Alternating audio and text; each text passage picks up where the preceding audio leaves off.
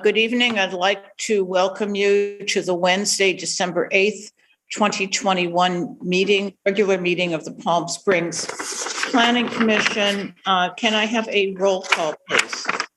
Commissioner Alayan? Present.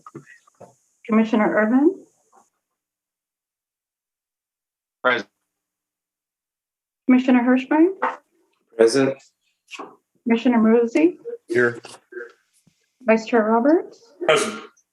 Chair Womack? Present. We have a quorum.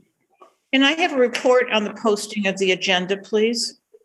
Madam Chair and Planning Commissioners, our agenda was published on Thursday, December 2nd, and our meeting has been posted in accordance with state law.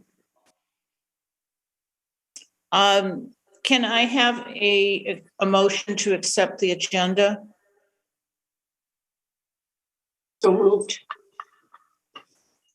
Is there a second? Second. Commissioner Hirschbein, all in favor? Aye. Aye. Thank you. At this point, we're in public comments. This time has been set aside for members of the public to address the Planning Commission on consent calendar and other items and items of general interest within the subject matter jurisdiction of the commission. Please note that the commission can't take action on items that are not on the posted agenda. Each speaker will have 3 minutes. Testimony for public hearings may be offered at this time or at the time of the hearing. Members of the public who would like to comment on items 1A, 4A, 4B, 4C, and 4D are directed to comment under this portion of the agenda. Are there members of the public who would like to speak?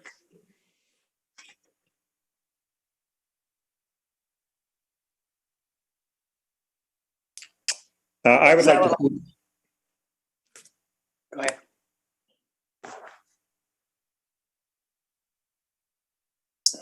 Is that Neil? Neil, if you could state your full name for the record, you'll have 3 minutes. Thank you. It's Neil McLennan. I'm a resident of 400 Ridge Road, which this is with respect to 4B and C, the two development applications. It's the first time I've ever been at a development meeting speaking against or for or anything at all, which I think generally means I'm content for most of the time for things to just go their normal course and let tribunals make the proper decisions. I just wanted to make a couple points in this one with respect to these two applications for development. The first one is we're looking at two properties here that are being developed, but I appreciate that's all that's before the Planning Commission right now. But I do think it's important to put it in proper context. The same person owns the adjacent 3 lots, so we're looking at 5 lots.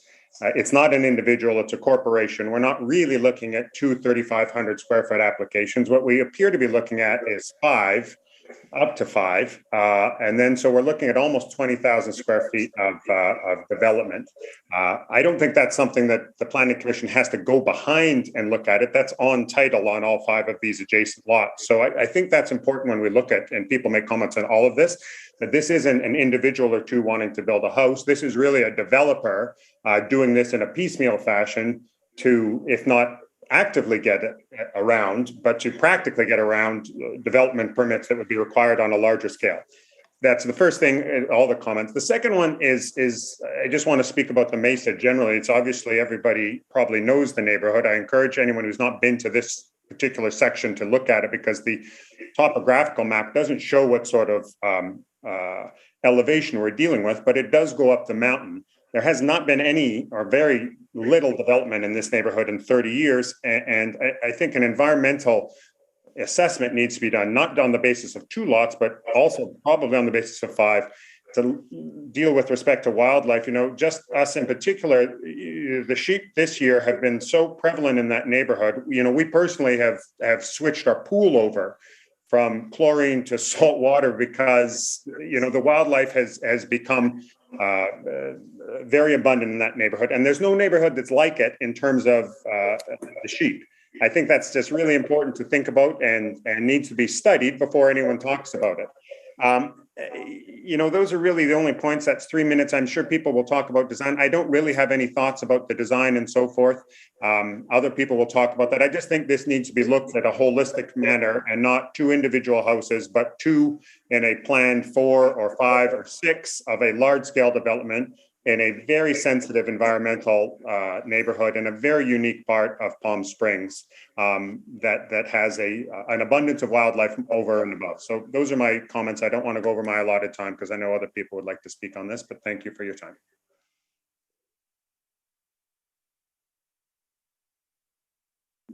Are there other members of the public who'd like to address us? Madam Chair, I believe Claire Rogers is next under public comment.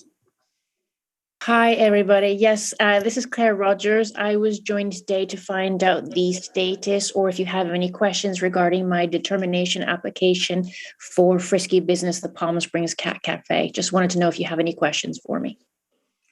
We can't ask questions at this time, but when it comes up, if you would stay to the end of the meeting when that is on the agenda, we may have questions for you.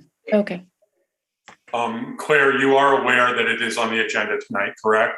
I am aware, yes. Okay, and it's probably going to be a long night, so Okay. You're at the very end of the agenda. Just be prepared for that. Okay, no problem. Thank you. You bet. Anyone else wishing to speak on the houses on Crestview? Now would be the appropriate time. Mr. Burke? Yes. Yes. Good evening. Start my video. Okay. There we go. Good evening, all. Joseph Burke, 333 West Crestview Drive. I own the home there. It's right facing the wash on the south side. Crestview and Ridge and El Camino are all extremely narrow residential roads. I am concerned about variances already asked for by the developers. And it is clear that they will develop these lots from the Architectural Review Committee meetings and admissions made by the developer. I'm very concerned about the impact of these homes, which are architecturally incompatible with the other homes in the area. We have some, newer homes or architectural design that are interesting, that have various treatments on the exteriors that have fit in with the eclectic nature of the neighborhood. I'm also concerned about the size of these homes. They are large. They are built in a wash. I understand there is a flood control portion of one of the lots that's at the lower, would be the eastern end of the lot for I think it's 310 Crestview. So I share the same concerns as Neil. The neighborhood it's a narrow space to drop in 5 big homes. These homes look like they belong up in the sky development on flat lots, rather than built out on piers jutting out into the canyon, rather than step down to mitigate the effect of them. And I will yield the rest of my time. Thank you. Thank you. Anyone else wishing to speak? Yes, my name is Keith Burns. Thank you, Mr. Burns. You'll have 3 minutes. I am the owner of 356 Ridge Road. I have attended the past Zoom meetings with the Architectural Review Committee. I brought to the attention that the proposed properties of 310 West Crestview and 322 West Crestview will block my view due to their roof heights. It was discussed in the last Zoom meeting that the architect was going to take 5 feet off the height down to floor level. But with the new floor plans, they have only been taken down to 3 foot.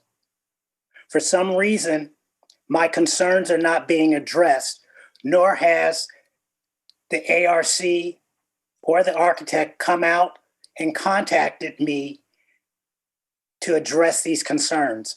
I am asking the Planning Commission not to approve both of these properties. I feel the design of 310 and 322 fall short of good architectural design, and I feel the ARC did not take any of the residents of the Mesa into approval phase. Tom Jackaway on the ARC was providing design advice with the architects afterwards on 2 of the Zoom meetings, but on the 3rd Zoom meeting, he decided to recuse himself because he has property in the Mesa. I just assumed that was going to be a conflict of interest, especially when he was involved in the earlier meetings for approval votes. From the Zoom meetings, I found both houses were wrong in the design in keeping the integrity of the area. The vantage points from my home on Ridge Road, looking across Crestview, my view is blocked by the heights of the homes. There was no consideration taken in the design with the neighbors in mind. Coming from an architectural background, I saw the designs not in keeping with this area. The homes in the Mesa are part of a historic district. Both homes designed by HAMA were postmodern concrete architecture. There's nothing in this area from Ridge Road to Crestview that resembles that style. Both homes designed by HAMA are the exact same style. I thought each home would have had its own uniqueness. Both homes are the same materials that are used in the exterior along with the overall design.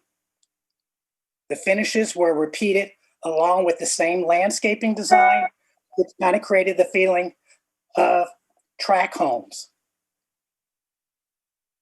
Can you also look into the hydrology report? Because that was never taken into account. Thank you. Thank you, Mr. Burns. Anyone else wishing to speak? Ms. Ross, please state your full name for the record and you'll have 3 minutes. Yes, my name is Amanda Ross, and I also live in the Mesa on Ridge Road. And I echo the previous concerns. Are my biggest concern is that I would ask that we at least just press pause on anything until we can get an environmental assessment from Fish and Wildlife, that we get a biologist from the Bighorn Institute. I urge the Planning Commission to even come out here and take a look at this wash. The habitat is so diverse. It's so rich that we have coyotes that we see all the time, literally right out front in the wash. They make a racket every night. We have bighorns that literally drink out of our water fountain. We've got videos of them on the driveway, the road. They're so prolific around here.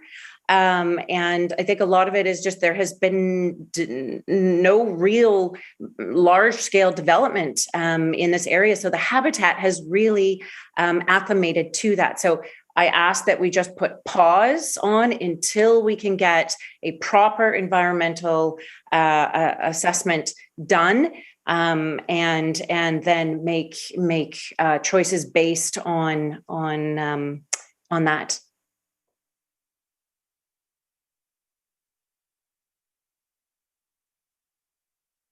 Thank you.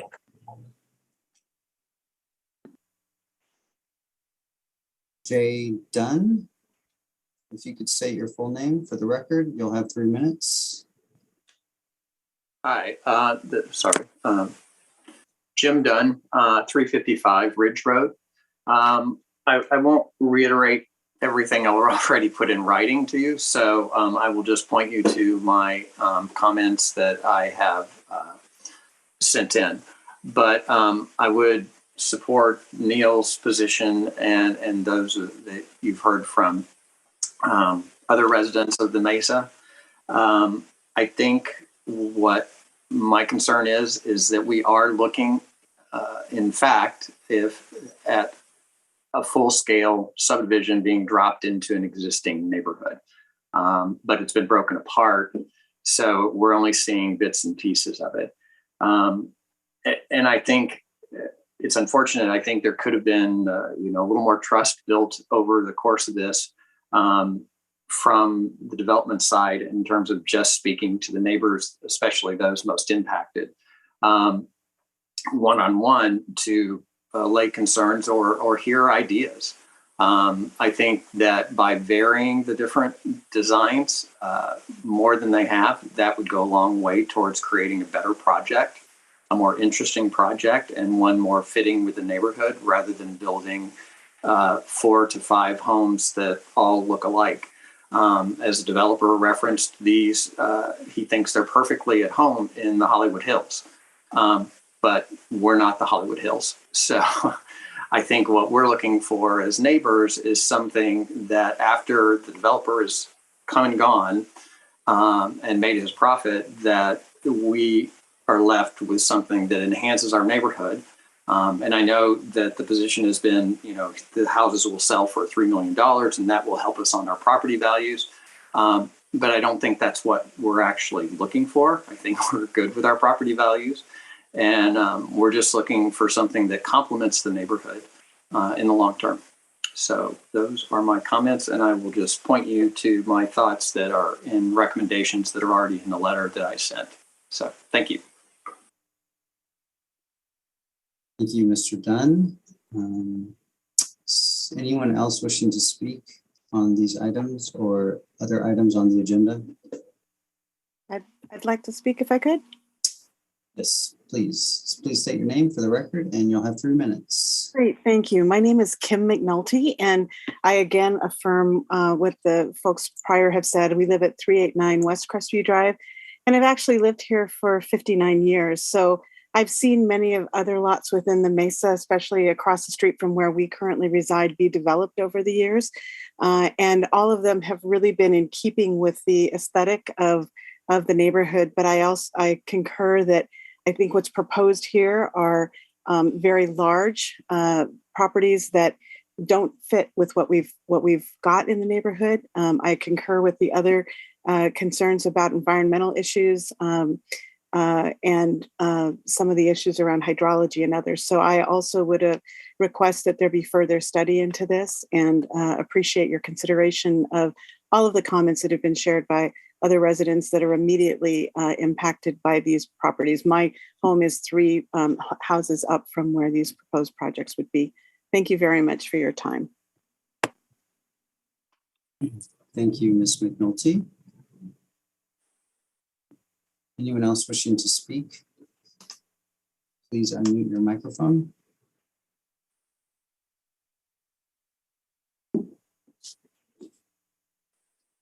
My name is Lucian Wolf. Can you hear me?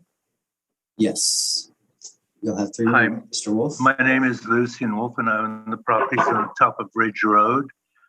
I would very much like to see a mock-up of the volumes of the houses so that we could see how it impacts everyone in this little wash. What we are looking at from the top of Ridge Road down and from across Ridge Road looking south, everybody west of these properties are going to have their views cut off. So if we could get a little mock-up of what the volumes of these houses are, we'll get a good idea of how much of our views are blocked off. So, and then again, when these houses are built, they're looking at it, we're looking at a, straight barrel right directly into the houses, anywhere you go on Ridge Road. It's just not fair. It's not fair to have the noise and have to look into somebody else's house. They're goldfish bowls. So I concur with most people on this Zoom. It would be very nice if the city came out and saw exactly what we're talking about. Thank you. Thank you, Mr. Wolf. Anyone else wishing to speak?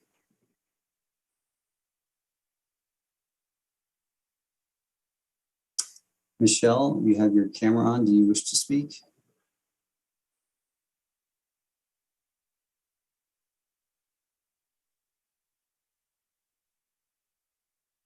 Michelle, if you wish to speak, you should unmute yourself.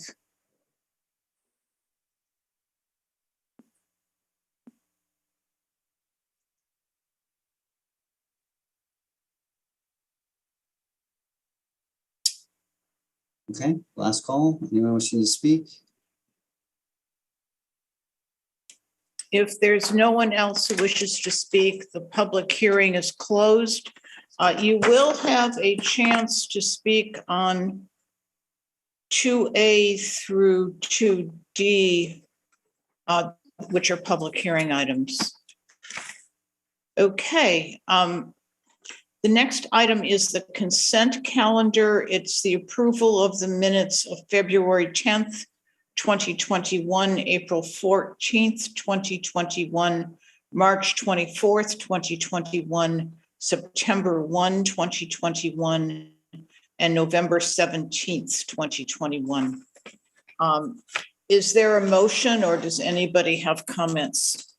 I have a couple comments. You have the floor. So on April 14th, I'm abstaining.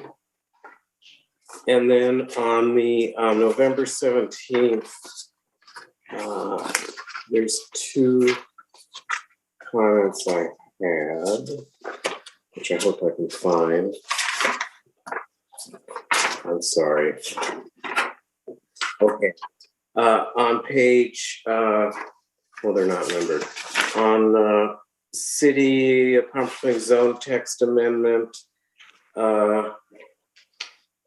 my comment had to do with the sales tax, if in fact the sales tax are accrued to the city. And I wanted, further discussion. I wanted some verification from legal on that. And there's one more. Oh, okay. This is about Desert AIDS project. And then I just wanted to make sure that the comment reflected my feelings about the potential for jaywalking. So it says Commissioner Hirschbein felt it is not a good idea. And then it needs to add why I didn't think it was a good idea, which is that the potential for jaywalking would exist when the apartments are complete and the road work is not completed. And does anybody else have corrections to the minutes? I don't have corrections, but I am going to need to abstain from February 10th, March 24th, and April 14th. I was not yet on the commission and did not attend those meetings. So I'm going to make a motion to approve with Commissioner Hirschbein's comments and Commissioner Alayan's comments, our abstentions. Can I have a second, please? Commissioner Hirschbein, second. All in favor? Aye. Aye. Aye. And we don't, Mr. Newell, we don't need a roll call on this, do we? Thank you. No, we do not. Okay, the next item before us is item 2. This is a public hearing item. Beverage and More, doing business as BevMo, for an amendment to conditional use permit number 5.1392 to modify operating hours of an existing liquor store located at 333 South Palm Canyon Drive. Staff report, please. Yes. Share my screen here.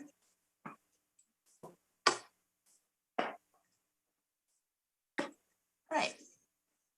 Can you see the screen? Yes, can you just introduce yourself to the public, please? Sure. Good evening, everyone. I'm the case planner of this project, Noriko Kikuchi, and I am going to introduce you the proposed conditional use permit amendment for BevMo. Thank you. Go ahead.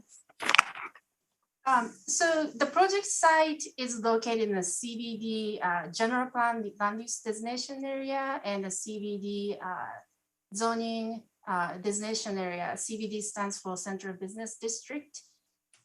And the project site is adjacent to South Palm Canyon Drive on the east side, West Baristo Road on the north, and South Dorado to the south. The project site is a multi-tenant building, and the BidMo is located in suite number 4. The square footage of the building is approximately 27,900 square feet, and there are 6 suites. And as introduced earlier, BidMo is located in suite number 4. BidMo is a 8,260 square foot liquor store that's located within a Class 1 historic building.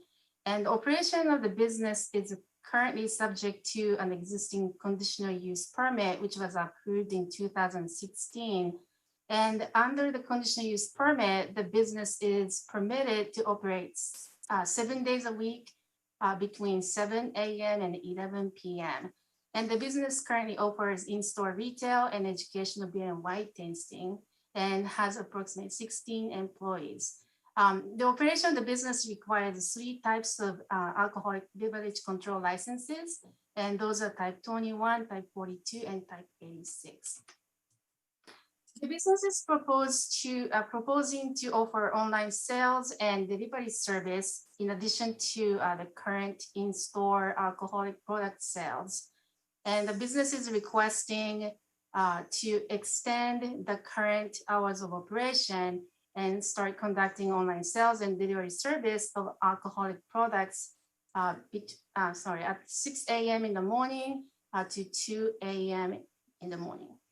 The business is also proposing to conduct online sales and delivery service of non-alcoholic products for 24 hours. However, this retail use is permitted by right in the central business zone, and it's excluded from this conditional use permit amendment review. The proposed delivery service, as I just briefly mentioned, will take place from 6 a.m. to 2 a.m. 7 days a week for alcoholic products, and the service will be provided for 24 hours, 7 days a week for non-alcoholic products. And the company is going to hire independent drivers to provide the service, and the drivers will provide 50 to 100 deliveries a day. And expected peak time is Friday and Saturday evening time. They are targeting to provide and offer this delivery service within 2 to 5 miles of the project site. And they are targeting a 30-minute delivery to provide a fast, convenient service to their patrons. And the drivers will be required to follow company protocol, such as checking the ID and such. And this new delivery service and online sales will require additional 5 employees. Zoning code currently does not provide any specific provision for delivery service except for cannabis businesses. And also conditional use permit amendment review is limited to the delivery of alcoholic because, as I mentioned earlier, retail use is permitted by right in this zone. There are 5 code compliance history cases associated with this property. One of them is BidMo. However, all these cases have been closed and there is no pending open court cases. However, staff did observe this issue associated with the spillage of light coming from the clear story windows and glazing door on the both elevations. And when the business initially opened in 2016, the city received several complaints from the nearby residents, and the director of planning services at the time sent a letter to the business to address this issue. However, this problem has not been addressed as of today. Based on the provided information, staff finds that the project is generally consistent with the intent of the CBD general plan land use designation and the CBD zone. However, conditions of approval recommended to ensure that the public health, safety, and the welfare of the general public will be secured. And the staff is recommending conditions of approvals, which include delivery vehicle parking and loading and unloading shall not obstruct the traffic circulation. Vedmo is responsible for the conduct of the employee or any third party contracted drivers who provide a service of alcoholic products, and the implementation of glare and light spillage mitigation measures are recommended by the historic preservation officer. And finally, staff finds that these proposed conditions are adequate to ensure that the proposed project will not have any negative impact on the site surroundings. And for this reason, the staff is recommending that the Planning Commission approve the project subject to the conditions of approval that are included in attachment number 3, Exhibit A. And this concludes the staff presentation. Thank you. Questions of staff? Noriko, would you mind taking the presentation down? Sure. Questions of staff? Seeing none, I've got, Commissioner Olayan. Thank you. First question, I think, is for staff or the attorney, I'm not sure which, but I noticed on one of the conditions of approval, in particular, I was concerned with, which is the spillage of light. There is, in the condition, it's very explicit about what needs to be done and the criteria that needs to be met. In the resolution with the findings, it's very general. It just says, staff recommends that this be addressed. Do we need to tighten up the language in the finding to match what is in the finding in the resolution to match what is in the condition, or to at least be stronger? Thank you, Madam Chair, members of the commission. We're satisfied with the city attorney's office as long as the condition of approval is sufficiently specific that can govern. If the commission wants us to match the resolution finding to what's in the condition, we could certainly do it. But really the critical thing is that's in the condition in specific. Okay. Mr. Priest, I had talked with the planning or Director of Development and Mr. Newell to see that no approval, if we approve this, the approval not be given until they have met that condition, that they're not out of, so that's something I would like to see to tighten it up. And I'm assuming that we can do that. You could certainly put a condition that they have to address that by a certain time. Yes, you can do that. Thank you. Are there other questions? I do have one. I do have a second question, and that's about the deliveries. Best as I can tell, there isn't at this point a designated circulation or parking or pickup drop-off location for the delivery vehicles. Somewhere in the depths of the report, it indicates that there might be 5 additional employees associated with the deliveries. I don't know how many might be working at one time. And my question to staff is, should we be looking at a more specific plan? Are they going to be, which side of the building will they be using? We did have some comments from the public. We received an email today from somebody who pointed out that the Palm Canyon side is actually, that entrance is barricaded, it's not used, although it does show on the exhibits. And that might be a better place to do the pickup and deliveries, especially during the middle of the night. I'm just curious if staff is comfortable just leaving it, saying there will be a circulation won't interfere with what's going on, or if you think we'd be well advised to consider greater detail.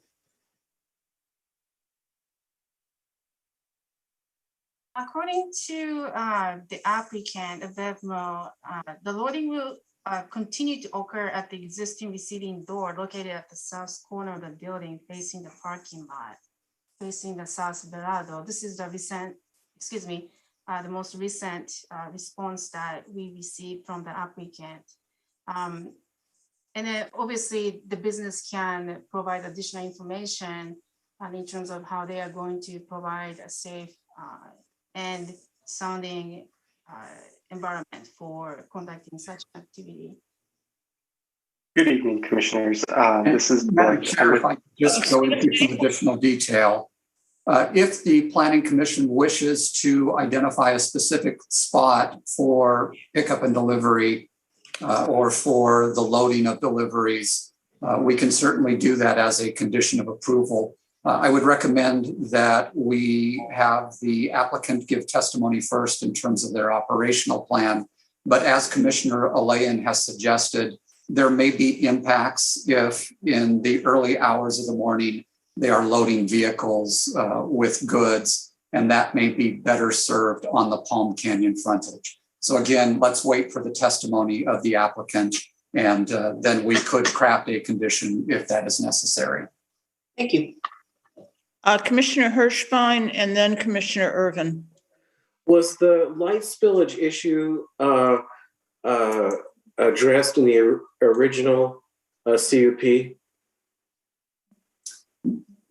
No, this issue came to our attention after the CUP was approved. Okay, and so is there any issue with requiring mitigation now, even though all they're doing is extending their hours and having some more deliveries?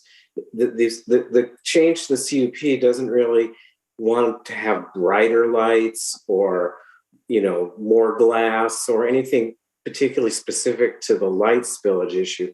It just seems to me that, in the past, we've always been directed to conditions have to be pertinent to the thing they're asking for. Mr. Hirschbein, you're generally correct that we need to be mindful in terms of conditions that we place on an application, that it be consistent with what is being requested by the applicant.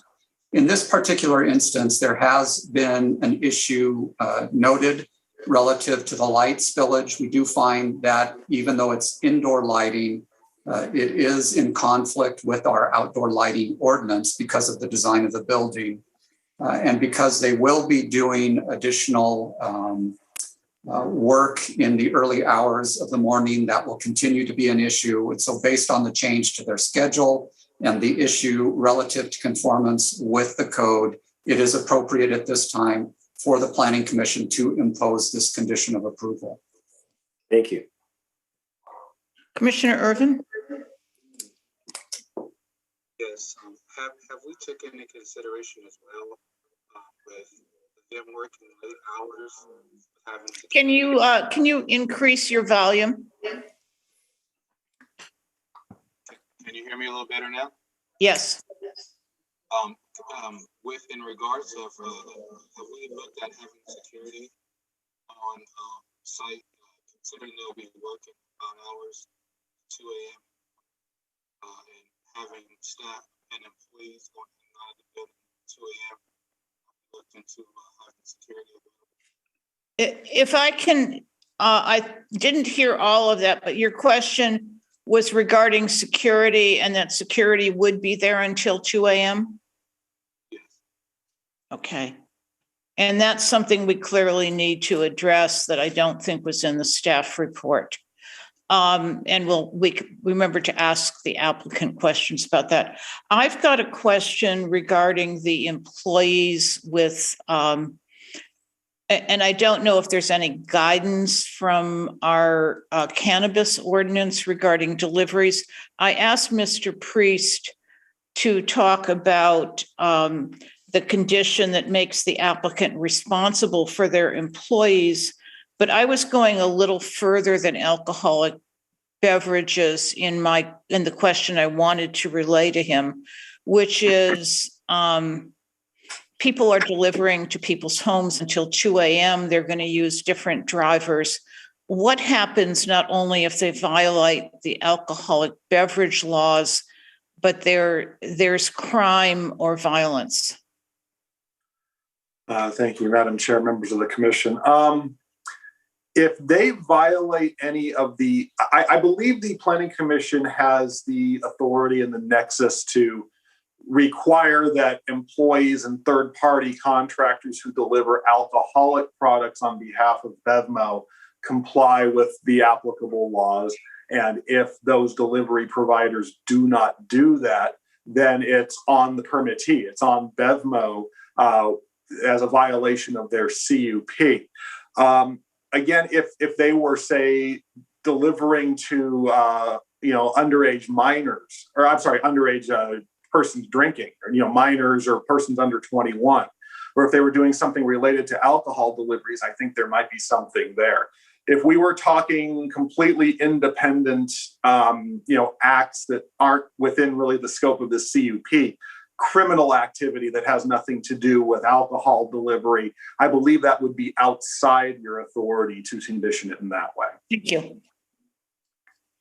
And to the to the Director of Development, is there any guidance on the delivery issue from the cannabis ordinance? The cannabis ordinance? Noriko said that that's the only place where it's in the code where we talk about deliveries. Is there any? No, there is no other location in the code. However, you as the Planning Commission can impose conditions on a conditional use permit if so warranted. Thank you. If there are no other questions, I'd like to open the public hearing. The applicant has 5 minutes. Good evening. Can I share my screen? Let's see. Yes. Okay. And also, would I be able to start my camera? I'll just go ahead and, yes, there we go. Okay, good evening, commissioners. My name is Black Vitar and I'm with GoPuff. Definitely appreciate being here tonight and appreciate the thoroughness of staff. Noriko's been really great to work with throughout this whole process. So I really appreciate their presentation and I have a brief presentation prepared myself to really hopefully address some of the questions that have come up as well and provide a little bit of context about who GoPuff is and how it works. So I'll just go ahead and jump straight into it. Well, so for the first question is, well, what is GoPuff? Well, first off, we don't deliver cannabis. So that's a common question that we'll get. What GoPuff is it's a digital delivery service, and we're bringing essential items to people's doorstep. It's a hyper-local delivery approach, meaning that we try to get deliveries in under 30 minutes. Some quick information, it was founded in 2013, and in that short amount of time, we've already been operating in so many different locations throughout the country. Talking a little bit more about the on-demand delivery and how it works, what we do is we operate 24/7, and we really focus on making the delivery easy and quick. With a flat fee of $1.95, we're delivering all sorts of goods like baby supplies, home and office supplies, food and drink.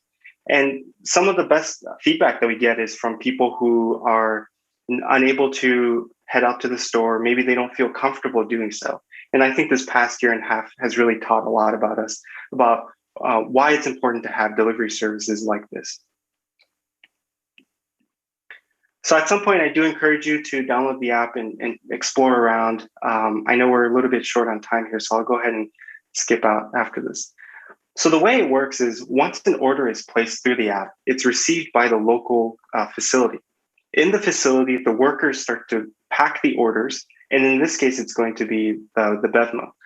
The order is then routed for delivery and placed in a bin. And so what we mean by bin is inside the store, we group together 1 to 5 orders so that we reduce the number of trips and increase that efficiency element. And so once those are all grouped together and the order is ready for pickup, an independent contractor, these are folks who are driving their own personal vehicles. They go to the store and then they pick it up and deliver it to the customer.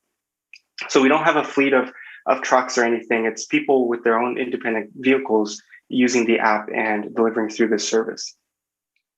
So if you haven't heard about GoPuff, totally makes sense. It was only until 2020 where we really got our foot in the door in California with the acquisition of Bevmo. And so through that acquisition, we've been able to expand our footprint throughout California. And what we've been doing is integrating that GoPuff delivery model throughout some of those existing Bevmos. And how that looks is about 20 to 30% of the floor space gets dedicated to non-alcohol goods. That's your diapers, the home and office supplies, snacks and drinks. And then those Bevmos then become locations from where we do our deliveries from. So we're in over 60 cities across the state of California, and we're really looking forward to having Palm Springs be a city that we serve as well. I think it's also important to highlight the impact that we have on the local economy. One thing that you might have noticed already is that we're not just some delivery app out in the cloud, right? We have that physical presence in the communities that we're in. And a lot of that is through the stores that we're operating from and that physical presence that we have. And so as a part of that, we're really committed in being a part of that local economy.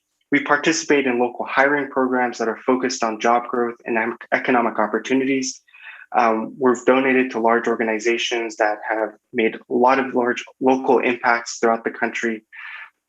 And we also understand that our unique delivery model generates additional sales tax revenues for the jurisdictions that we're participating in. So that's a critical thing to point out as well. My favorite element is that the platform is really unique in its ability to highlight and showcase a lot of local businesses. So we actually locally source products and feature it at the front page of the app as well. It gets customers excited. It's something that I'm personally excited about too. So it's one of my favorite features. I want to talk a little bit about alcohol delivery, and what makes GoPuff really unique in this sense is that with GoPuff, you might be familiar with other delivery services like Instacart or Drizzly. What's really unique about GoPuff is that we have full ownership of the liquor license, and we have our delivery drivers as well. So what that means is that it's really important for us to be responsible because we're beholden to the liquor licenses. The state ABC would hold us directly responsible for our liquor licenses. So I know there was a question about responsibility for third party, for the contractors that we work with. It's the most applicable in this case because we are holders of those liquor licenses. And as a result, we take it on in a very robust approach where there's a technological aspect where, of course, the drivers are asking for ID. And in the driver app, there's actual optical scanning technology built into the driver app, so that the drivers scan the barcodes of the customer's ID and it verifies on the spot whether or not it's valid. Only after then do they capture the signature and the order is completed. So here's some screenshots of what that looks like through the app. And from a policy perspective, we're making sure that the delivery partners are at least 21 years of age, that they complete alcohol beverage service training, and that there's a separate alcohol delivery service policy that highlights those responsibilities, because again, it really falls on us as the liquor license holders to be directly responsible. I know a question from Commissioner Irvin came up about security, and this is something that we take very seriously. For all the locations, we're making sure that there's adequate lighting. We're making sure that outdoor security cameras are capturing footage and storing it for at least 30 days so that if law enforcement officers request it, we're able to provide that. We also implement electric strike locks systems that provide controlled access to the building. So this might be a question on some of your minds about those late night operations. In combination between the security cameras and that electric strike lock system, we have remote access to the buildings and we're able to monitor directly who can go in and out of these buildings. We also have a monitor alarm system with a hold up panic button for those cases in rare cases of an emergency. So to summarize it all, we're really just looking to extend alcohol sales at the Bevmo here for delivery only until 2 a.m. And I want to emphasize that because currently it's permitted until 11 p.m., but I know the walk-in sales hours, the store closes at 9 or 10 p.m. Those walk-in sales hours, the store is going to continue to close at those same hours. So it's going to continue to close to the public, but we're really looking to extend the hours in which we can have online orders for delivery only. And I know one of the members of the public provided a comment where some of their concerns were about how late we'll be open for. And I hope that clarification really alleviates some of those concerns where we're not staying open to the public in late hours. It's a very different business model and something that's very unique that we're doing here. Finally, we do agree to all the conditions of approval. I took a look at the conditions, and as soon as I saw the conditions, I talked with BevMo leadership to make sure that we can, in fact, satisfy the light spillage condition, because I understand that that's of concern. So we took a look at that, and we have an architect who can work with the city, and we can work with the planning department to schedule any follow-up meetings and make sure we're satisfying that condition to the best that we can. With that, I'm sure there are questions on your mind, so I'd be happy to help answer any questions that you'll have. Thank you. We're still going to see if other members of the public speak, and then we'll come back to you for rebuttal and questions. Mr. Newell, are there other members of the public who wish to speak? No, no one has requested to speak directly with us, Madam Chair, but if there is anyone who wishes to speak, now is the time to unmute your microphone, identify yourself for the record, and you'd have 3 minutes.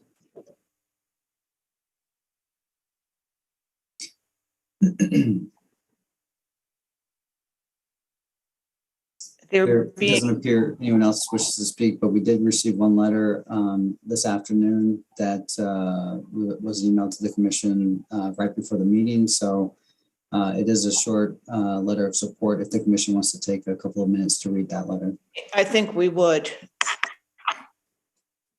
So we'll take 3 minutes to look at that letter.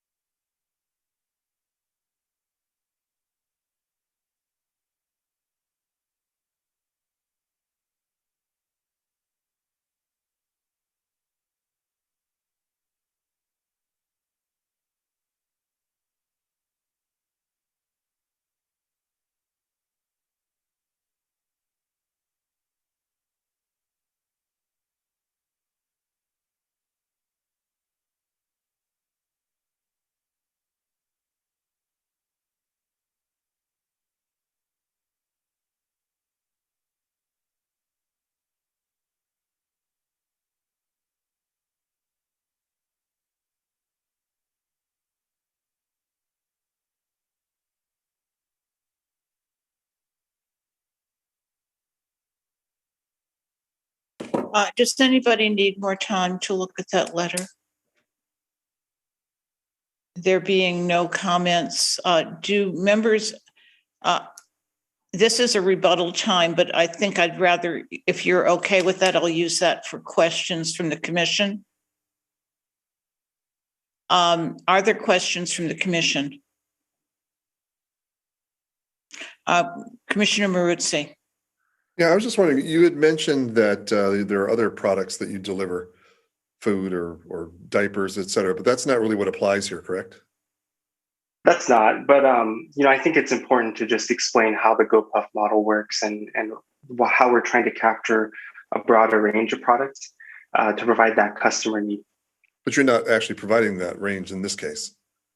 Well, sorry, in this case, this location, once things, if we get the approval and we, work from this site, we would be swapping out potentially 20 to 30% of the floor space to non-alcoholic items. So we would be offering that wider range. I think what staff's position was that they've determined that the non-alcohol delivery portion is more of a by right, but I would leave it to staff to clarify that. And so you said something about sourcing locally. What did you mean by that? So that's a great question. And I really love that one, where what we get to do is we get to work and reach out to local businesses. And what we're really seeking to do is prepackaged goods, manufacture prepackaged goods. We try to source those kinds of products locally. So I know in San Francisco, where I'm from, there's Ghirardelli and other smaller businesses than that we've partnered with. We try to identify those small businesses that would be great to showcase and have on the platform. And once we build those partnerships, we would purchase those items in bulk and then have it at the store as well as available through the app. And you think that's applicable to Palm Springs? I think it's a great thing. You know, I don't know personally. I think it's a great opportunity for others to give us feedback if there's any businesses that they think that we should work with. All right, thank you. Other questions of the applicant? Commissioner Alayan and then Commissioner Irvin. Thank you. I have a question about your security system. You did indicate that you typically would have recording a security system and that it would be, you retain the tapes for 30 days or the record for 30 days. I noticed that in the code enforcement condition, it's just saying to install a CCTV system. It's saying it's recommended if it hasn't been installed yet. My question to you is the system in place now? And if so, what does it cover? And what would you propose that it cover? Interior, exterior, or where? And then secondly, would you object to us inserting that as a more specific condition?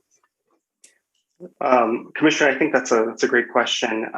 As it relates to this site in particular, I don't have the security plan, the actual security camera plan in front of me. But what I do know for certain is that for every location that we do the GoPuff integration into, we make sure that those security cameras are part of that.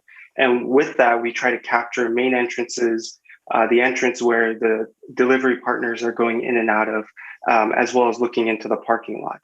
So from what I've seen in other locations where we've fully done the integration, here it's a little bit early. We're still early in the process here. So I can't say what the security camera plan looks like, but that's definitely something that we do for every location.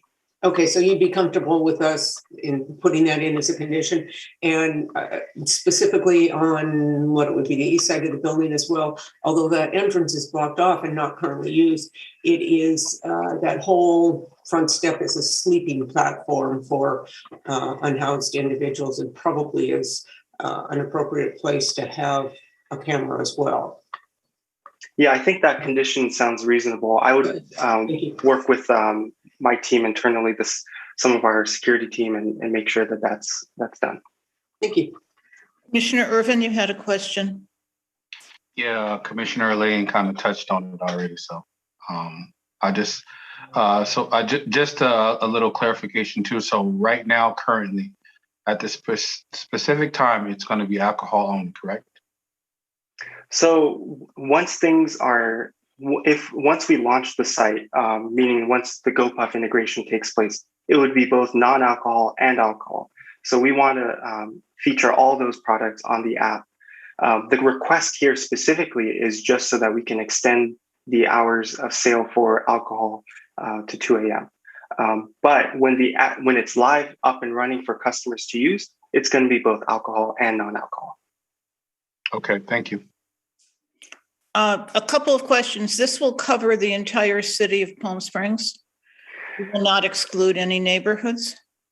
You know, I know our response there was generally, it's a 2 to 5 mile radius, but I did get a chance to take a look at the delivery zone radius, specific delivery zone map that's proposed at this time. And it does look like it covers a majority of the urbanized population. I know that there's some parts where we don't cover, let's say, further south in the canyons, there's no neighborhoods down there, or some of the rural parts, northwest, that neighborhoods aren't captured in. Those areas won't be technically serviced by the radius, but for Palm Springs, we would be able to capture a majority of the populated area. Thank you. And then second question, you're asking for a 6 a.m. start time for liquor where you have a 7 a.m. sales time for liquor on site. Why do you need the 6 a.m. timeline? So the approach that we've taken is that when we make the request, we try to make it consistent with what state law allows. So that's really the reasoning behind that. I know the store doesn't open until I think early 9 a.m. And from my personal experience, at least with the location that I'm using, I I don't believe we deliver at 6 a.m. But that's the reason for the approach. We try to make it consistent with what state law allows. Thank you. And then the last question that was raised was parking. And it was a question of a parking plan and whether you would use the Palm Canyon entrance at night, which might be less intrusive on the residential properties and hotel properties behind the parking lot. Yeah, I'd love to address that. And I think that's an important question. I do want to make sure it's clear that we will be, as it's proposed right now, and we can take a look at page 3 of 4 in the exhibit packet. That's the proposed floor plan there. Where the delivery driver entrance is proposed is from the receiving door at the southwestern portion of the property. So that's facing the parking lot. And there's a couple reasons why we do it that way. One, it allows us to use the internal layout of the store as it currently is, where the delivery partners can enter and exit from the stockroom that have direct access to the stockroom, so that pickups are a lot more efficient and more convenient. The second reason for using that entrance is so that if delivery partners need to do a quick stop in and out, they can park their vehicles in the parking lot.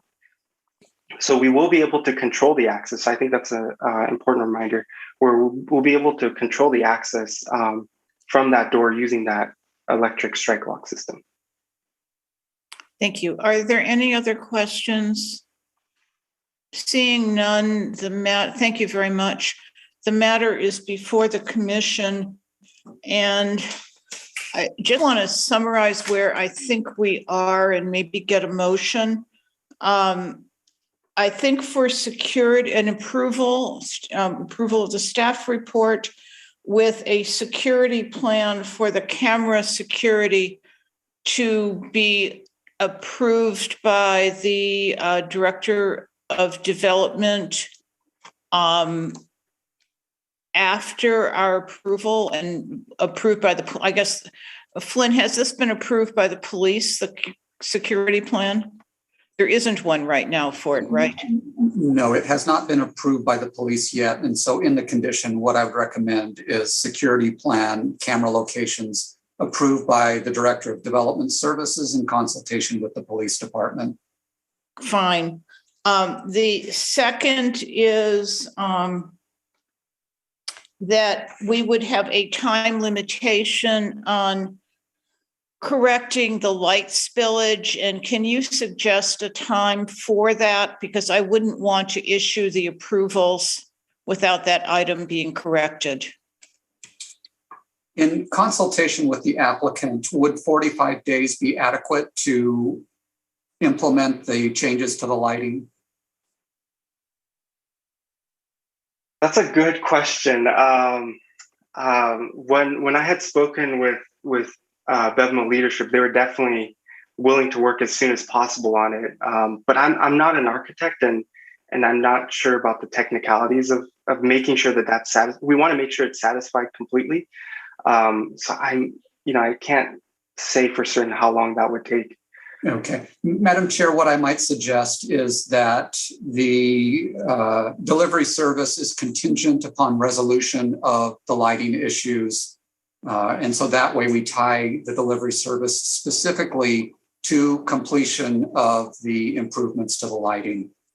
And that can be on any timeline that the applicant is able to get that accomplished.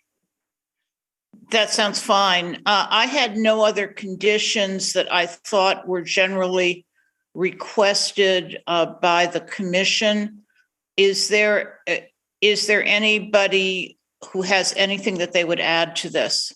Madam Chair, it sounds to me like you made a motion, and I would second that motion with the lighting condition. Fine. So we have a motion with security and the lighting condition. And I have a motion and a second. Can you call the roll, please? Chair Womack? Yes. Vice Chair Roberts? Hold a second. Did Commissioner Irvin have a question? Did you pop your hand up? Oh no, I was signaling yes. Oh, okay. Yes, Terry, that would be an aye from me. Commissioner Elaine, Yes. Commissioner Urban, Yes. Commissioner Hirschbein, Yes. and Commissioner Maruzzi. Yes. Motion is approved 6-0. Thank you. Thank you, commissioners. Good luck to you. We plan to use your service, and I have some suggestions for you of companies that everybody wants to buy from in Palm Springs. That's awesome. And that we can't usually get there in time. Yeah, definitely let me know. It's great to hear. It's a bakery, but let's talk. My favorite French bakery. Awesome. Well, good night, everyone.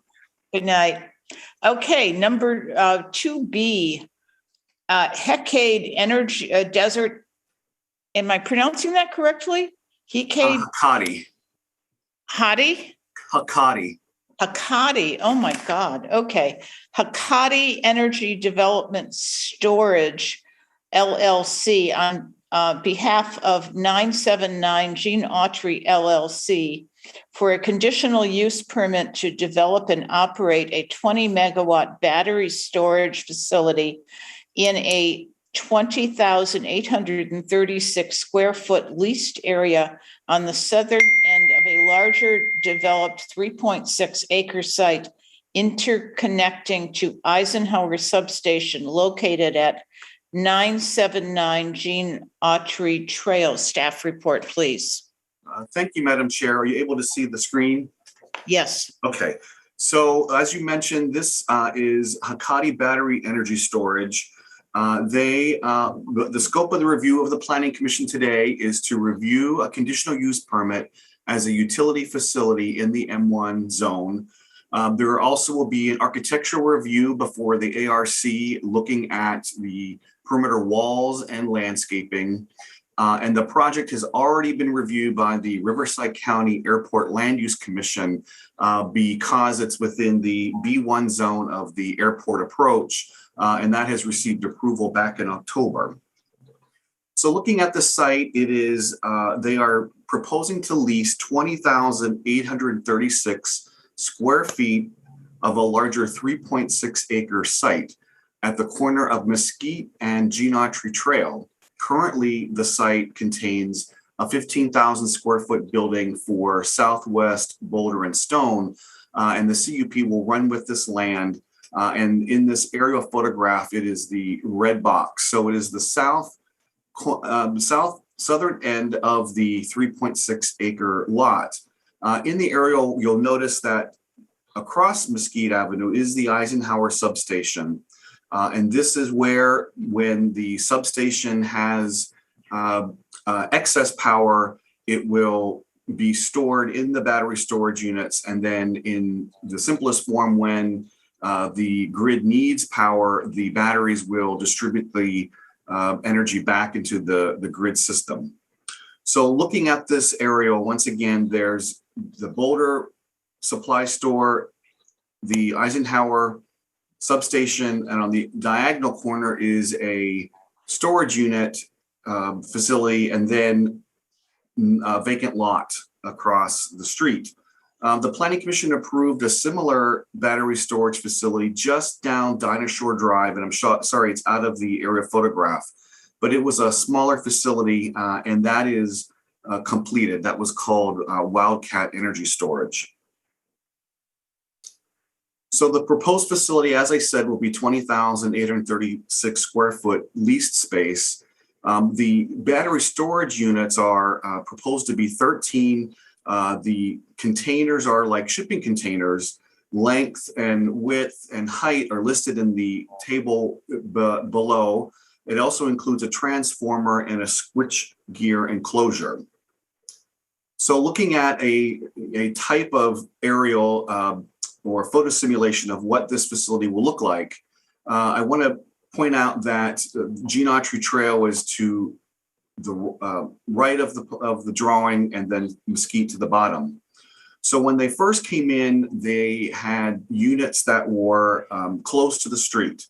and staff worked with them to move the units as far away from the corner as possible to lessen visual impacts. So as I mentioned, the container cores are the larger units, and then the switch gears and the transformers.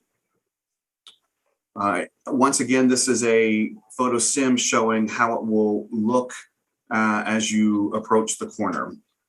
So the Eisenhower substation is to the south. This is the leased area here at the south portion of the Southwest Boulder and the vacant lot across the street. In your packet, there are site plans that show the setbacks. So from Gene Autry Trail, it'll be 32 feet from the proposed wall, an additional 11 feet from the the property line, which will be a 42-foot setback from the corner of Gene Autry Trail.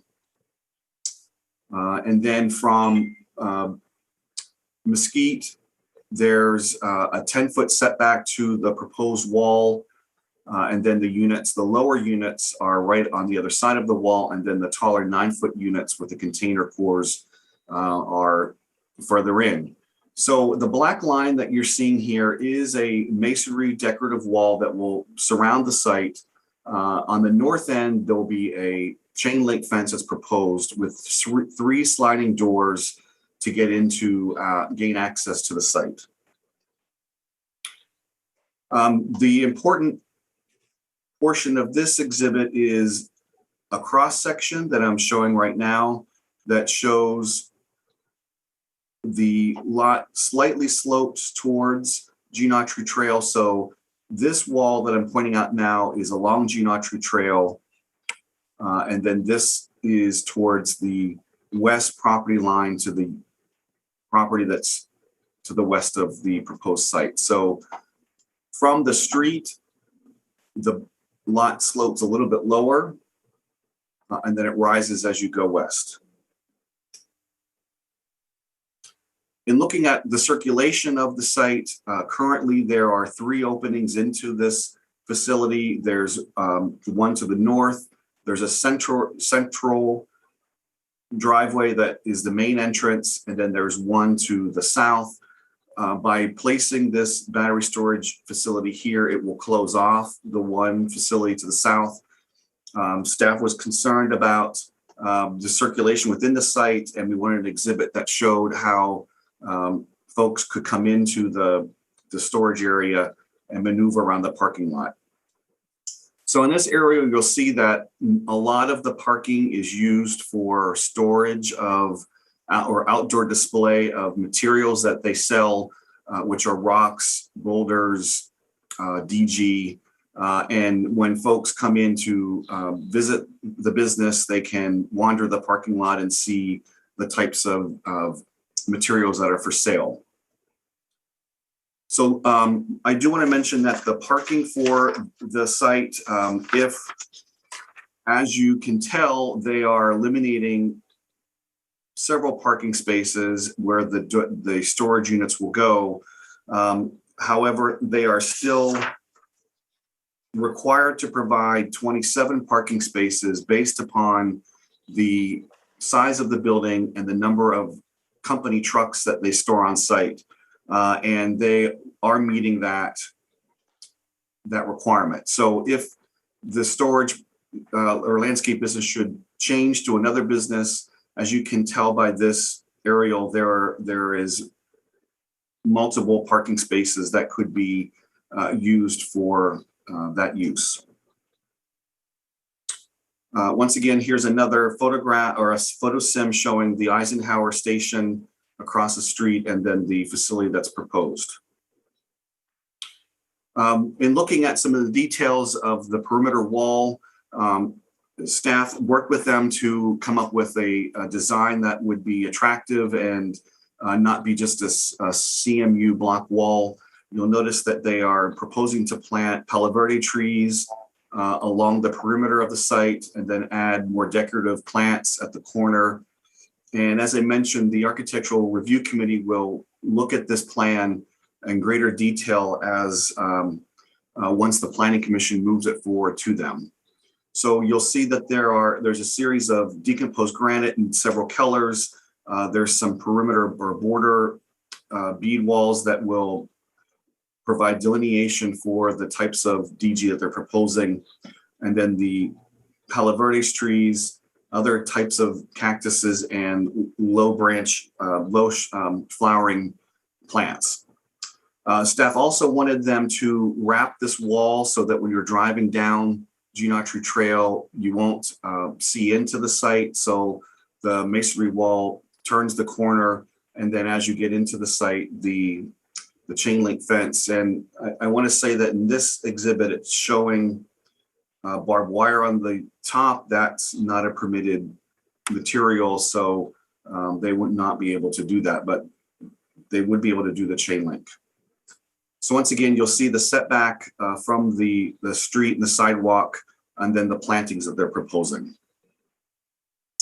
As I mentioned, there's a driveway that they will be closing off, and at some point, the Genotry Trails of State Highway, they'll have to apply to have this fixed so that it's a raised curb and not a depressed curb.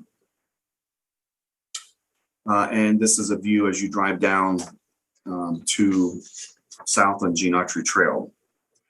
So I am not an expert at the operations of these types of facilities. The applicant can give you all the details of how they operate. I do want to say that there was an environmental review that was completed by the applicant, and it was included in your packet. The fire department has reviewed the project and found that it would not have hazardous materials, or their fire apparatus could service the facility. So in this next to the last slide, it shows the perimeter wall, the types of containers that they're proposing, which are painted white, and they look similar to shipping containers. And looking at the CMU wall, they will have several pilasters within elements of the block that will pop out, that will provide interest and light, shadows. So in looking at the CUP findings, the Planning Commission can find that the city, the proposal will meet several goals and policies related to the use of alternative, renewable, and wind energy sources, and reduce the risk of life and property based upon this essential facility through our energy storage preparedness during extreme heat events. And it is consistent with our general policy plan safety goal, SA8.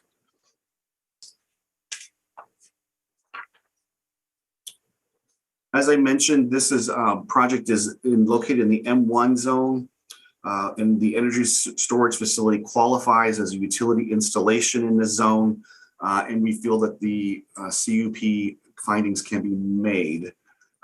Your recommendations tonight will be forwarded to the ARC, so if you have any recommendations based upon plant types or the design or the perimeter wall design, we will forward those to ARC, and staff supports the project. So Madam Chair, that is my report, and I'll answer any questions. If you can take this down at this point. Yep. Questions of staff, but first, just to clarify, I didn't see the environmental report in the package. It is. Had other people received it? Yes, it was part of their justification.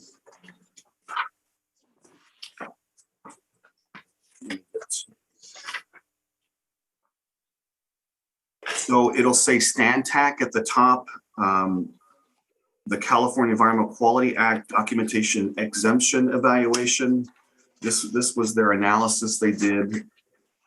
Did anybody else receive it? I know I didn't. I got it.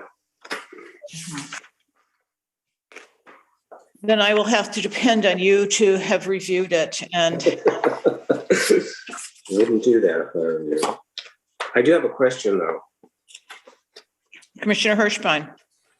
So I'm in general support of the project. I think even from a physical standpoint, I don't really have any comments, but you know, in the context of the city with developers not fulfilling their obligation under approvals and so forth that we've witnessed in the past, and with the speed of technology changing very rapidly, as we all know, I have concern about, excuse me, the long-term viability of this in the sense of this project or these batteries being stored on site, and then in the event that the developer or owner of the project is no longer able to afford the cost of dismantling and disposing of them, then it becomes a burden to the city that we would have these batteries just sitting there. You know, we've all read about how what do you do with spent batteries? It's an issue with electric cars and other things. And so we don't really know what the solution to that is yet.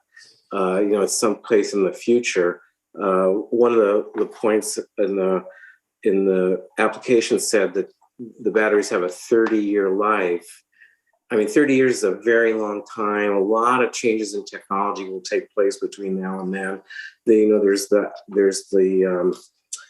possibility or maybe even probability that these batteries will be obsolete within a much shorter period of time than that.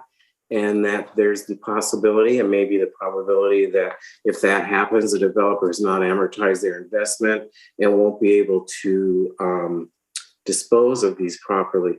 So my question to staff is there a way that the city can impose some sort of bond on the project as part of the CUP that would facilitate disposal of these batteries when they no longer function properly or the facility ceases to function at all, that would cover the cost of doing that? Is that something we could impose?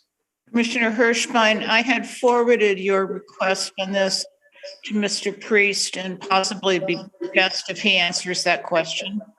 Thank you. Thank you, Madam Chair, members of the commission. Yes, I did take a look at that question earlier today. And yes, our conclusion is, given the circumstances, the particular issues of disposing of these large batteries presents sort of an unusual circumstance beyond just your typical what happens if somebody ceases using a building or something like that. So I believe in this case, a bond condition would be appropriate. It would be a question of where that bond level would be set. And that would be based on the anticipated costs of removing and disposing of those batteries. Yeah, well, I have no idea. I mean, I would rely on a consultant or staff to come up with the figure, but I would be in favor of requiring a bond that would cover the cost. Okay, are there other comments or questions? Commissioner Maruzzi and then Commissioner Roberts. Yeah, I was curious, how will the power be transmitted from across the street at the substation to this site? Will it be an overhead power lines, or how will it be transmitted? No, there is an underground line that will go from sort of the center of the site into the right-of-way along Mesquite and about 200 feet to the west, and it'll connect to the substation. So that'll be underground. A tunneling operation that has to occur? I'm sorry. A tunneling operation will have to occur? Right, yes, a tunneling or trench. Huh. Okay, thanks. Commissioner Roberts. Thank you, Madam Chair. Question, who owns this parcel? The parcel is owned by 979 Gene Autry LLC, and that is the owner of the southwest border. So they are leasing in order to do this battery storage? That's correct, yes. Okay, so coming back to Commissioner Hirschbein's question, I think the issue of removal at the end of the useful life of the batteries would probably become an issue between the owner and the tenant. And I don't think we need to worry quite as much about that since it's privately owned land. Secondly, I'm ready to approve this. This seems like something necessary. It's certainly not something. We're not doing summary comments yet. We will have a public hearing. Okay. Are there other questions for staff? Seeing none, if the applicant is here, and Mr. Newell, are there members of the public who've requested to speak? No one has contacted staff directly, Madam Chair, but we do have the applicant team on the call this evening. And then if there's anyone else who wishes to speak, we just ask that you raise your hand through the reactions feature in Zoom, or you can unmute yourself when the hearing is open to the general public. Thank you. The applicant team has 5 minutes or 10 minutes if you would introduce yourselves, and then 3 minutes for a rebuttal, but please stay around for questions. Sure. Appreciate the opportunity to address the commission. My name is James Damon. I'm the Director of Development for, it's actually pronounced Hecate, Hecate Grid. We are a company based in Chicago. We are owned by a parent company called Hecate Energy, and it's a joint venture between that company, which is privately held, and a British infrastructure firm that manages a multi-billion-dollar fund. So my company, my portion of the company, develops, owns, operates standalone battery storage. A lot of times you'll see it combined with a solar project, but we build standalone projects like this one. We actually just had a project come online, similar size actually, in Santa Ana that came online about 3 months ago. And we own several projects in Canada and quite a large portfolio in California. So we don't have a presentation prepared, but we're absolutely ready to address some of the questions that the staff that the Planning Commission asked staff that they might want more information on. So if there's, please, if you could address those questions, and if we have more, we will ask you. Sure. So I also want to introduce. There's 2 members of our team, our consulting team. So I am the applicant. We have Shruti Romaker and another gentleman on our team, Amut, who's on. They can introduce themselves. He's on the engineering side, and Shruti represents Stantec, who has provided all of the permitting, environmental, and preliminary engineering support. So I'll probably turn to them for some of the more technical questions. But just to kind of confirm a few of the things that Glenn mentioned. Yes, we do have a long-term option to lease agreement in place with the landowner. I know the landowner is present this evening. If there's any questions about the business itself, we have worked with the landowner for the last couple of years on the project. Speaking specifically to decommissioning, so the typically how this is done, and these projects are still relatively new, but the contracts that we would have in place with the vendor would allow for the vendor to remove and take the batteries back. So they are responsible for that, and that's built into our long-term procurement contract with the vendor. I do want to mention the barbed wire fence. If that was in there by accident, we apologize. We don't intend to put barbed wire on top of the fence, but we will have remote censored security. There's conceptual lighting included in the plans so far, and obviously a security fence. Going back to the distribution line that connects to the Eisenhower substation, it will be underground. Trenching is preferred, but it's possible that it will have to be bored. So Glenn did a good job of basically explaining what battery storage is, and just to kind of put it in, I think, in a little more context, of what happens in Palm Springs in the area. So, the batteries charge at times when there's peak energy production, but not peak demand. So the electrons are not lost, and then they discharge or deliver to the substation during hours of usage, high demand. So when energy may not be generated, but there's also not enough to meet demand. So think about it in the summer, solar is being generated in the area during the day. Folks, come home from work. The batteries can charge during the day, and then as they're watching TV, they're cooking. They flip on their AC.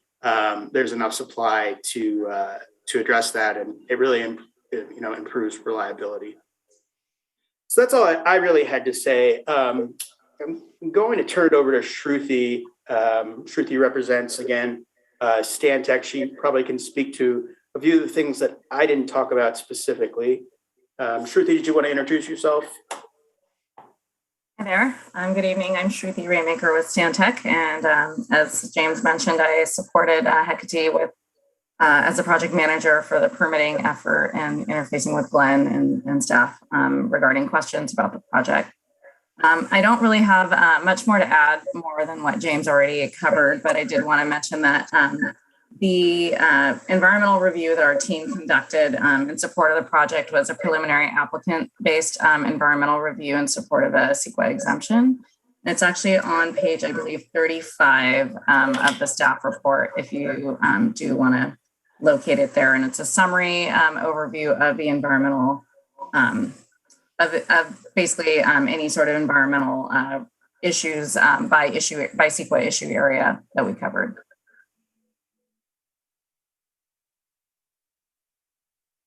Thanks, Shruti. And turn it over to Amut. Amut, did you want to just introduce yourself and address anything technical that Glenn may have brought up or Planning Commission asked that I may have not addressed adequately? Sure, James. Hello, this is Umut Özdoğan. I'm from Honeywell.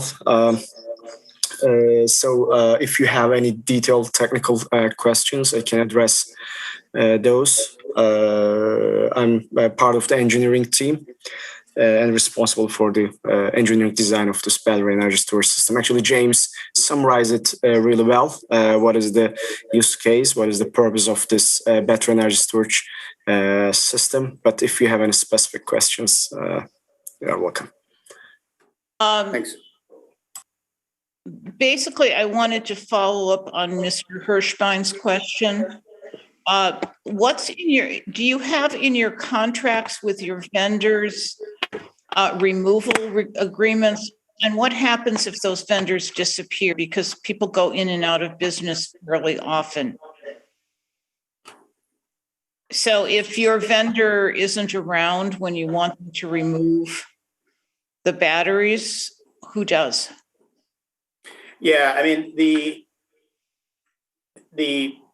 that is what's in the contract. So I'd have to go back and look at the contract and understand the mechanics of it, of what exactly would happen in the event that they do go out of business. I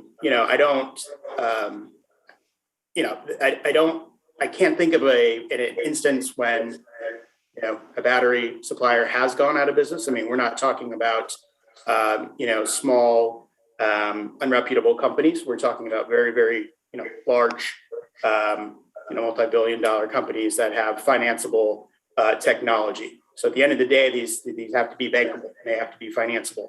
And the technology that we're proposing, at least in this application, is and Umut can talk more about the technology, but is a company called Powin, which is a top tier vendor.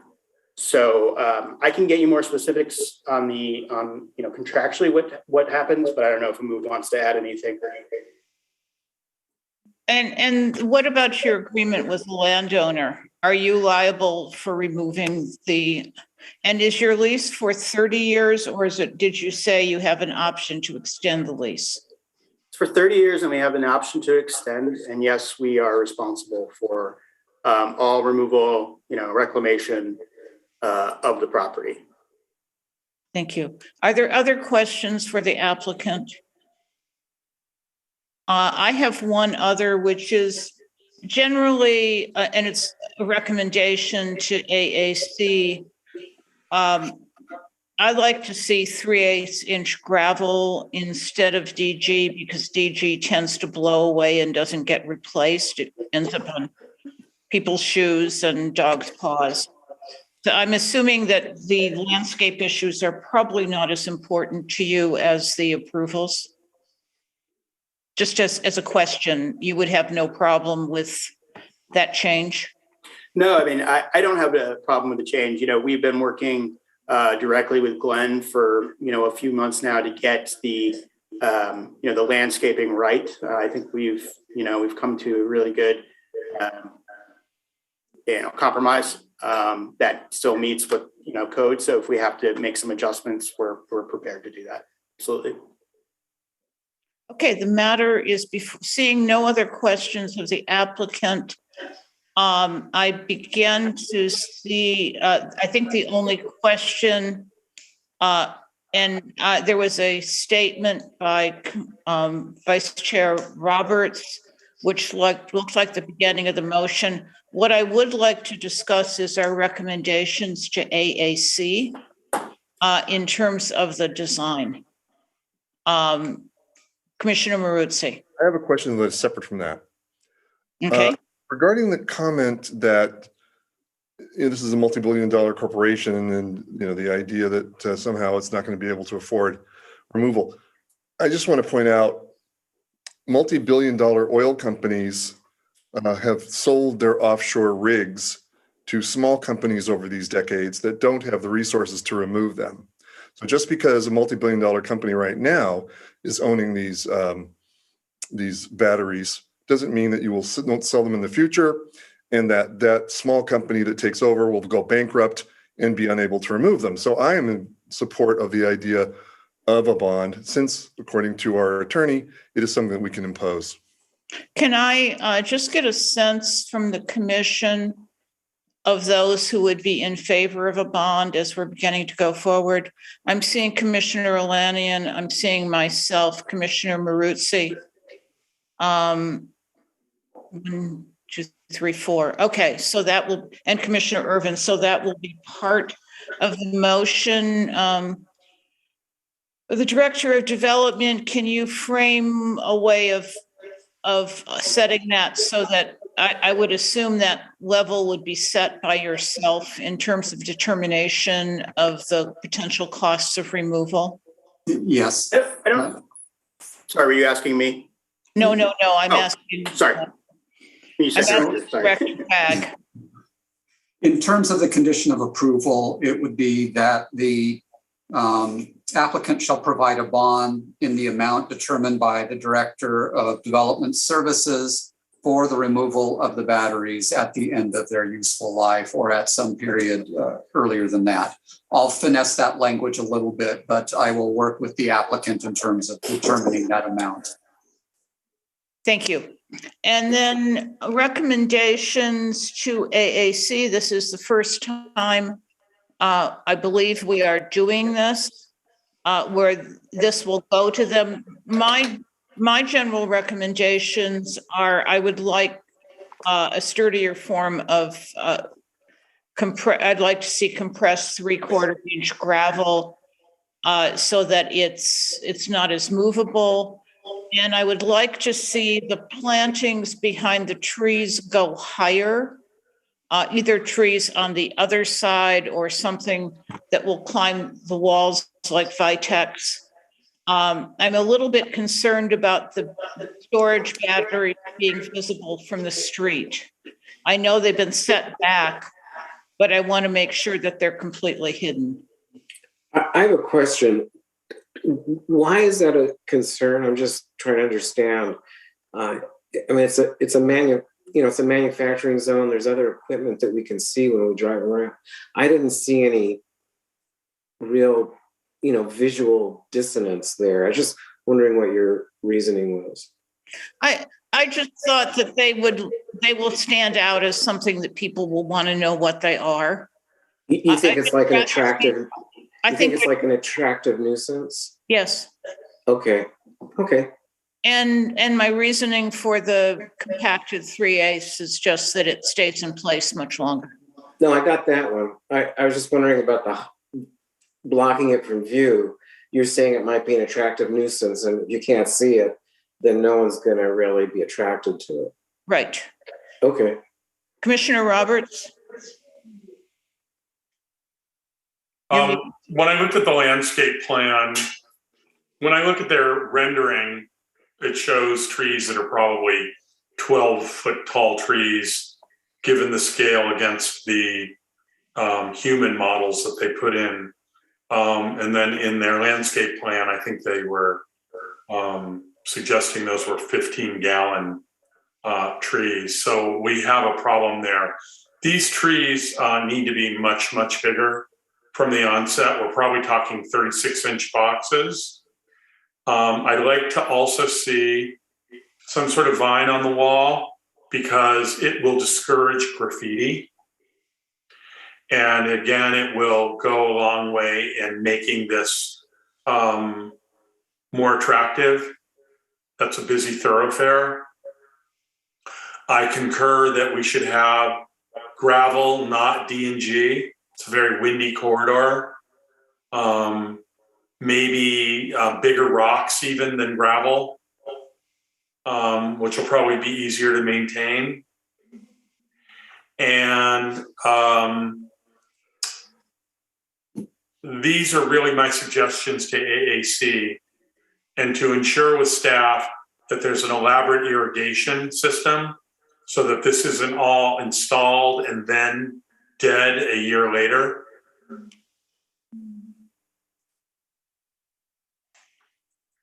So, again, I'll leave it to AAC to talk about the type of vines, plants, and scale of trees. Initially, I was thinking that since this goes from about 10 to 12 feet high, these battery packs, maybe the wall should be a little bit higher, but perhaps it's better to keep the wall lower and just have much bigger trees in place. And I agree with you, Chair, maybe a few trees on the other side of the wall just to give some depth. So again, these are all my recommendations. Other than that, I would move approval. As presented.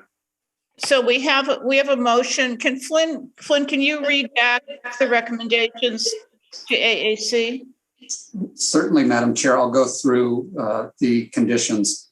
The added condition is relative to the requirement for a bond, as I already read into the record. And then under the recommendations to the ARC, they do include the following. Number one, use of 3/4 inch minimum gravel instead of DG for the ground cover. Number two, that the plantings be provided behind the trees to assist in screening the wall. There's also the recommendation that a few trees might be installed behind the wall. Third is relative to the size of the trees. Commissioner Roberts suggested a minimum 36-inch box. And then fourth, that an irrigation plan be required. And I'll just note that that would be required as a standard condition of approval so that the landscape materials are adequately provided for. So those were the added conditions for the ARC. Director, there was one more condition, which is that they provide a vine on the wall to minimize the desire for graffiti. Yes, we do have that. Excellent. And just a question for either Glenn or the director. Do you have a security plan for this that the police have approved? That there's been no review by the police department. I mean, and security as far as people breaking into the facility or.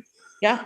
Right. No. They, as James mentioned, there are cameras that are there, and there are security measures that they have in place so that no one would break into the facility. I think what I'd like to also see is that there is a security plan that the Director of Development, along with the police, approves, or you basically that you look at security and that you're comfortable with the plan. You have a plan and that you're comfortable with it. So that's the motion, Commissioner Roberts. Do you Yes. agree to the addition of security?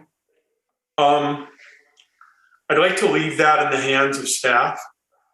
That's where I was going to leave it. Yeah, this may not need a security plan, so I don't want to create busy work or expense that's not necessary. So I'd like to just suggest that staff look into that and make any suggestions or requirements they see fit. Does that work for you, for staff? Yes. Add that as a Okay. condition. Fine. Okay, there's a motion. Is there a second to this motion? Second. Commissioner Elaine? Elaine? Yes. Got the second. Okay, can we have a roll call, please? Vice Chair Roberts, Yes. Commissioner Land, Yes. Commissioner Irvin, Yes. Commissioner Hirschbein, Yes. Commissioner Maruzzi, Yes. and Chair Womack. Yes. The motion is approved unanimously. Good luck to you. Thank you very much. Moving right along to 2C. This will take a motion to continue to a date certain. This is Sanborn Architecture on behalf of Allure Palm Springs LLC for an amendment to a final development plan for Plan Development District 309 and major architectural approval for the construction of 26 single-family residences on a 4.1 acre parcel located at the southwest corner of Rosa Parks Road and El Dorado Boulevard. The staff recommendation is that we continue this until January 26, 2020. I will make that motion. Do I have a second? Yes. All in favor? Aye. Aye. Aye. Aye. I'm assuming you do not need a roll call on this. Do you? Am I correct that you don't? Fine. Okay, No, the we do next not. item is Palm Springs. It's 2D, Palm Springs for a zone text amendment to amend Chapter 94.05 of the zoning code to allow residential densities on properties that have historically been permitted on hotel or commercial sites.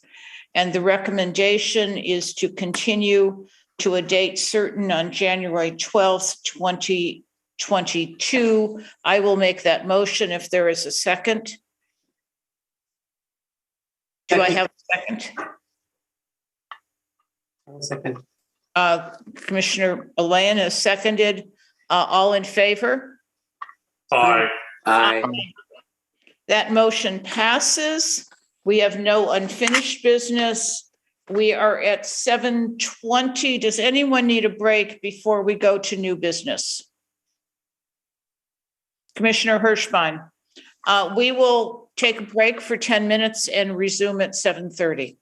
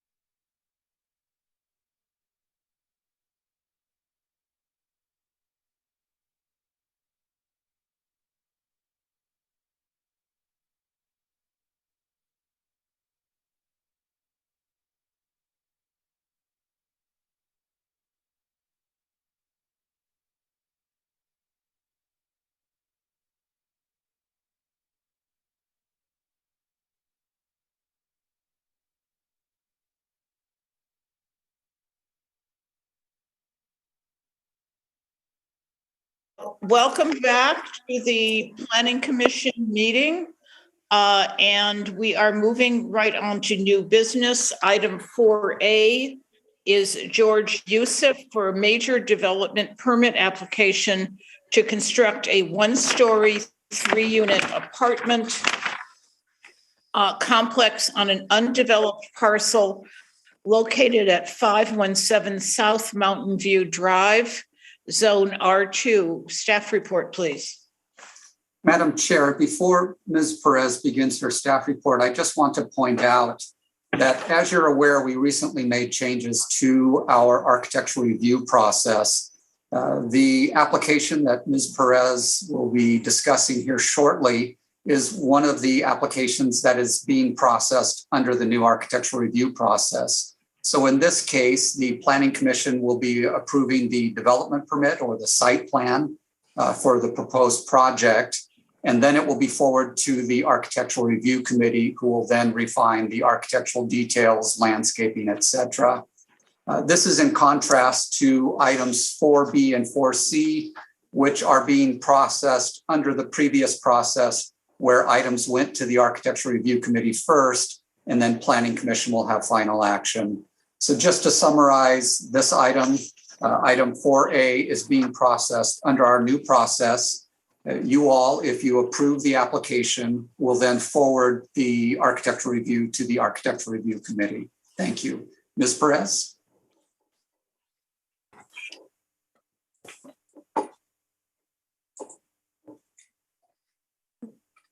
Good evening, Chair and Commissioners. Try and get this to work. 1 second.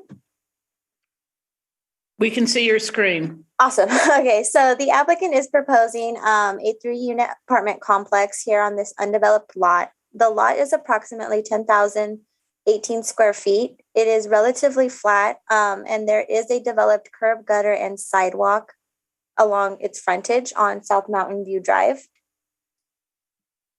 The proposed 3-plex apartment building is approximately 3,665 square feet. One of the units is a 2-bedroom and 2 of the units is a 3-bedroom. The overall building is a 1-story building. And so it is harmonious to the surrounding property, neighborhood. They are proposing 7 parking spaces, which complies with the Palm Springs zoning code. 6 of those parking spaces will be regular spaces and 1 will be an ADA parking space.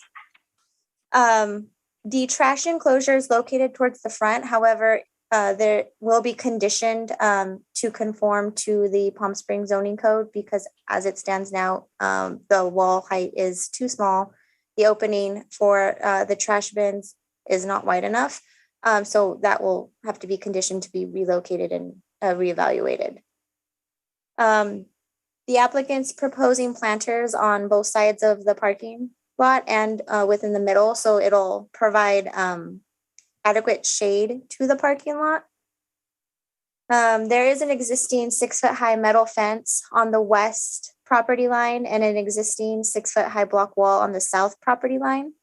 The applicant is proposing another 6-foot-high block wall on the north property line and interior walls as well to kind of create a courtyard area for the residents occupying this building. Overall, the proposed development does comply with the development standards of the R2 zone. Here's a view of the subject property. You can see that the west and south and east sides of the property, there are already multifamily units existing. The vacant lot on the north is vacant, so there's nothing there yet. Here's an example of the roof plan. It's a simple pitched roof, and it complies with the 4:12 ratio. At setback, the height of the building is around 9 feet 1 inch. And as it moves towards the center, the maximum is about 16 feet, I believe. So the height is well within the code. Here's just a quick look at their landscape plan. They are proposing DG through most of their property, but it does show that there's adequate shading for the parking stalls in the front, which is what I wanted to illustrate to you. Staff recommends that the Planning Commission approve the project subject to modifying the trash enclosure so that it conforms to the Palm Springs zoning code, and have them provide more architectural elements on the building, such as colors and materials, to enhance the design of the building. The applicant is here to answer any questions, and that concludes my report. Thank you. Questions for staff, and if you could take this down so that we can see the members of the commission. Does anybody have questions for staff? Commissioner Maruzzi. I just am curious. It says in the conclusion that the project conforms to the development standards for the R2 zone is permitted by right. If that's so, why are we even reviewing this if it's permitted by right?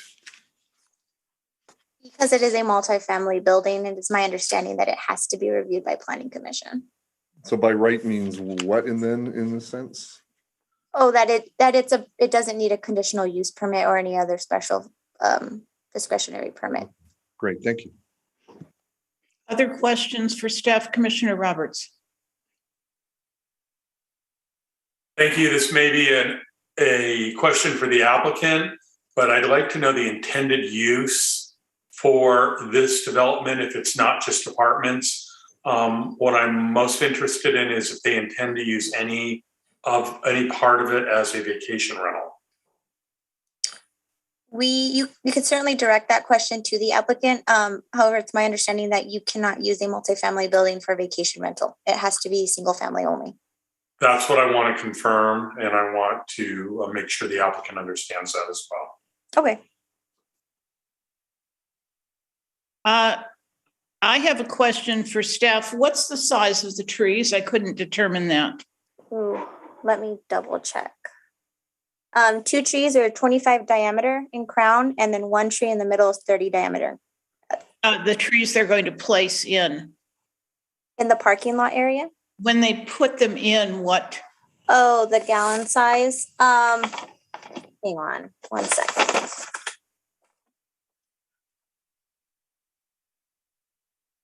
So the gallon size of the trees are going to be 24 bucks. Does that help? And is the planter large enough to hold the root ball of the trees? I guess that will be a question for AAC.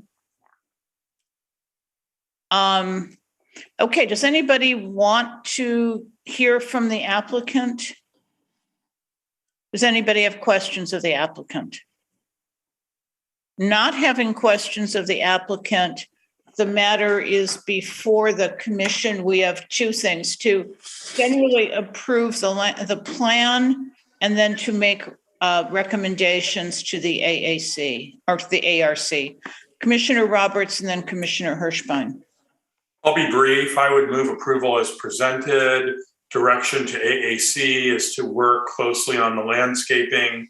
I think the visuals, the facades could use a little work. I think they can do better on that.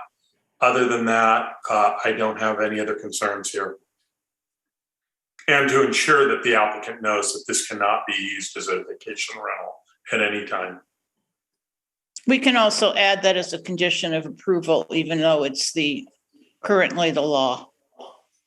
I believe, can't we? We can add that as a condition of approval. Yes. Madam Chair, what we will do is state the code reference relative to the restriction on vacation rental use. Thank you. Commissioner Hirschbein.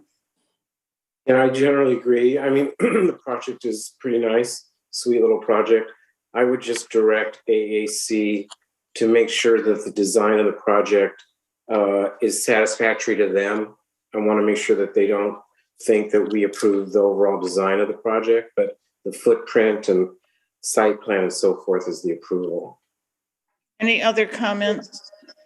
There being, I have 1 or 2. I would like them to look at the planters to make sure that they can handle the trees. I think the trees should be 36-inch boxes. The DG should be at least a minimum of 3/4 gravel compacted. And I would like them to work on the colors and the architecture, because the architecture is just very plain. I'm not looking for them to increase the cost substantially, but to have the project not just match the neighborhood, but enhance the neighborhood.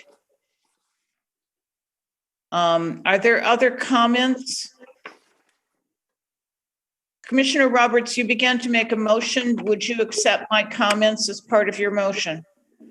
Yes. So the statement directly to AAC is that the Planning Commission is excited to send this on for them to look closely at landscaping and architectural elements to elevate the quality of the design. And for landscaping, we'd look at increased tree size, the adequacy of the planters to hold the trees, and to have I would like to see the gravel be 3/8 compacted. I think we're getting into the weeds here, Chair. I'm going to do that because they've never done that. It's not weeds. I'm on a landscape committee of over 130 acres. We lose all of the DG to the wind. Do you want to suggest that we not do DG and go to a gravel base? Yes. Okay, I accept that. Thank you. I think we have a motion. Do we have a second, or do you want me to be the second? Does anybody want to second it? I'll second it. We have a motion and a second. Can you call the roll, please? Vice Chair Roberts, Yes. Commissioner Irvin, Yes. Commissioner Elaine, Yes. Commissioner Hirschbein, Yes. Commissioner Maruzzi, Yes. and Chair Womack. Yes. That passes unanimously, and I just want to say I'm really excited to see an apartment building going up in this area. We're thrilled. Okay, moving right along. And for the planning director, the next two items we have are very similar. Do you advise that we take them together or take them separately? Ultimately, Madam Chair, you will need to vote on the items separately. Because they are adjacent and related, you may want to open open questions on both items together. And then if you have any questions for the applicant, to address both of those at the same time.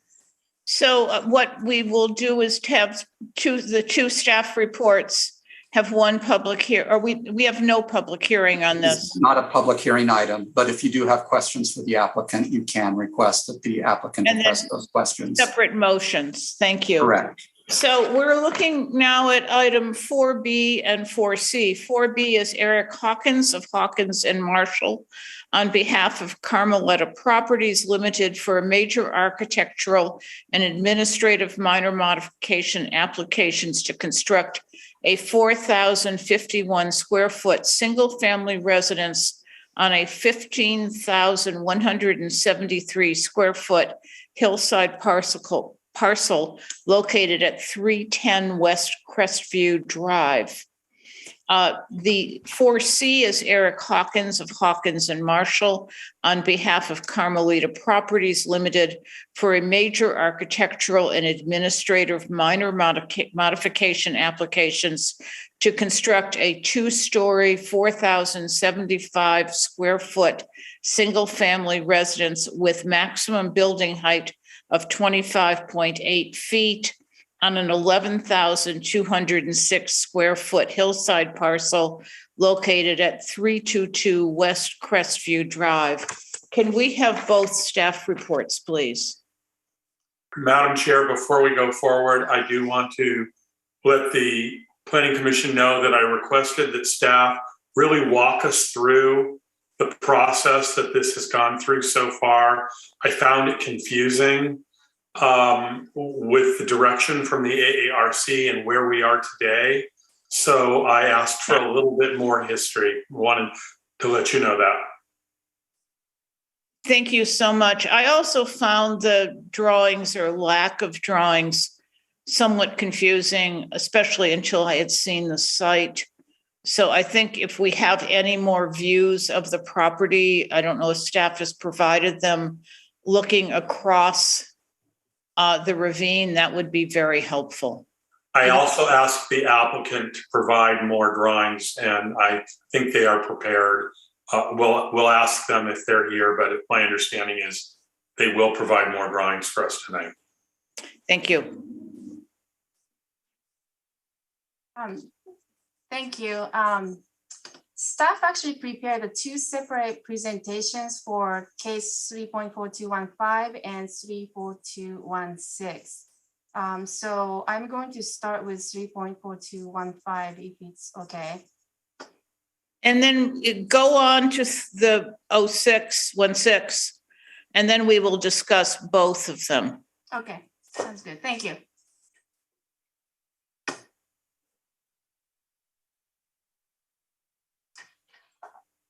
Good evening. As introduced, this is a major architecture review and administrative minor modification application for a proposed new hillside single family residence at 310 West Crestview Drive.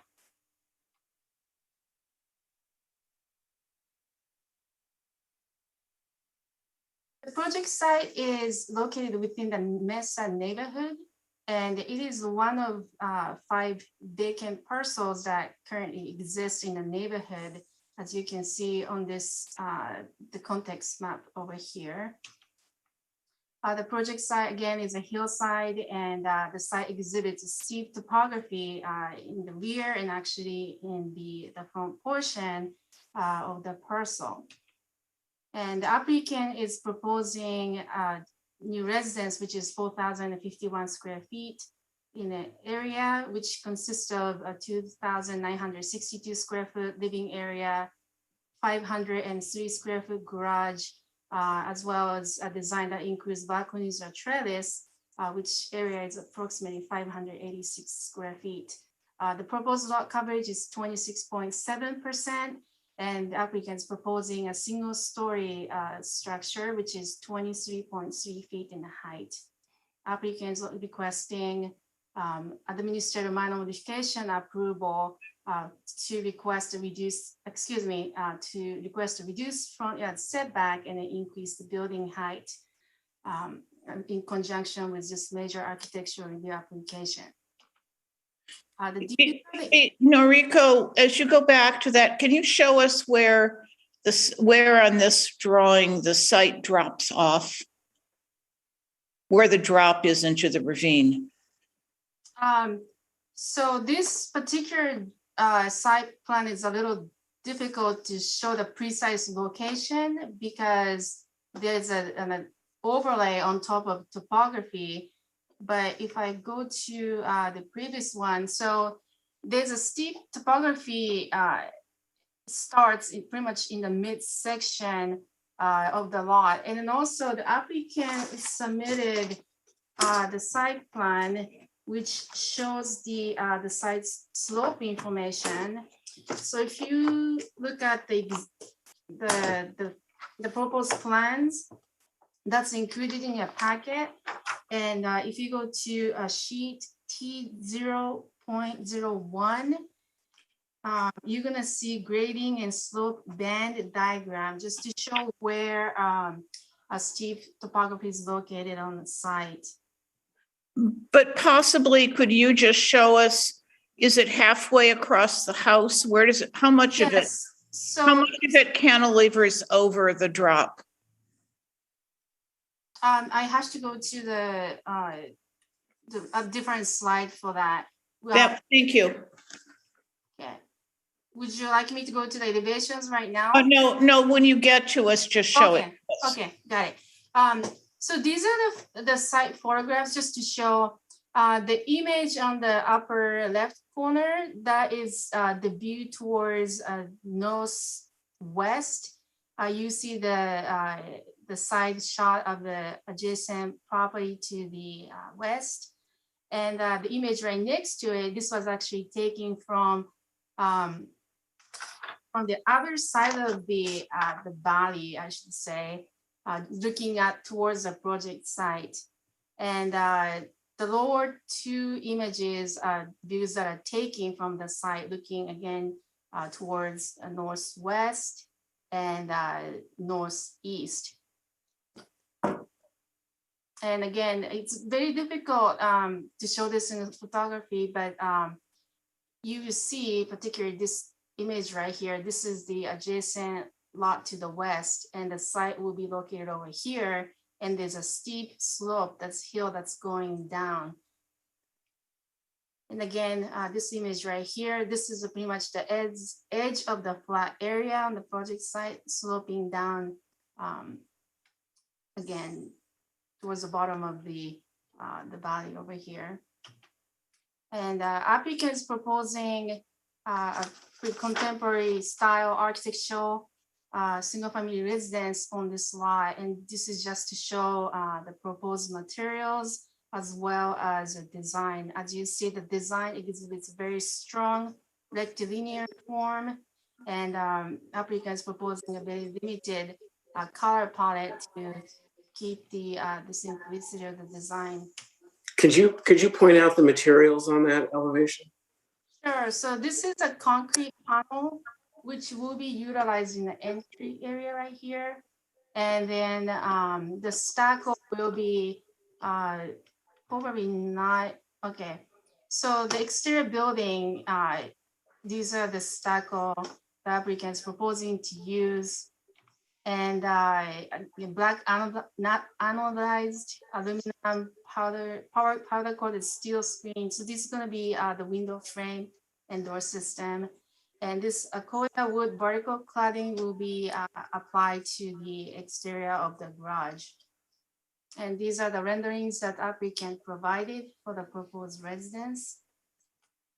And as you are aware, the applicant submitted another architectural application for the lot that's immediately adjacent to it. But the rendering that's shown here is the residence that's proposed at 310 Crestview Drive. It's a single-story residence. And this is just to show the floor area and the roof plan of the proposed residence. So it's cropped over here, but Crestview is located over here. There's a vehicle access to two-car garage, and right next to it is an equipment closet. Basically, that's where the pool mechanical equipment will be located. The residence is accessible from this pedestrian path that leads from the driveway to the entry foyer, and extends to more interior space of the residence, bedroom, a kitchen, and so forth.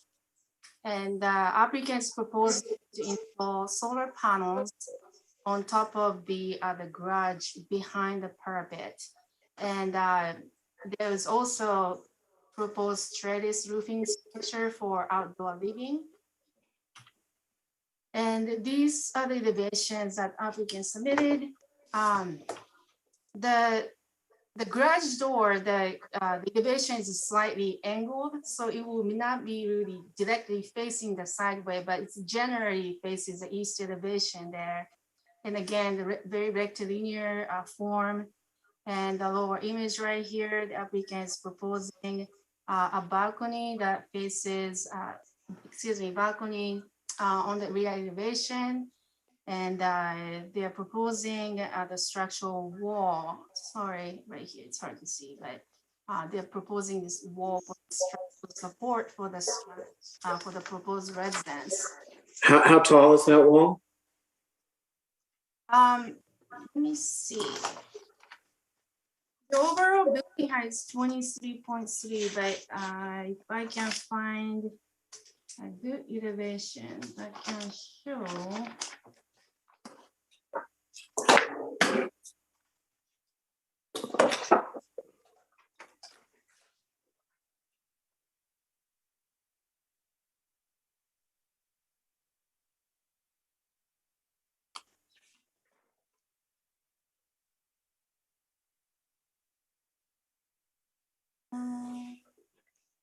I do have to do a mathematics here, but generally,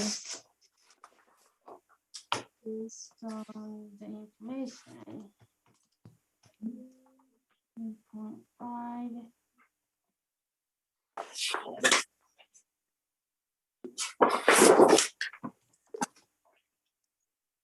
I would say about 5 feet, but applicant can confirm the specific dimension here.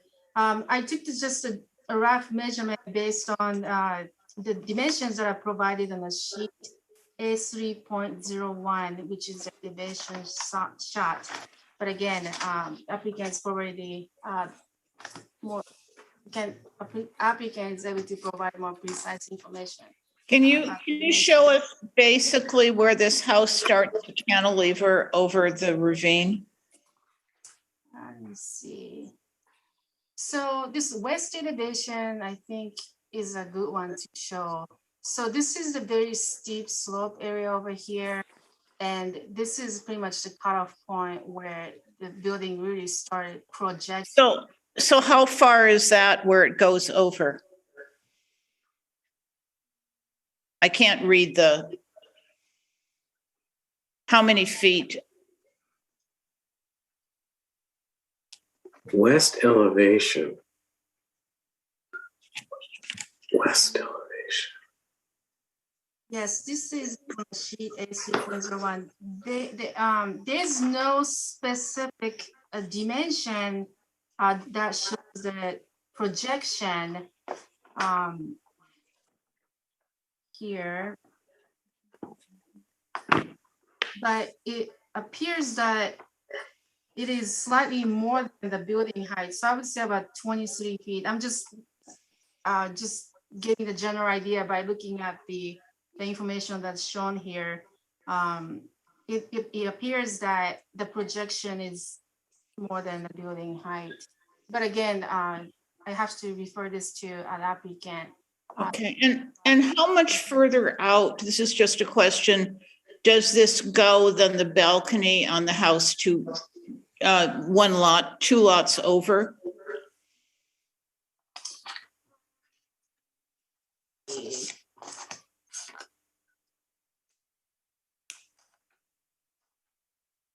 The best plan that provides that information is the sheet A1.00 in your packet. If you look at the plan, it shows the proposed single-family residences related to the adjacent property to the west. So the adjacent property to the west is developed as a single-family residence, and the pool and the deck that project into towards the rear. So this rectangular item that's shown on the plan, that's the edge of the deck pretty much. And you can compare it to what's been proposed. Madam Chair, might I suggest that we get these actual dimensions that you're requesting from the architect or the applicant? I think they probably will be able to pull this up more readily. But they'll hear the request at this point in time and be able to answer it. Exactly. So, Noriko, just keep going and we'll make those questions. We may raise those questions in your presentation, but ask the applicant to be prepared to answer them.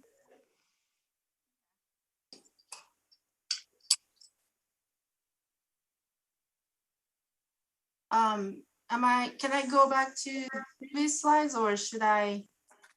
Just go ahead through your presentation. Okay.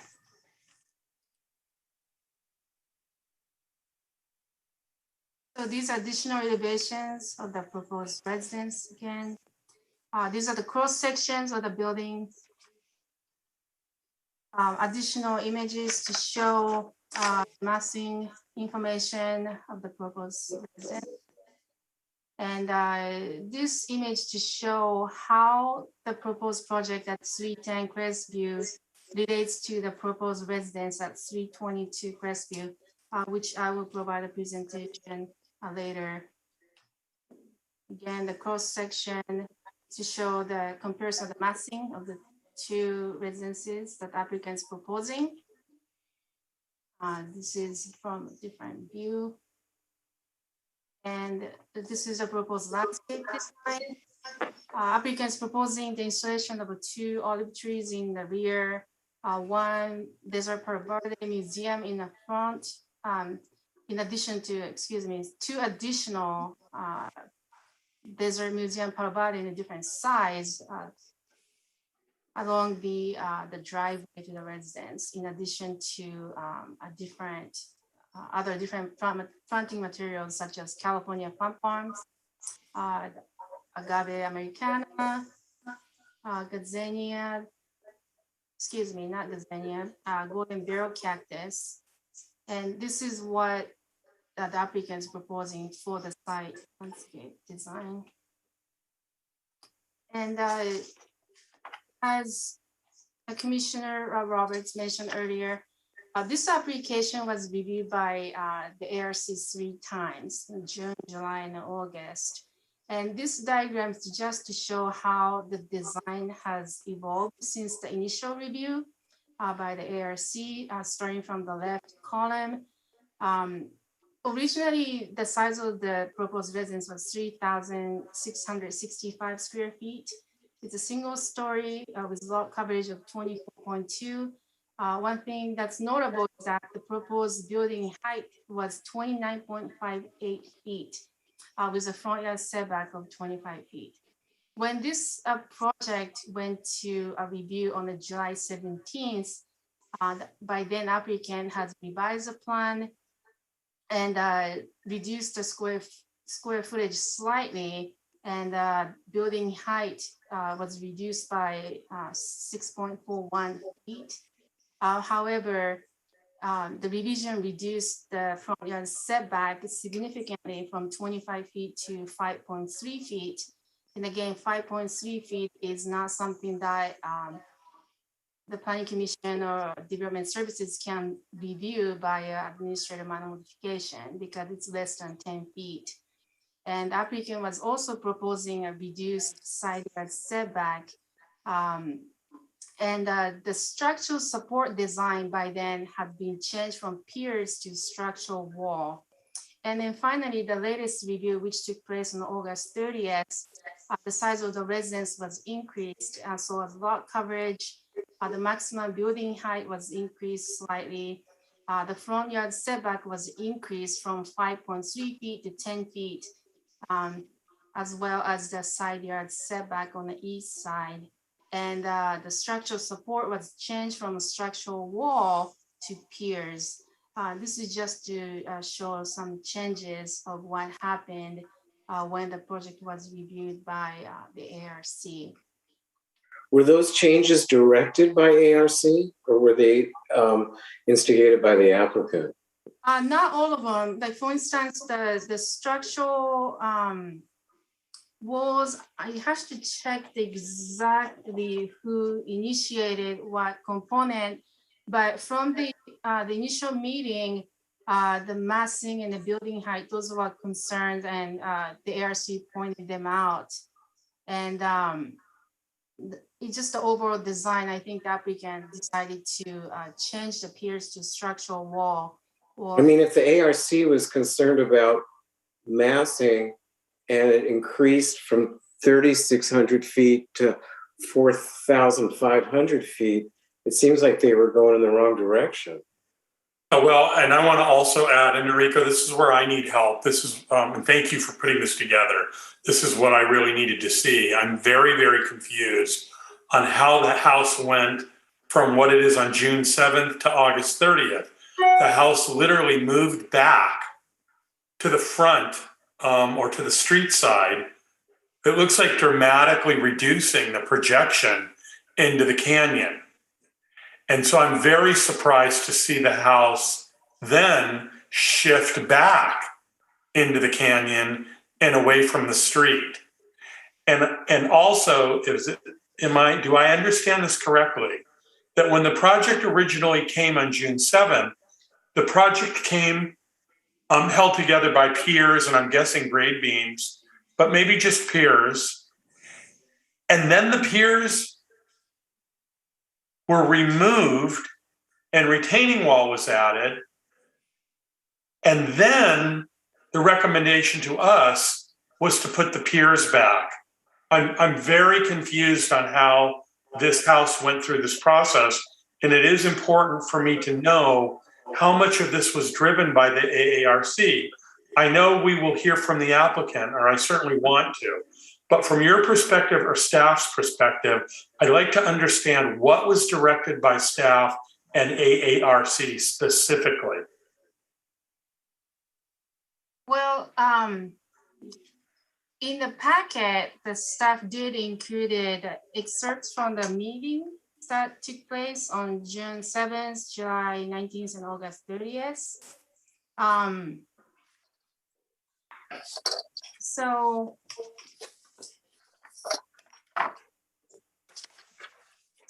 if you go to the meeting excerpt on June 7th. I'm sorry, Noriko, where are you? Are you in the staff report? Yes, it's in the packet. And what page number are you on within the staff report? It's not in the staff report, it's an attachment. So so these are attachment 9-3-11.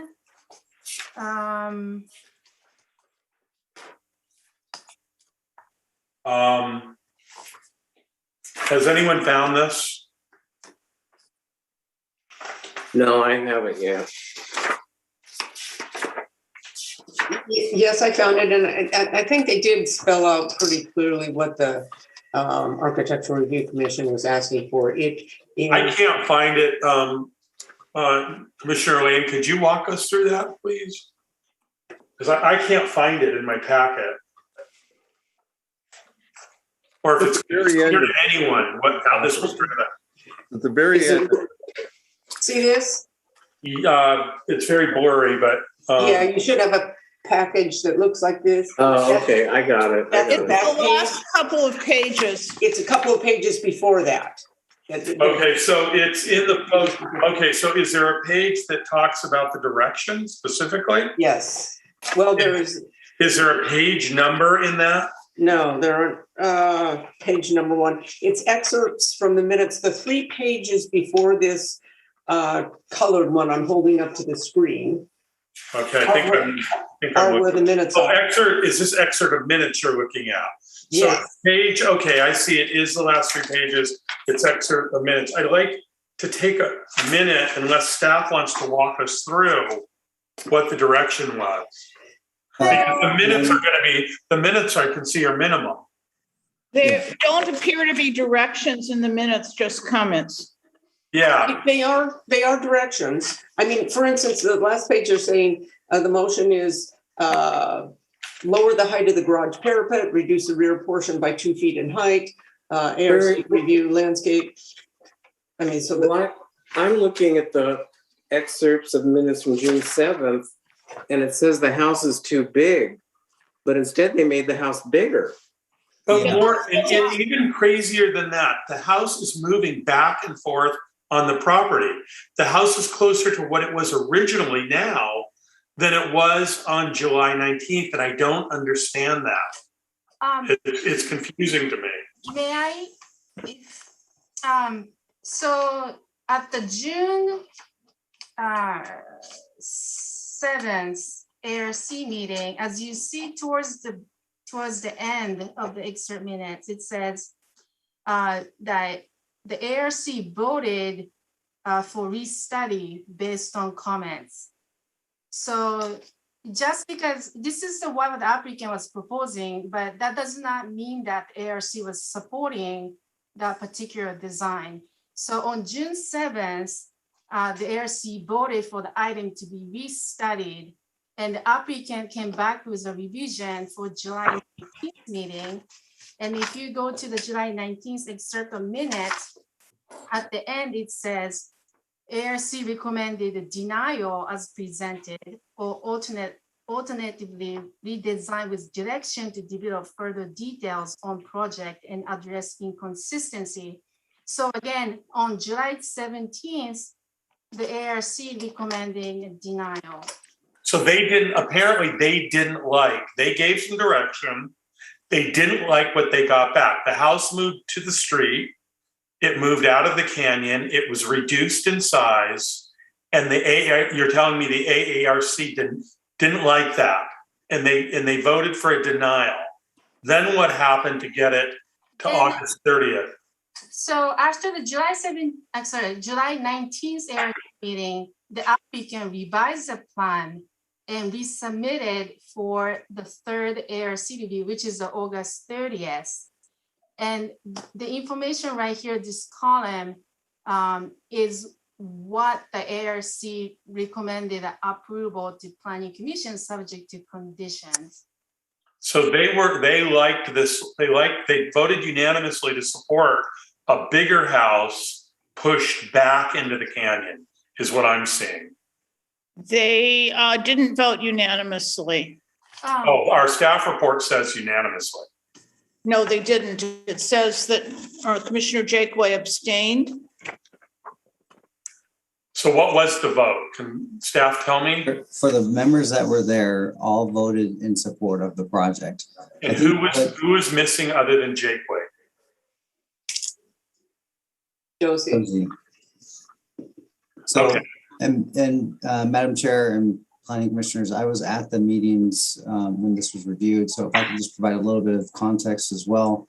When the item went to the ARC on June 7th, the committee had a lot of concerns with the plans that were presented because there was information that was lacking. And so there was a lot of questions more than an ability to make a recommendation. So there was questions on how the home actually fit within the context of the property and the terrain. There's questions about its compatibility. So there's really more questions in a complete restudy that was necessary. There was not specific direction given because of the incompleteness issues that the committee had concerns about. So that's why it was a complete restudy of the project. And then based on some of the feedback the applicant heard, that's when they revised it on July 19th with the additional information that was necessary for the committee to further evaluate the project. And based on the information that was more of a complete packet that they had, they still were not in support of the project because of some of the concerns, particularly those that a lot of the neighbors had for the project. So specifically, what is that? What are those concerns specifically? I think there was a lot of questions about the overall height of the project and the size and scale of the home. And then so the height increased after that. Well, there was recommendations that they lower portions of the building to respond to the context of the terrain. And the size increased. The size increased and the height increased. Correct, but in addition to the footprint of the home, there was additional changes to the elevations to also address some of those comments. So I think that was also that's an additional change that's not reflected in just the site plan itself. Mr. Newell, just as a question, was there any information provided from either the Bighorn Institute or Fish and Game regarding the vulnerability of the site, the wildlife that used the site? Was any of that available to the ARC or considered? No, that was not information the ARC considered. And is there any information available to us on that other than the testimony of people who said that the bighorn sheep drink from their fountains and are there? We, as far as I know, unless Ms. Kikuchi has additional information that I'm not aware of, we do not have additional information to substantiate that information. And did you look, this is just a question. I know when I saw the bighorn sheep, I went to a website and I documented what I had seen. Has any staff member documented the sightings that are here by going to the Bighorn Institute maps to document the sighting, to see if the sightings were documented? Not to my knowledge. I don't believe that's been done. I will say that this is not, this site or these properties are not part of the protected area. for the CVMSHCP.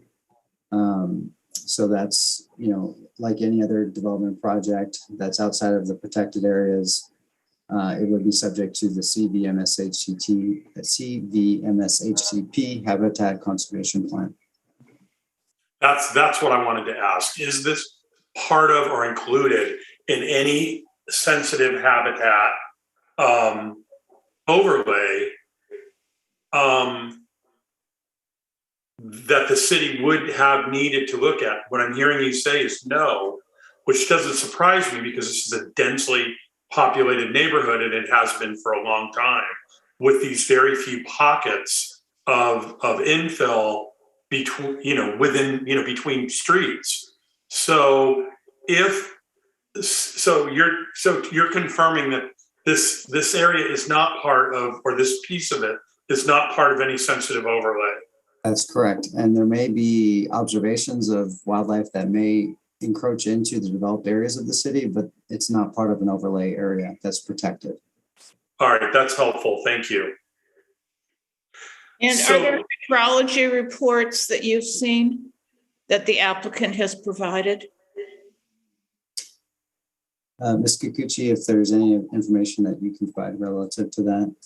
Yeah, drainage and hydrology and flood concerns. I mean, I know we're well above the canyon area, and what they're proposing right now isn't in the canyon, but yeah, it would help to know if there are any concerns for that.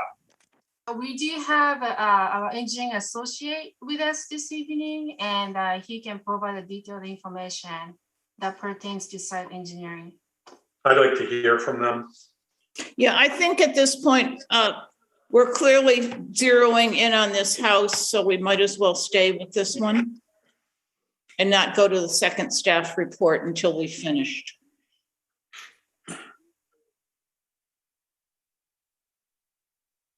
If you have that person here, Noriko, are you done with your report? Pretty much towards the end, yes. Do you have views of the other houses?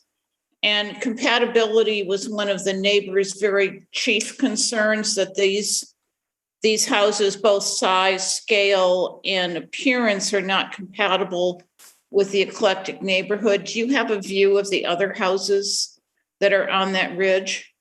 I do not have a photograph, the architectural style of the individual homes. However, I can probably pull out a Google Street View to kind of see what's going on in the neighborhood. But the site next to, the existing residence next to the site, which is on the west side, the architectural style is a more mid-century style, whereas the adjacent property to the east, although it's very difficult to see because of the existing hedge and the wall, their architectural style is more Spanish Mediterranean with terracotta roof. The residence immediately in front of the project site, I would say the architectural style is more contemporary, incorporates some of the Mediterranean elements, but not entirely. And as you probably heard in the public comments, it's a very unique neighborhood. There's a mix of architectural styles and the details that are found in the neighborhood.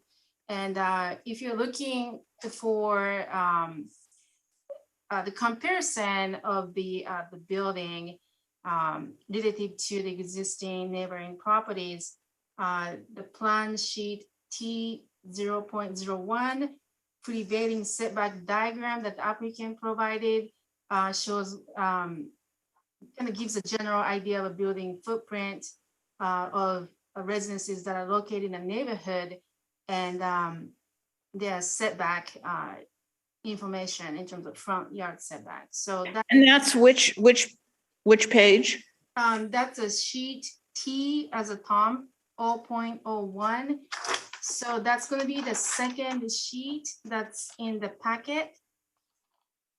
Can you, Ms. Kikuchi, can you, on the same drawing, speak to the size of a house versus the existing ones? Because we've got them in the proposed homes are in a different scale from the what's in the rest of the neighborhood. One of the concerns of the neighbors again and again is the size is much larger and out of scale with it in the rest of the neighborhood. Can you address the size of these homes as compared to the existing ones? Yes, so in my staff report, I mentioned about comparing the size of the proposed residence with 8 other properties that are just nearby, which is on page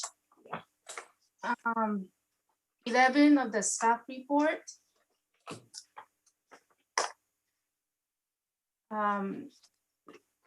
So the proposed residence is larger than the average residence, I should say the building footprint that's found in the neighborhood. However, it's not the largest so far, just based on the 8 properties that I reviewed as a part of preparing this staff report. The city building permit record is a little, I shouldn't say consistent. Some properties has a data available and other properties don't. So staff manually took the area of the building footprint from the city mapping database and used that information. Okay, so the average is, here on page 11, it's saying that the average of those homes is 3,465 square feet, and what's proposed is 4,051. And is that correct? One of the questions is the flat pad. Here, is that narrower than the other properties? Because the other properties all appear to adhere to the conditions of the flat land, and they don't, except for one balcony, they don't project over the, whatever we call that, ridge canyon. But that, whether they have a square footage in terms of square footages, I didn't see other projections of the homes into the ridge. Is that correct? Based on my visual inspection, I agree, yes. The only property in the vicinity that shows any kind of a projection, it's the one that's located right next to 322 Crestview Drive. And that's only the deck, am I correct? Yes, not the residence, it's a deck, yes. So no residence projects over the flat portion of the land except for these 2 proposed properties. Based on my visual inspection, yes, that's correct. Were we going to have somebody from engineering speak to the hydrology and the construction so that these, or the requirements such that these don't end up washing down into the gorge as we see in coastal communities? Good afternoon, commissioners, or good evening, I should say. We have been working with the applicant's engineer for quite some time on trying to resolve the hydrology issues. And the hydrology issues have been a concern since the very beginning. It's not to get too far into the weeds with the hydrology, but it's a difficult study to review because they have 2 issues. They have an issue down on the bottom part of the canyon, and they also have a drainage issue on Crestview. And so the hydrology has to expand quite a ways away from these sites in order to calculate the correct flows, the correct velocities, and so on. And our third-party engineer, who's been the city's plan checker for almost 18 years, has been working with their engineer to try to resolve this issue.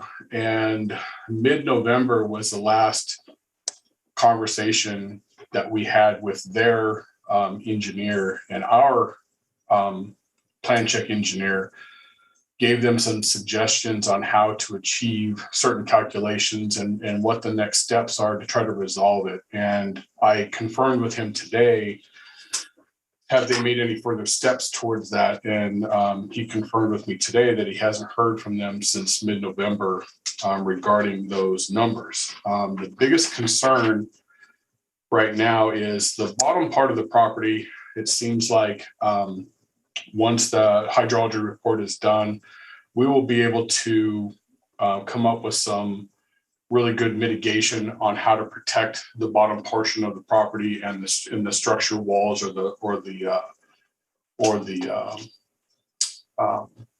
pylons or whatever it is they're going to use for that bottom portion. The biggest concern is Crestview. The amount of water coming down Crestview, and on the frontage of the lots, there is actually a good size waterway that's been cut through there. And that's the part that we're having heartburn over. And there's a significant amount of water coming off of the mountain that they haven't been able to substantiate what's happening with it. And we gave them some direction on how to calculate it and how to prove to us that it's not going to impact the site. So until that happens, we don't know if that water will impact the design along the frontage. Because right now they're not showing how they're bridging that little drainage area. Once the hydrology is approved, maybe it won't change it, their design, but maybe it will. We're not convinced that there won't be any impact at this point.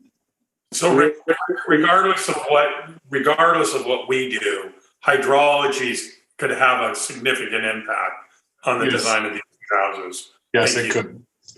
Rick, when you talk about mitigation in the bottom part of the site in the ravine, are you talking about like concrete basins or retaining walls to direct? I mean, is it like a major impact to the environment, or is it just what is it? Yeah, I don't think it'll be anything too major. We're probably looking at some riprap, some concreted riprap, maybe some concrete in place boulders, something to protect erosion of those bottom stem walls or those bottom pilasters or columns, something to protect those in that event of a 100-year flood.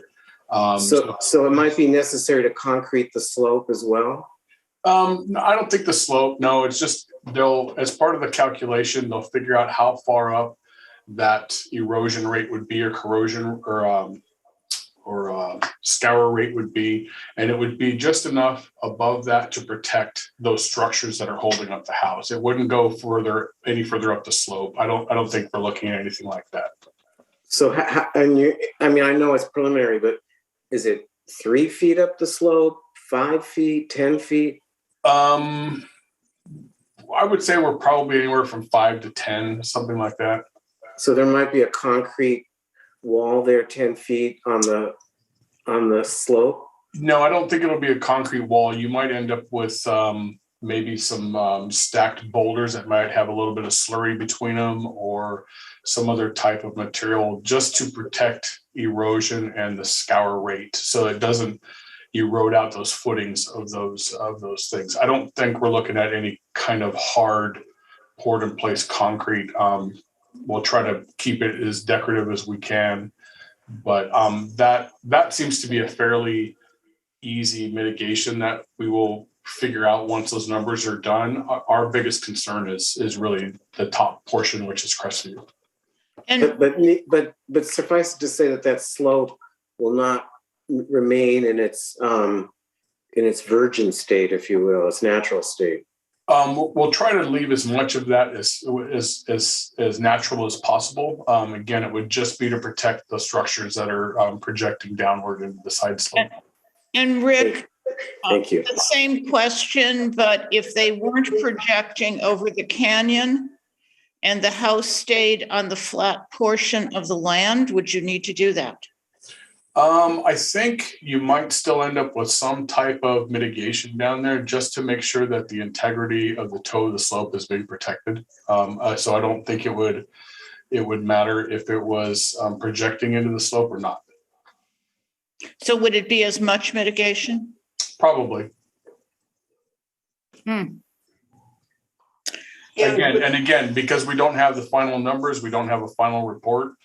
We don't know what that looks like, but we have directed more of our focus towards the top part of the lot rather than the bottom part of the lot because of just the nature of hydraulics. So Rick, my understanding is the reason we even have these concerns with these two parcels is because they are the infill. This is where the water has been dropping off of Crestview into the ravine, correct? Correct. So it's not that that water can be veered away. What I'm hearing you say is whatever is holding up the house at any point needs to be, we'll call it bolstered with boulders or something, just to keep the velocity of water from having an impact on the base of the structure. Is that correct? Correct. And these houses will still have to take into account that water is going to come down Crestview, probably in between these houses or under them, correct? Yeah, and that's the portion that is the unknown, because theoretically their engineer has proposed that, you know, that drainage, I want to call it a ditch for lack of a better term, that's going across the frontage is not necessary because the water doesn't make it there any longer, that it was, you know, something from the past, but we haven't been proved that that is the case. When we look at the hydrology of where we've asked them to extend their hydrology study to, we don't see that to be the case. They still got to prove some of those numbers and show that the water is actually going in a different location, which is what they're part of their studies proposing right now. When they're able to prove that, then we'll buy off on it. But right now, that hasn't been proved. Okay, so again, this is kind of out of our realm with respect to the things we're looking at. That's going to be determined between the hydrology experts and the engineering and the architects, correct? Yeah. Once the hydrology is done, and if we find that it's going to be an impact to the frontage of these properties along Crestview, it may change some of their design as to their access to the garage or to the front of those houses. And if that's the case, then they'll probably have to come back to you with those changes.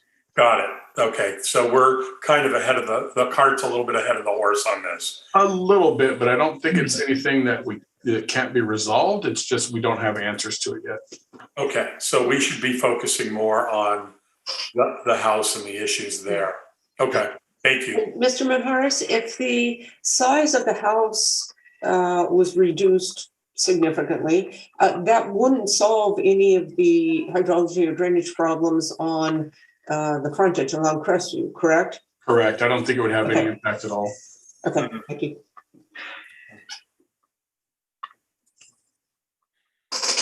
Okay, so do people have any more questions of staff on this? And does I have a question. Okay, and I can't see some of the members of the commission. So if you have questions, would you speak up? In the past, in certain hillside lots, I don't remember if it was when I was with the AAC or Planning Commission, but I think it was Planning Commission. We required poles to be placed at the corners of the house, at the height of the house, and then they ran string between the poles. So it was easy to visualize the mass and scale of the proposal in context of the site. Are we still allowed to do that? You're talking about story poles. Yes, I would believe we are. This is being done under the original procedures. So that was a question to staff. Are we still allowed to do that? I personally am not familiar with the story pole requirement. I probably have to ask Assistant Director of Planning to provide additional information. Member Hirschbein, correct. Yes, in the past, there has been occasions where the commission has requested story poles to evaluate the height of a project, especially if it requires a minor modification to modify the height envelope in the R1 standards. So it has been requested in the past, and we have had some projects in the hillside that have provided those story poles. And we can still do that? You can request that, correct? Thank you. And Chair Wermick, I do have another question. Yes. And that's in response to a number of the neighbors who have commented have been concerned and said that they believe that during construction, vehicular access to emergency vehicles is going to be either restricted or impeded or somehow prohibited. I wonder if staff can speak to that issue.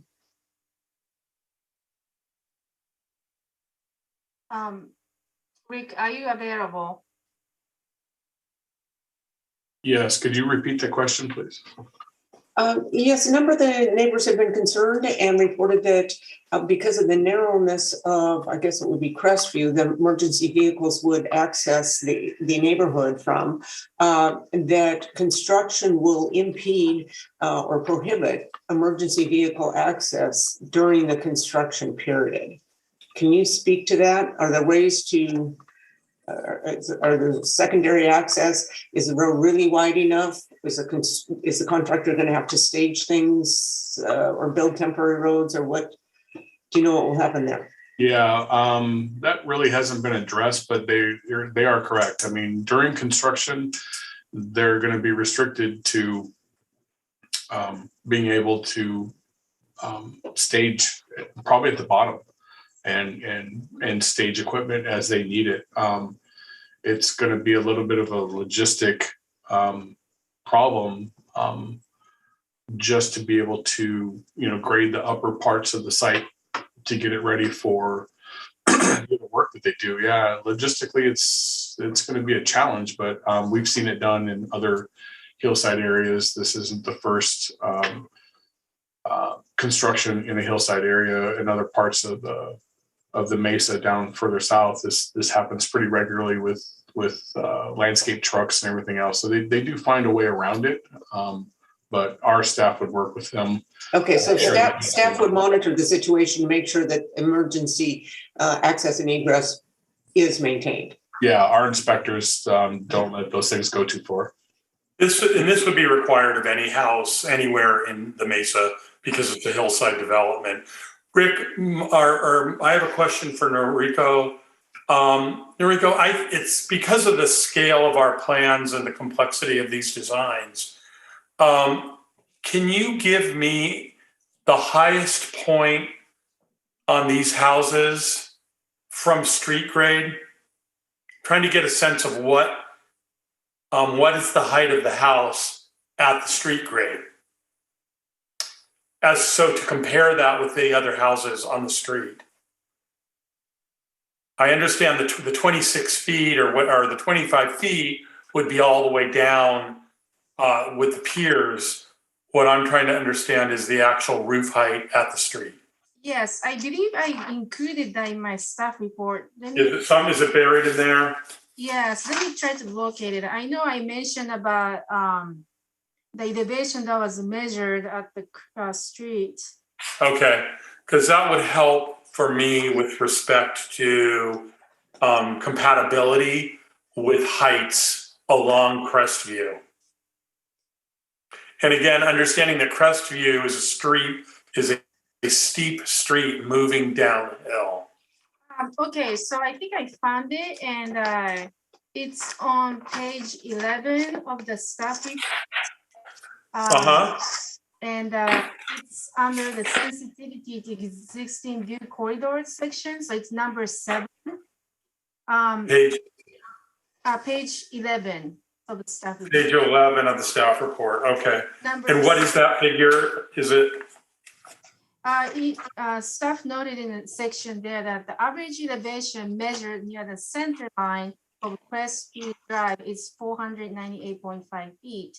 And the elevation measured at the top of the 12-foot high garage is 507. This indicates that the height of the garage measured from the street will be only 8.5 feet, which is lower than the height of a typical single-family residence. So what I'm asking is the highest point of the house at street grade.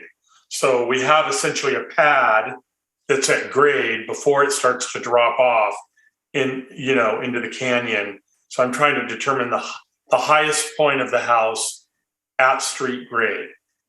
8.5. It goes no more than 8.5 feet high. Correct, because the site's topography slopes down towards the rear. Right. So the elevation that's measured at the street is higher than the residence. I'm sorry, the project site, I should say. Gotcha. That based on the elevation difference, that would give 8.5 feet. And typically, not hillside per se, but generally speaking, the maximum allowable building height for single family residence is 12 feet at the setback. Got it. Based on that information, staff made a statement there. So it's well within its standards along the street. That's very helpful to me. Thank you. Are there more questions of staff? Seeing none, and I can't hear from commissioners, I can't see Commissioners Maruzzi and Irvin. No questions from them. So do you have questions of the applicant at this point? Or should we move into the review? Are we going to move from, I thought we were going to hear the presentation on both houses first. We could do the second house. Just for the city engineer, is your presentation on the same for both houses? Yes, it's the same. Thank you. Okay, why don't we hear the second house and then we'll talk to the applicant.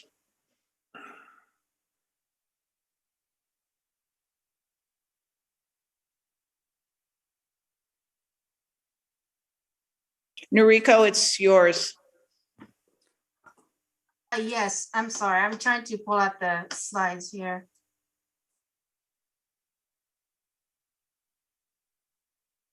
And I made a cup of coffee to keep going.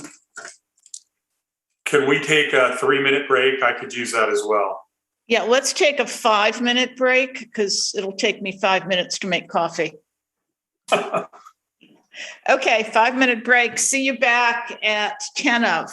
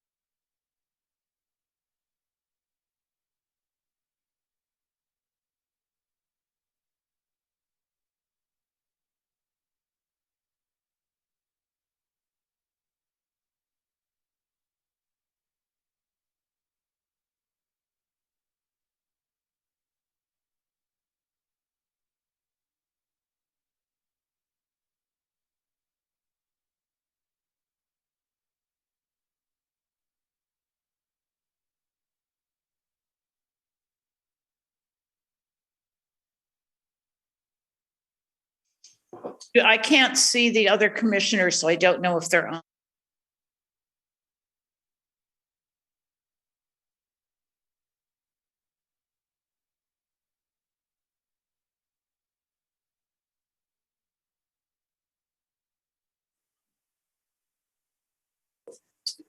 Okay, we are ready.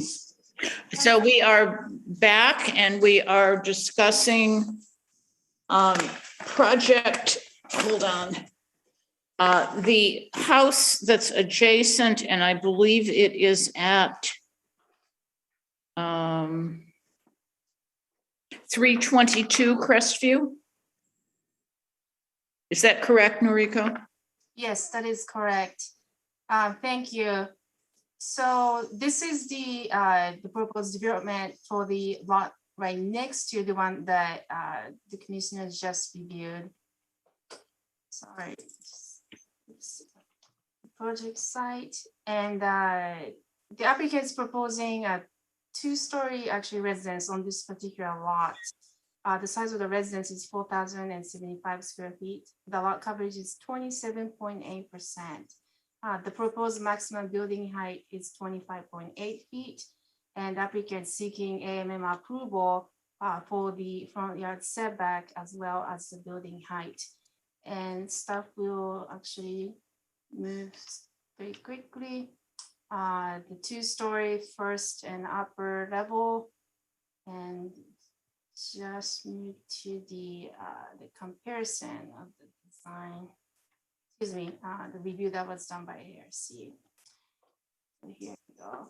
And the only question I have, and maybe it's for the applicant, is how much it projects over the gorge or canyon or ravine, whatever it is. Let me just check to see if the information is provided on the plan. If not, then staff will request the applicant to provide that information.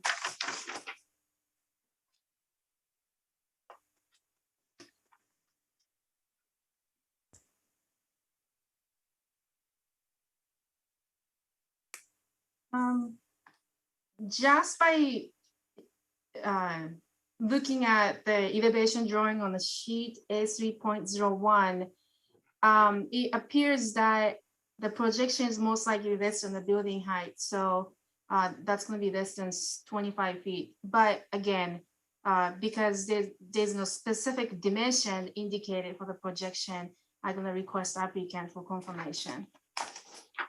So you said 25 feet, okay. But most likely less than 25 feet. But again, it's just looking at the proportion of the building that's drawn.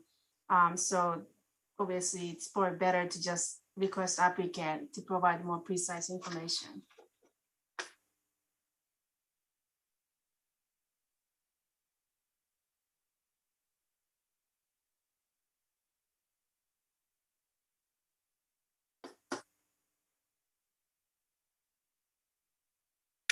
I'm requesting to start a video. That's okay. Sure. I'm sorry, my name's Scott Marshall. We're just a partner at Hawkins and Marshall. Eric's just looking for that. Joel, before you start that, Noriko, did you do the slide showing the changes between the various AAC reviews? Yes. Oh, yes. So should I just go over really briefly what happened, or? Yeah, if you can go briefly. Okay, sure. Yes, it's important to understand where it started and where we are today, because it changed dramatically and grown in size.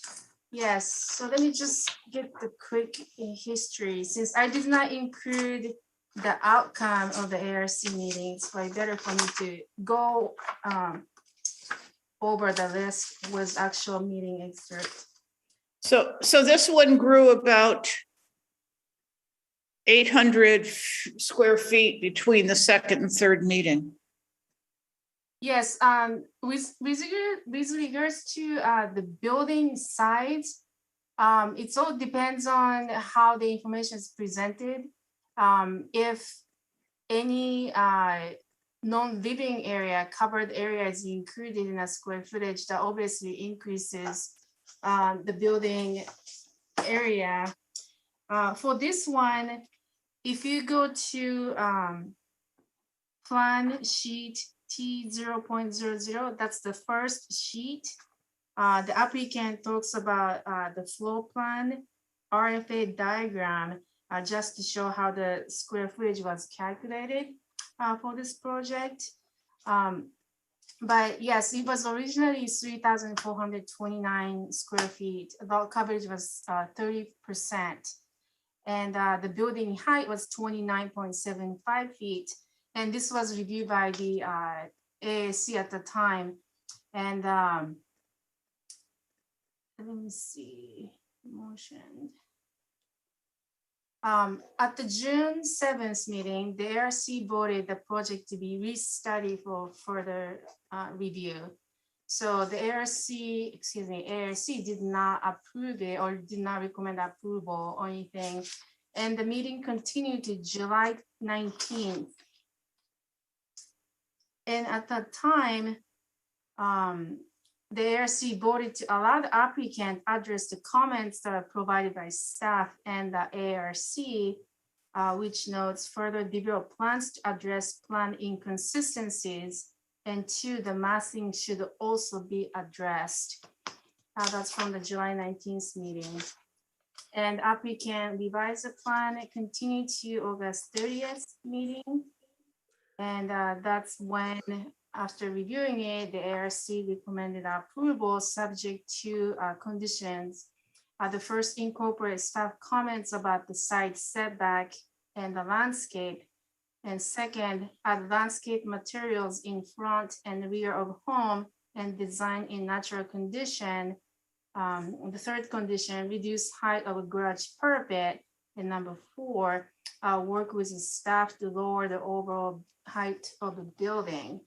So based on the latest plan, the applicant did reduce the building height slightly. At the August 30th meeting, although the ARC provided that the work with the staff to lower the overall height of the building, there was no specific number provided in terms of how much of a reduction that the ARC was seeking.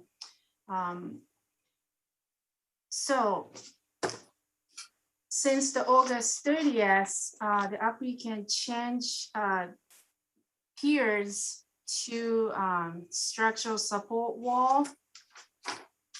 And the applicant included additional planting materials in the front yard as required by the ARC. However, staff finds that there's an issue with landscape composition. And also staff notes that although the total building height has been reduced, the massing of the building has been slightly increased because of the 1 foot height increase in the vertical height of the lower level. Number four, the Chilean mesquite can reach up to 40 feet in height at maturity, which can potentially affect the existing view corridors.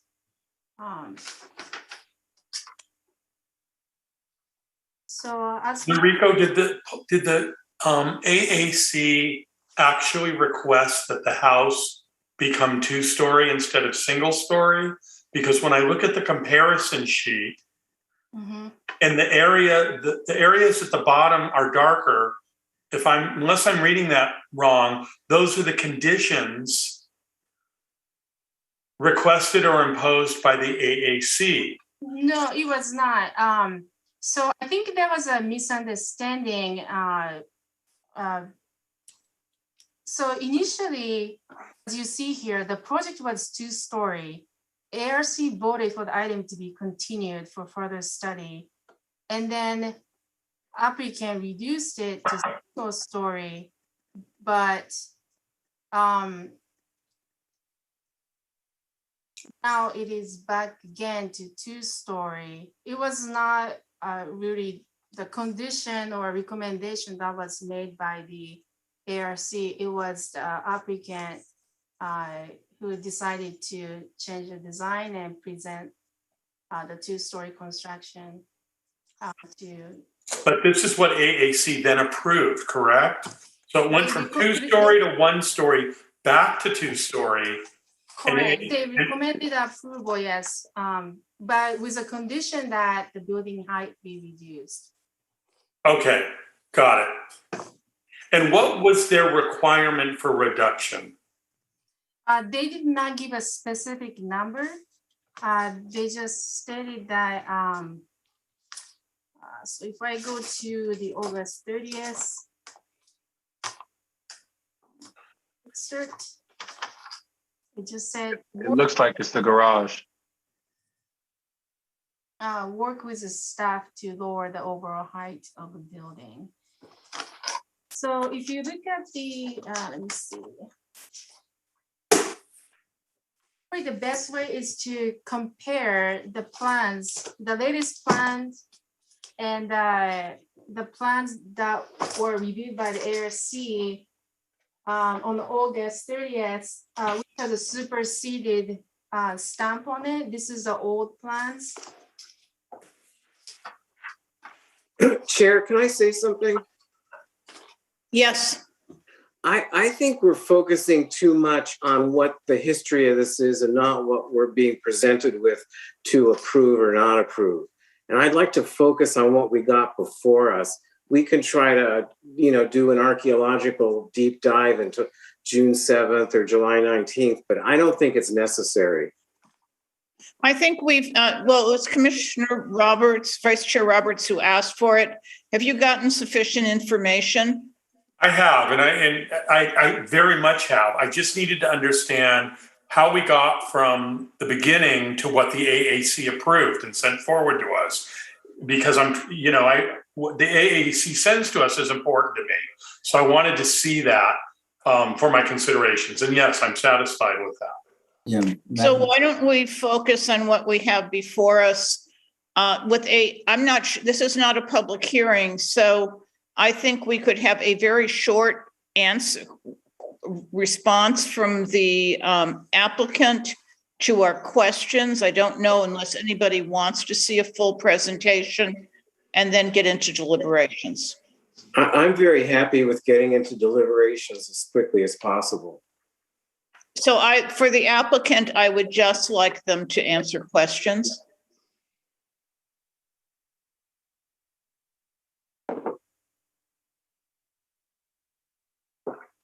Are they available? Can we speak now? Yes. Okay, so I'd like to address the questions that were brought up to Noriko.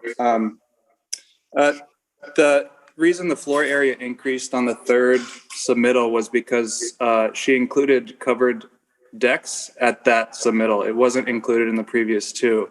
So what you see in that third floor area increase is solely due to the exterior covered decks.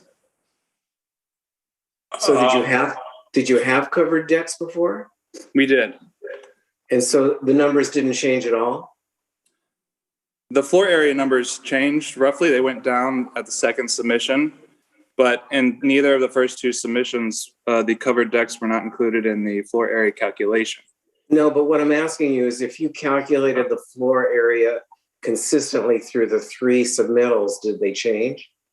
From the second to the third, I can tell you. If you look at T 0.00 for 3.1. No, just tell me. Just tell me.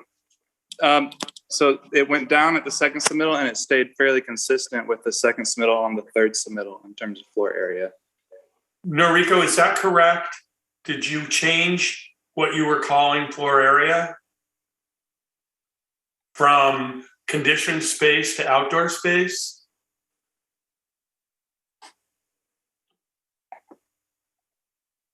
You're muted. Noriko, you're muted. Thank you. I'm so sorry. Let me just check it quickly here. So the item that we are reviewing right now, which is 3. It's consistent for both properties. 4216. The applicant does provide the information here. The floor plan calculations, it says main single family residence 1317 plus 2,225, that gives 3,542 plus garage, that gives a total of 4,075. The question is, does that include the outdoor area in that submittal? And the answer is yes. And if it does, why did it change? Why are we now including area that's not conditioned, that's outside? It was asked of us to include that at the third submittal. Okay, so we're not comparing apples to apples then. That's what's so confusing about this Right. problem. Right. I mean, I'm with you, Michael. It's why I wanted the history. It's not adding up.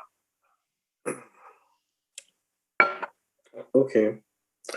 So could we get a real floor area ratio of what is being presented to us tonight that is inside conditioned space, which is consistent with what we would normally look at? I can give that to you. Can I give it project by project? Yes, please. Just give it to us on both houses for what we're looking at right now. Okay, so for the 310 Crestview, the floor area being proposed is 3,465. Okay, so 3,465. Okay, and the other house is, give me just 1 second. Apologize, I have to go back.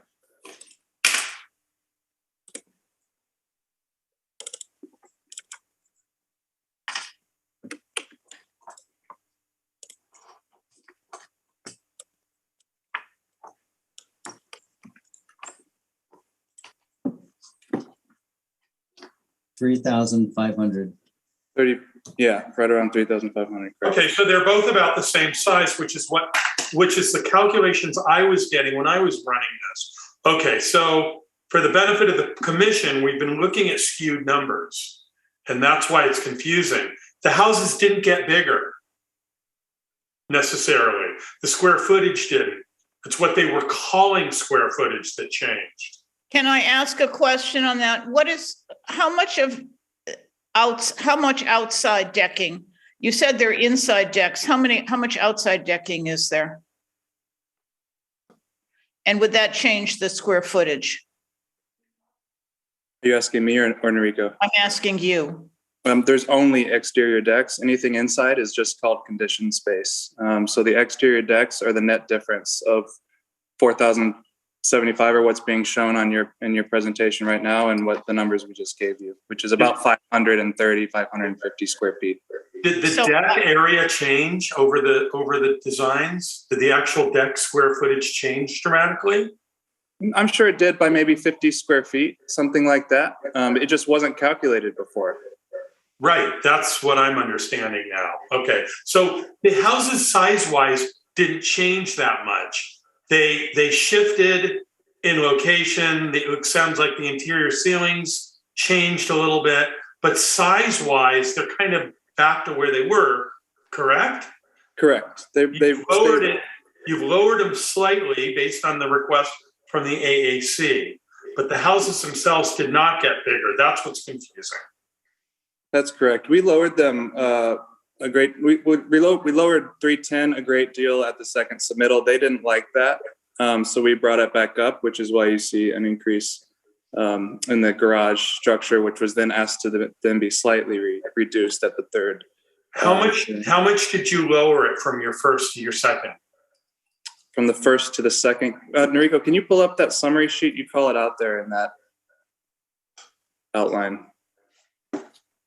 I don't have that on my packet.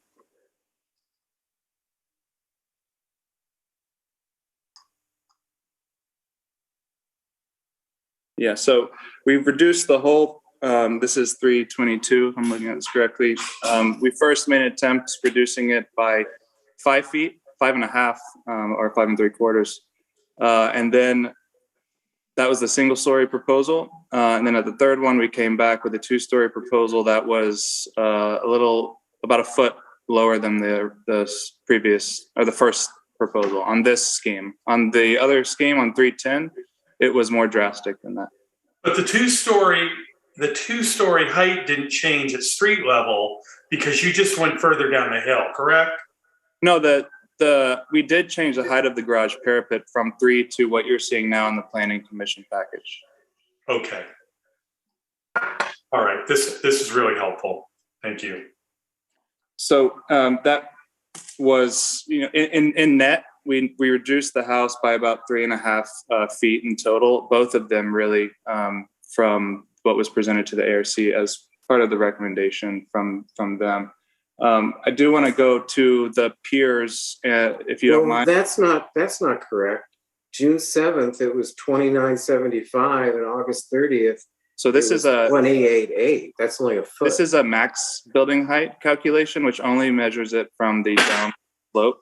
But if you were to look at the top of roof elevations or the sections, you'd see that on the flatter sections or towards Crestview, the house does drop.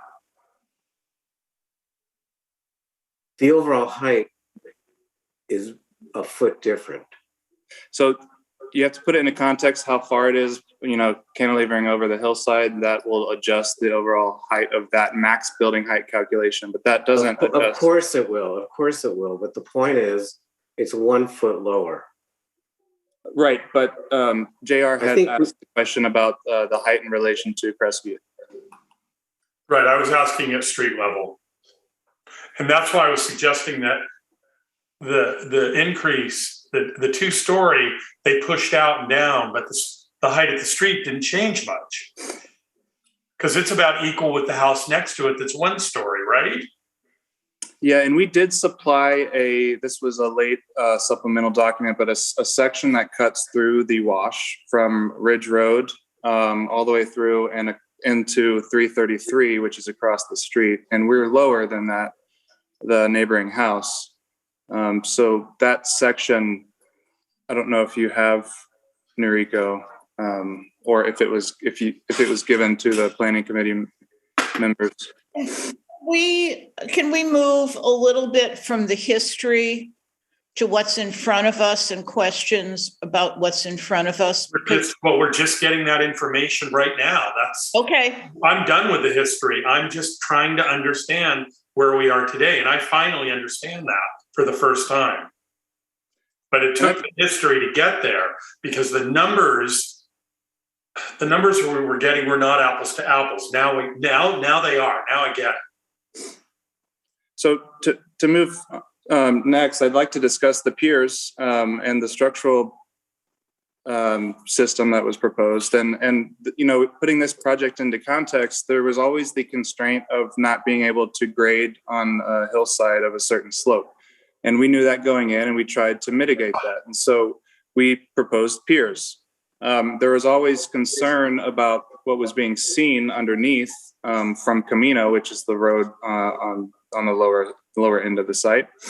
And so we made an attempt to bring the projects back towards the street. The issue there became the garage being too close to the street. So we met in a middle ground and sort of squashed it a little bit. And there was then comments on the third application that wall foundation might be more consistent with the architecture, and that was recommended. We had to get approval or a conditional approval from Rick at that time that grading would be allowed in that part of the slope. And the consensus was that if the ARC was happy with it, they would be okay with it. So we propose now a wall foundation. We have no problem with piers. It was, it's been in our proposals for the past 6 months. We're happy to go back to it. This was in response to the ARC comments.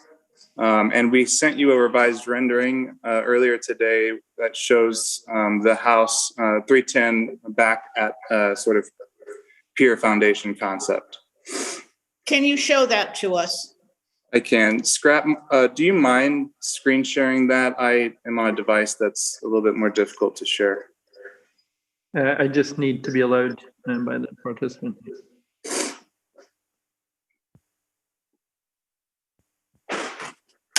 So this was a quick rendering we tried to get done today, showing from across the wash, showing the 310 Crestview back with the sort of pier foundation scheme. We're still showing it a wall foundation on 322 because the reduction in height is requiring us to do some remedial grading on that slope regardless. And we're going to have a retaining wall on the backside of that, a small retaining wall, but one nonetheless. So that is why that's still there on 322. How much further out do you project than the house next to you with the deck? Which house? They're kind of different, and it kind of curves that this There is a property next to 322, that house. So the question, Eric, is how far does each house project further out into the canyon area than that existing house? Okay, so for 322, which is the 2-story structure, it's about 10.5 feet. And are you including the deck or not including the deck? I'm including the furthest projection of our Don't building. include the deck on that house. I'm sorry? Just do the house without the deck. She's referring to the existing house. Oh, the existing house. So from the wall to the point would be closer to 34, but it curves away at that. I don't know if you're looking at the site plan, but it curves. We're kind of at the vertex of that concavity.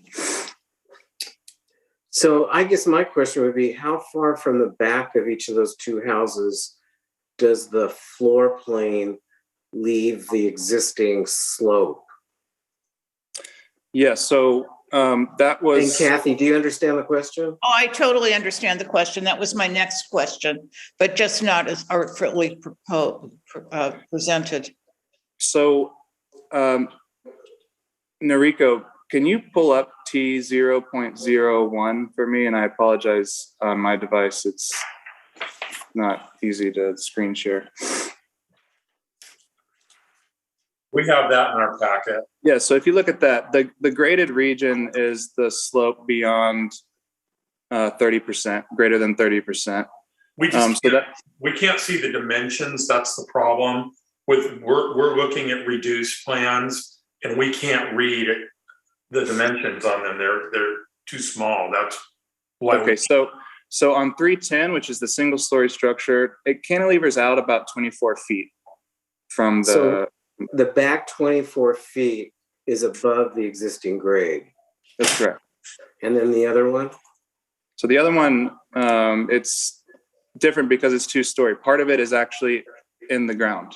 So that lower level is in the ground, but there's a space. If you look at that diagram, there's a space between the lower level and the upper pool deck that's floating over the hillside.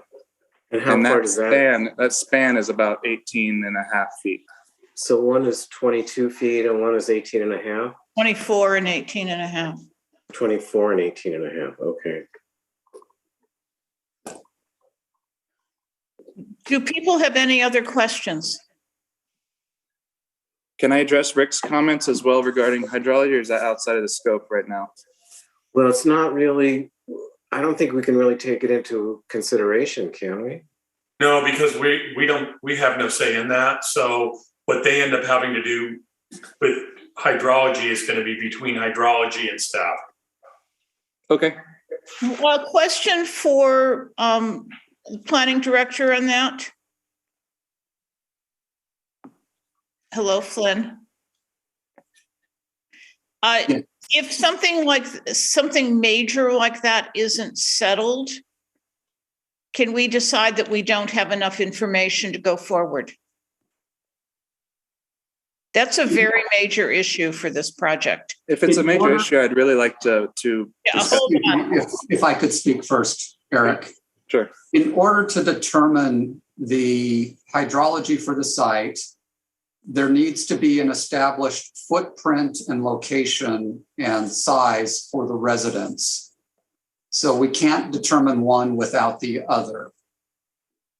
Now, if the hydrology in terms of having to mitigate the stormwater for the site results in significant changes to the location or footprint of the structure in question, then it may need to come back to the Planning Commission.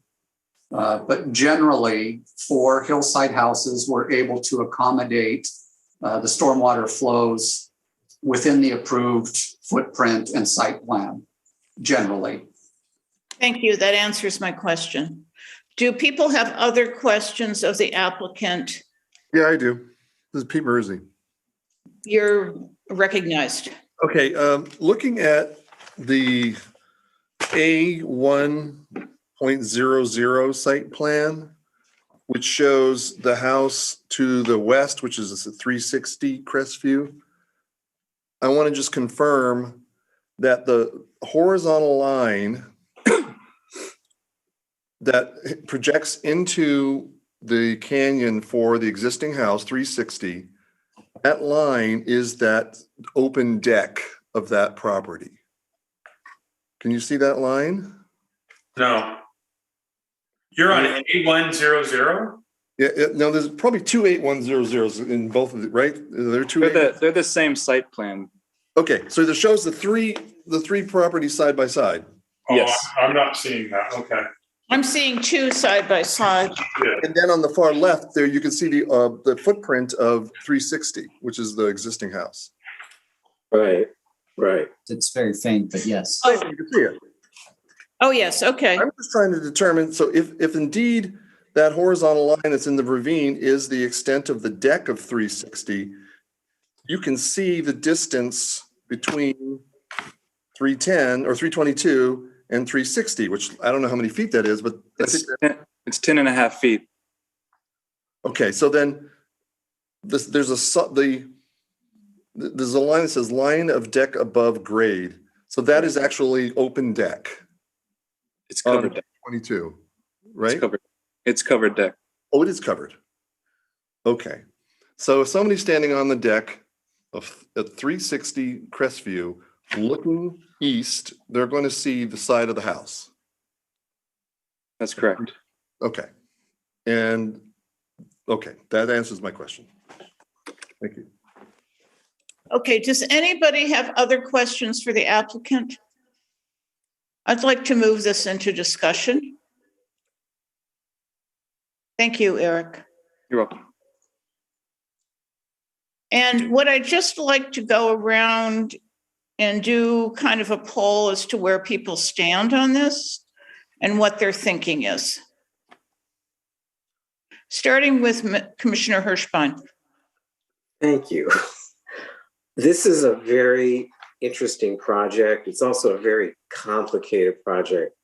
The chair and I went out to the site with the drawings and the renderings, and I was trying to visualize it on the site. And I mean, not that I'm tooting my own horn, but I'm a trained architect and I usually can do that. And I felt it was really a difficult thing to do. And I'm not blaming the drawings necessarily, but I think the drawings plus the complexity of the site left questions for me. And so I would need to see story polls out there to determine exactly the impact of the massing of these proposed buildings in the context of the ravine, the slope, and the pad and the street and the adjacent structures. Because frankly, I was not able to do that.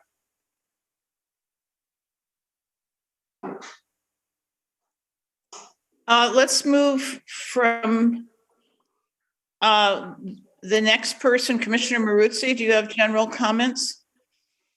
Yeah, I do. Pardon me. I agree with Commissioner Hirschbein.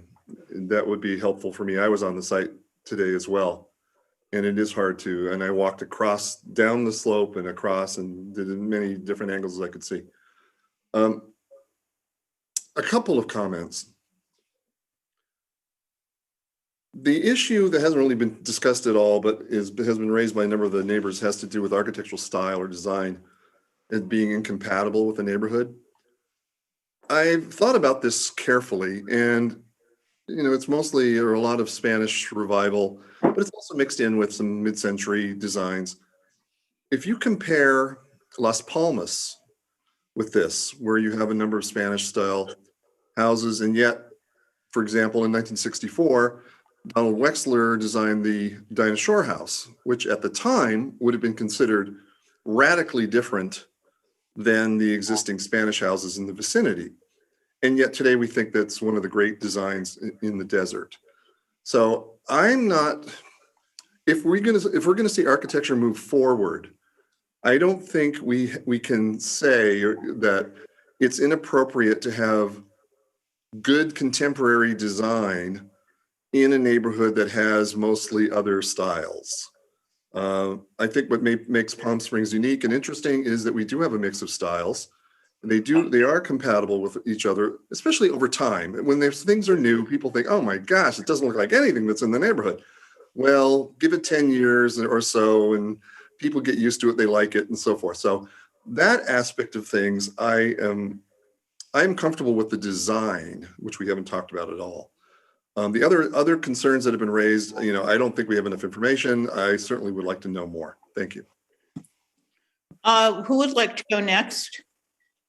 Commissioner Irlanian? Sure.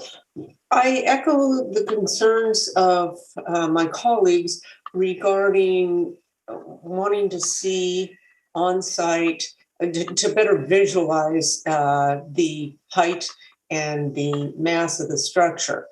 I think the most informative, I don't need story polls if there are good renderings. And I think the most informative one we just received today and we saw earlier in this meeting, but it's just one. I would want to see it from the street view. I would want to see it from the other sites as well. It's the beauty of this neighborhood is hard to capture in a single two-dimensional drawing, but in a series of them, I think it could be done.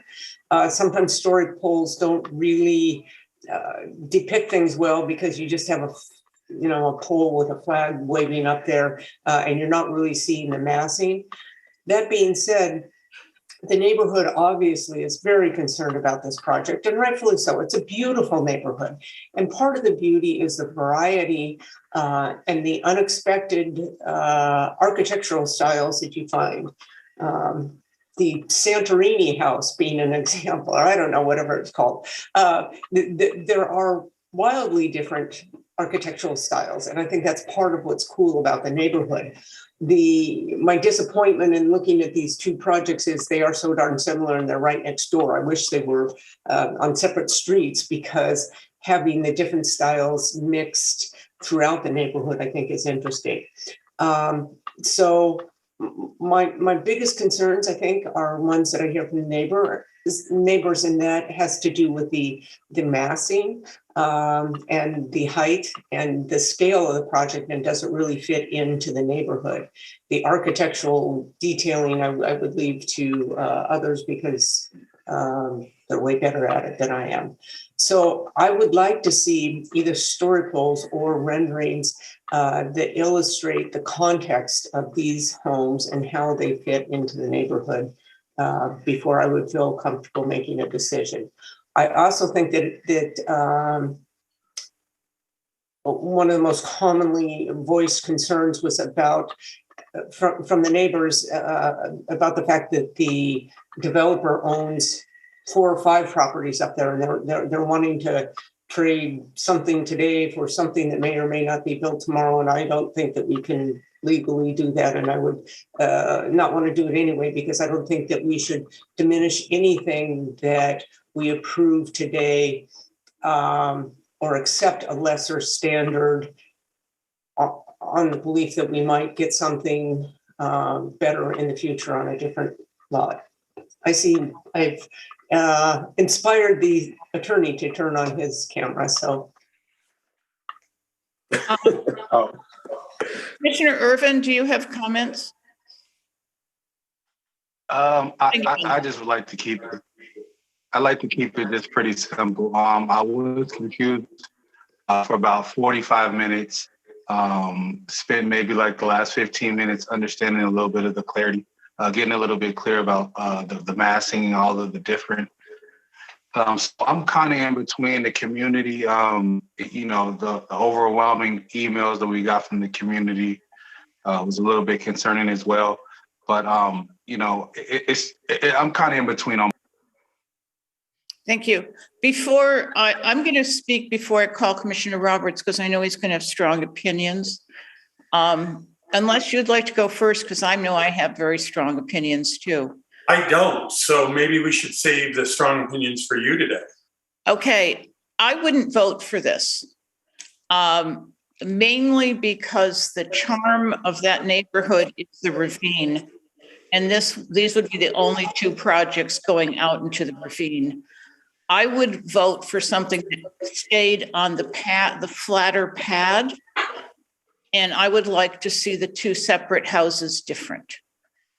I think out of respect for the community, that's their concern, is that it's massive and it projects, it feels like it projects almost halfway into the ravine and cuts it off and puts it in shadow.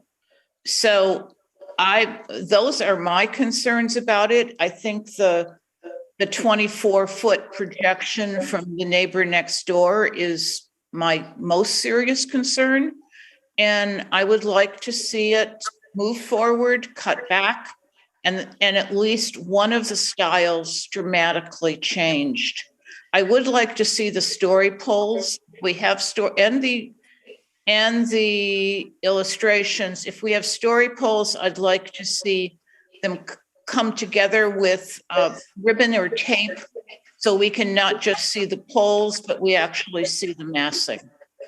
The other concern I have, although I'm not allowed to have it, is the wildlife. And if we keep the ravine intact, we keep the chance for the wildlife to continue to be there, which is also, I know we can't think about it, but think how precious it is that the sheep are coming down to drink water, and how I don't want to change that.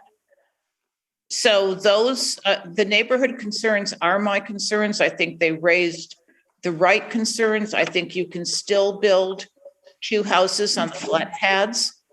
They may be different, but that's where I want to see you.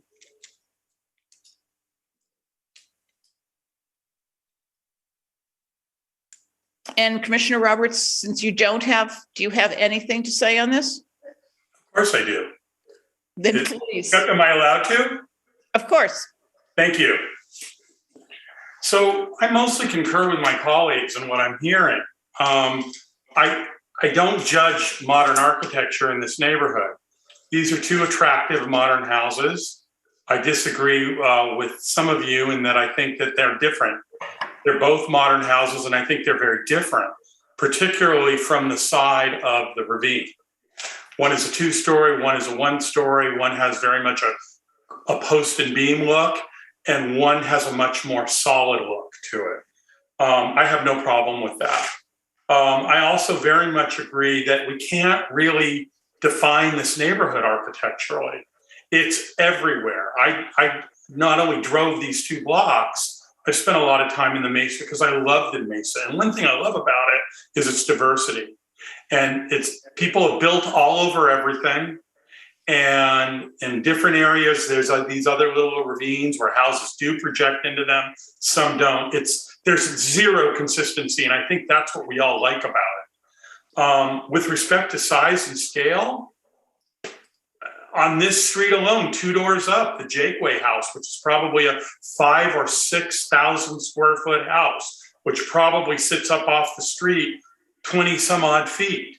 So again, we're in a neighborhood where pretty much everything goes, every era, every period. So I just can't even look at trying to pigeonhole any of it. When I weigh out what the neighbors have to say, I understand their concerns. I understand that they like having this area, that they've always had this dead space between their houses. I'm sorry, the neighborhood didn't buy the land and keep it as a buffer zone, as we've seen other neighborhoods do more recently. But the fact is there's privately owned parcels that have been sitting there vacant all of this time. At the end of the day, it's not a conservancy. If the bighorn sheep are coming down and drinking out of fountains, let's add more fountains. It's not like they're coming down to a babbling brook and drinking in a conservancy. they're drinking out of man-made, you know, my point in this, I'm not trying to be sarcastic. My point is this is a heavily built, dense neighborhood. Very much like the beautiful lands we've saved in Oswego and things like that. With respect to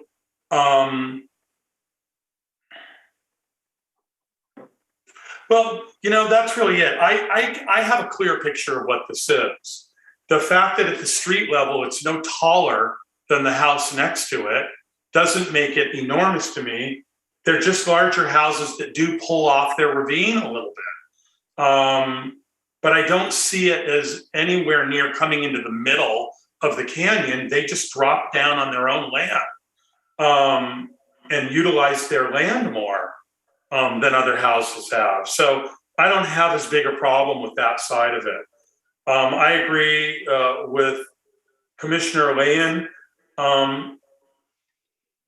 Better renderings would help. I don't think I need story poles at this point because I can see how these houses are going to stack up against the house next to it, which really helps. So just some renderings showing them all together would help. But other than that, I think that there was a lot of misinformation from all sides. When I think now of everything I've read from the neighbors, they were very misinformed on any number of things. And I think what we have are two houses that are approved by the AAC unanimously for those that were in the room that night.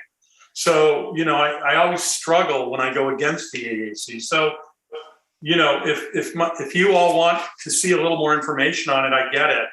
But to me, these houses aren't dramatically different than anything else in that neighborhood. They're just new and they're filling in infill lots is all they're doing.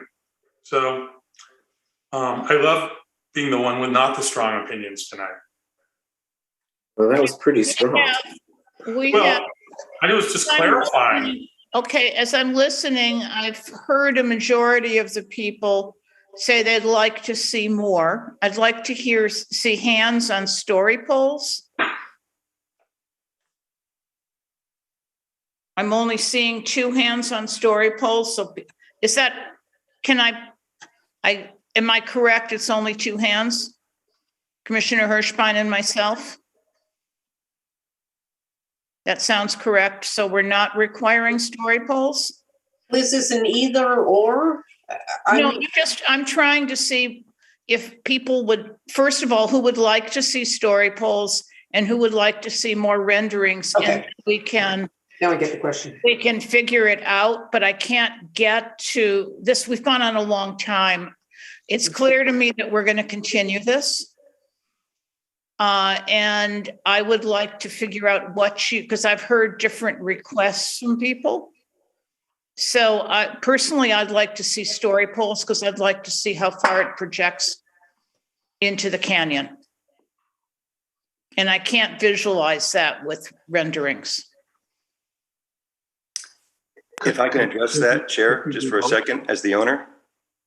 Now, please, you're not in this discussion. I'm sorry, you're not in this discussion. This is Commissioner Irvin. Can you do both? Yes. Okay. How about do both? So who would like to do both? What does both mean? Both what? I can see 4 hands. Both what? Both story poles and better renderings. I have to say, Commissioner Vice Chair Roberts was extremely articulate in his explanation of his thoughts. And I have to agree with him in everything he said. So am I hearing? I'm not quite finished. So I don't know if it necessarily would need to be continued. So that isn't my vote. So do I have a motion to approve this from you and Vice Chair Roberts? Vice Chair Roberts. I'm just asking because I want to vote. I want to get a vote on this. If I don't have a motion, my motion is to continue it and see story poles and better renderings. I'll second it. And if I don't have an alternate motion that Robert's rules would make us go different, I will take a vote on that. And the vote And again, we'll come back to what people would like to see. and the vote again is what? To have this continued to a date certain with both story polls and better renderings from all views, so we get a better view of what this looks like. I mean, if it'll help both of you, I'm willing to go with that. Does Vice Chair Roberts have a motion? No. If people feel like they need more information on this, they need more information. I don't see any reason to override that. I don't need more information, but if others do, get what you need. I don't think we need both. I think it's a lot to ask, but you guys need to get what you need to get to see this. I can see it, but then I have a lot of experience in this area, so I understand it now. I needed to get a lot of clarity tonight because frankly, it was what we were handed was so confusing. But if you guys want more information, get more information. I'll support that. Can I get a sense from, does anybody else wish to speak on this? There's a motion. Why don't we call the question on it? And if it doesn't pass, we'll look further. And Madam Chair, this is a motion for both items. Both items. And Madam Chair, are we continuing this to a date certain? Yes. Would that be our meeting in January? We can do a meeting in January and then do what we've done with other things is continue it if the applicant isn't ready. David, do we have that January date? January 12th. January 12th. January 12th.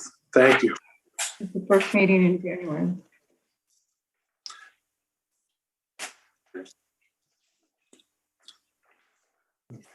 And Madam Chair, just to confirm, the motion on the floor currently is to continue.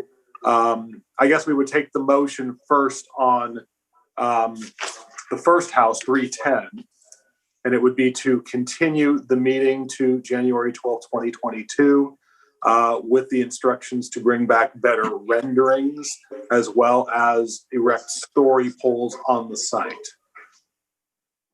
Correct. Okay. Thank you. Can you call the roll, please? Chair Wormick, Yes. Commissioner Hirschbein, Yes. Commissioner Alain, Yes. Commissioner Irvin, Yes. Commissioner Maruzi, Yes. and Vice Chair Roberts. Yes. Motion is approved 6-0. And you'll call the same question on 322. So we have the same motion maker in the second. Yes. Chair Wormick, Yes. Commissioner Hirschbein, Yes. Commissioner Alain, Yes. Commissioner Irvin, Yes. Commissioner Maruzi, Yes. Vice Chair Roberts. Yes. Motion is approved 6-0. I think for the applicant, you've heard the concerns that the different commissioners raised. Does anybody want to see anything else when it comes back?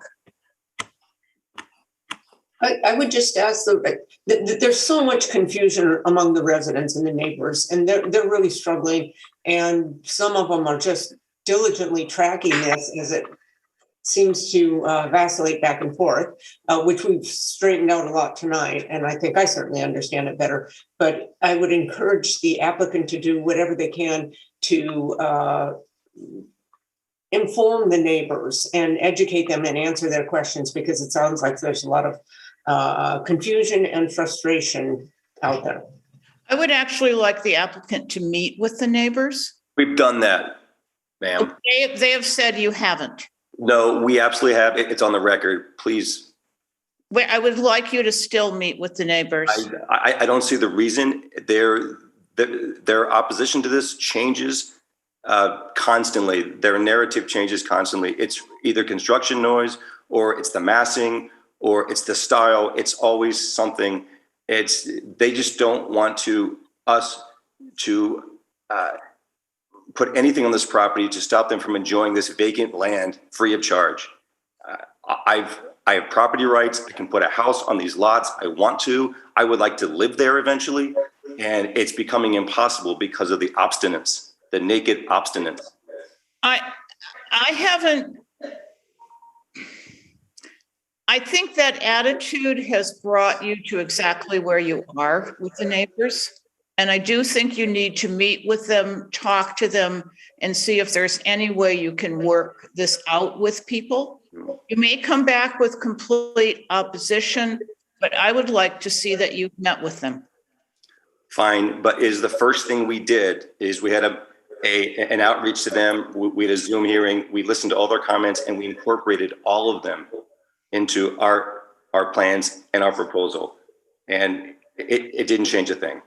So it's about time and money. I'm 7 months into this and we're still talking about design issues. I've been through AAC twice, actually 3 times, excuse me. And it just won't move forward. And it seems to be politically motivated and it's disturbing. I've lived here for quite a while and I don't like what I see.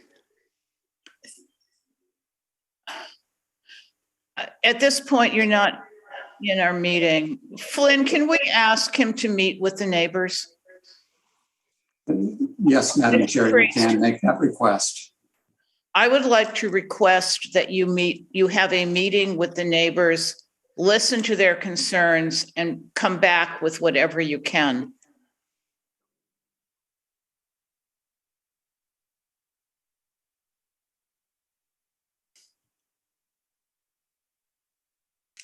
Can I ask a quick question? Is the city responding to their letters and giving them clarification? We're responding to their letters. They come to us. I know, but do they get the response with clarification regarding zoning questions or grading questions or height questions, floor area questions, things like that? Yes, the city is providing neighbors with the information that you're providing to us. So they are getting this information as requested. Thank you. I'd just like to say real quickly, and I think we need to wrap it up, and I'm sorry to extend it, but there's certain concerns the neighbors have that don't seem reasonable to me. I mean, they live in a house that was built, and those houses would have had the same issues that these houses have as far as noise and access and blocking roads. So some of this, you got to sift through the legitimate concerns from the ones that aren't.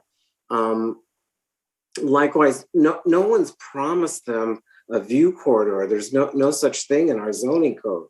So some of those are not reasonable. Some of them are, but I think it's up to us, commission, to sift through what is relevant and what's not. And I'll just leave it at that. I think we've only, hopefully we only deal with the design issues and the site issues. The other, people have a right to build. But since I don't know if anybody else wants to second my request that they do one more meeting with the neighbors before they meet with us. If you don't think it's reasonable, I won't push it. I think we're getting into a tug of war here. I don't think it's going to benefit. I tend to agree with the applicant here. And I very much agree with what Commissioner Hirschbein just said. Many of the things that neighbors are saying and requesting are based on misinformation and the fact that they just don't want anything built there. It's requests that we would never consider otherwise. And it is our job as commissioners to sift through this material and make sure that we're basing it on accurate information. And sadly, the neighbors don't have it. I think that these applicants, unless they tell us that they don't have good direction right now, I think we need to move on. Yeah, I agree. So I will withdraw that request. My request was more around design issues, hoping to get some accord, but I've withdrawn it. And we've taken action on this, so we'll see you again. Can you notify us when the story polls are up? Yes, staff will work with the applicant. Thank you. To let you know. Thank you. The next item in front of us is the request by Claire Rogers for a determination that a cat cafe is similar to other uses permitted in the CBD zone. My head just exploded. We're going from that to a cat cafe. Yes, I just had a cultural explosion in my head right now. So we have a cat cafe issue with staff. Am I correct that can staff explain to us the various zones they would allow this in and what it's similar to and what the applicant might need to consider? Certainly, Madam Chair. I had a full PowerPoint, but due to the lateness of the hour, I'll skip that and just stick to any relevant questions you might have. Relative to where this may be permissible, the initial indication to us from the applicant, Ms. Rogers, was that she was seeking a location in the Central Business District or the CBD zone. However, as a commercial district, where this might also be appropriate is in other locations where a pet store would be permitted by right. And those other zones would be the C1 zone, C2 zone, and then our commercial shopping center zones as well. And so if the Planning Commission wanted to expand this determination beyond the CBD zone, I would extend it to the other commercial zones where pet stores would be allowed by right. And if you were combining a pet store with a cafe, would you be able to do that in all of those zones? I believe that you would. Restaurant use or a cafe is generally a permitted use in all of our commercial zones, and so that would be permissible. Do people have questions? And Commissioner Maruzzi? If for this cat cafe to be successful, and their primary mission is to help adopt out cats, it needs to be in an area that has a lot of foot traffic. And that's why I would say that the CBD zone is appropriate for it for that very reason. The further it is away from foot traffic, the less successful it will be. Because it's a cafe and it's a place for people to see cats and be motivated to adopt them. So I would support the idea of it being in the CBD. I concur with him. I think that the more traffic this gets, the better. I think Commissioner Maruzzi makes a good point. You got to be where people are to sell cats and coffee. And it will do much better than in a destination environment like out in the boonies. So I think it's perfect. I think it's a perfect marriage for what she's trying to do, and it adds a really interesting, diverse business to our CBD. What I might recommend then, sorry, Madam Chair, if I could, what I might recommend is that we make this determination for the CBD Central Business District zone and C1, because C1 is also on North Palm Canyon in the Uptown District. And so those would probably be the two most appropriate based on foot traffic. And we already have a dog cafe and a dog restaurant. Those are in C1, aren't they? Correct. I'll make that motion. And we have a cafe that's called Four Paws in the CBD too, don't we, Director? That's also about bringing your dogs to coffee.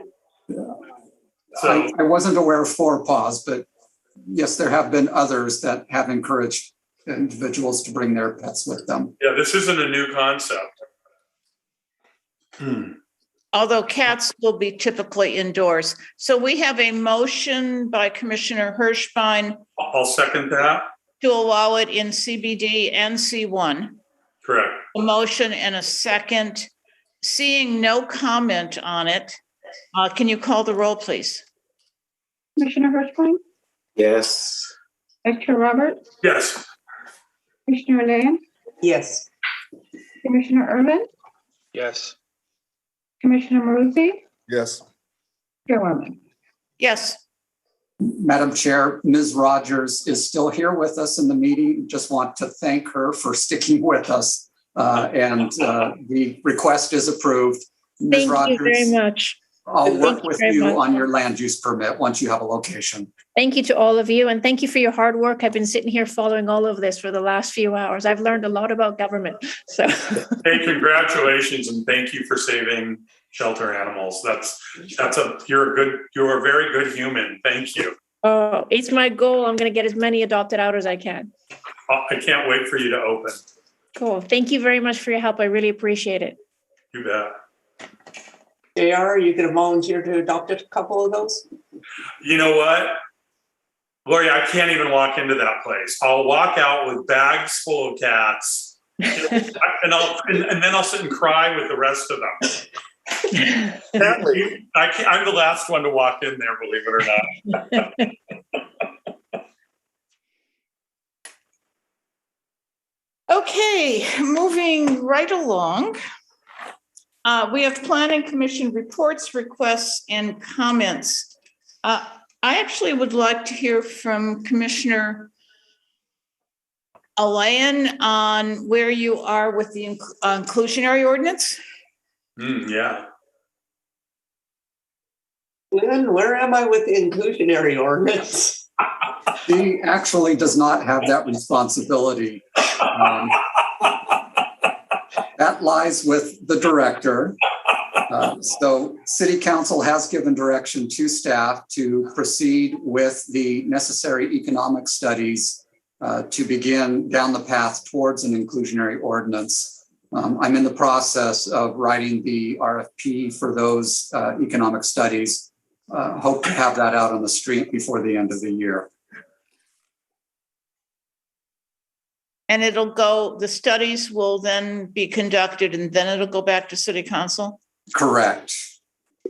So we're 6 months away from an ordinance? Probably. Chairwoman, do you want to report out for us on the Fulfillment Center subcommittee? Yes, I will.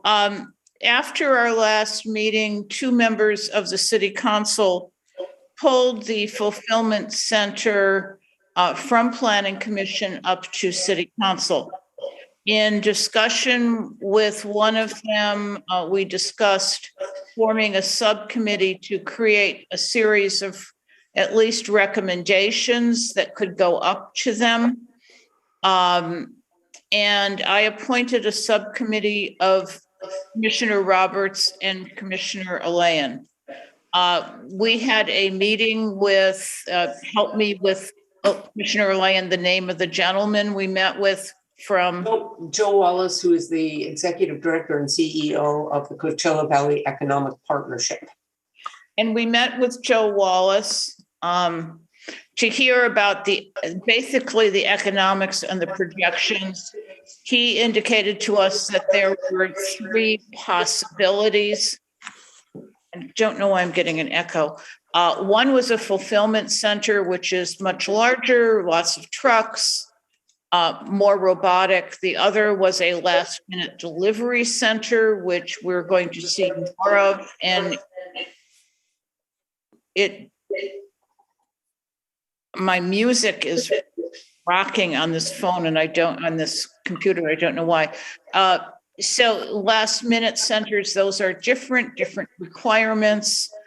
And when we met, we looked at the discussions that had been had about long linear fulfillment centers that extend into the mountains. Instead, we looked at a much smaller overlay zone, which is it's sort of MC and M1, but in a very short portion of M1. And we were going to discuss, and Flynn was looking at, based on a lot of criteria from other cities, that you have one shot to do it right. And so to give both the economics and the experience of other cities in terms of what they've required to the city council as they look at this. So we've had 2 meetings so far, a lot of good research done by Commissioner Alayan. And I'm assuming we are going to meet once or twice more, looking in more depth at pre-requirements in addition to environmental reports, especially for the fulfillment centers because of what trucks do to the roads. It doesn't mean that we've approved it, but it means we'll have some guidance when City Council will have some guidance about possibilities when they look at it. I have a question. Mm-hmm. Were these, I'm confused, were these subcommittees noticed? I mean, I was totally unfamiliar with them. Mm-mm. A subcommittee does not need to be noticed if it's a temporary subcommittee. It's not, it has to be a minority of the commission, and the chairman can call a subcommittee together. Right, but when we had the subcommittee for the golf course conversions, the public was able to speak. That's the reason I'm bringing this up is I have very strong opinions about this, as you know, from the last meeting, and I would have certainly commented and contributed to this had I known. Because I'm completely against, as you know, these fulfillment centers for a variety of reasons, not necessarily trucks and so forth, is I just think they're a blight on the desert. And I would like that to be known and communicated to the council. I think your views are communicated to the council. Well, I'm sorry. I just wish that I had known about this because I would have liked to have been able to participate. Well, wait a minute. This is far from done. I think, Pete, I think you make a good point. And in fact, unless I'm wrong, before we send our final, suggestions to City Council, because they're the ones who are ultimately going to decide, we were just trying to help create criteria for them to look at. Because it's not that these aren't going to come. It's about creating a criteria for us to use because it's a very different type of use. I think it would be a good idea to bring that criteria past the Planning Commission for comments before it goes off to council. Is the subcommittee going to take public comment on it? I don't think we ever planned on that, did we? We haven't had a plan on it. We just didn't want this to go straight up to council in the form that we had originally looked at it without background information. But I think one of the criteria, I think to Commissioner Maruzi's point, I think the subcommittee should take public comment on it. and I think one of the criterion that you should be considering is aesthetics. I mean, that's a pretty important criterion. Well, and that's definitely a part of it. That came up. I think your points are good ones, and whether we take it as a planning commission issue or council takes it to the public, I agree that there should be public comment because it will always be a controversial issue. It's just something it's like vacation rentals. It's going to happen whether we want it to or not. So, I mean, the applications are going to come. We need to be ready for them, and they're very complex. So, I agree with what you're saying. I agree with everything you're saying. I just think that as a member of the Planning Commission, I'd like my thoughts to be more clarified and included in it, whatever report goes along. I think it's a good point. Not just the minutes. I don't know exactly how Flynn plans to take it up. You have to realize this is out of our hands. They, 2 members of the city council pulled it to council, feeling that it was a council decision. I just wasn't aware of it. I wish I had known. Well, we're not done. Flynn, do you have anything to add to this?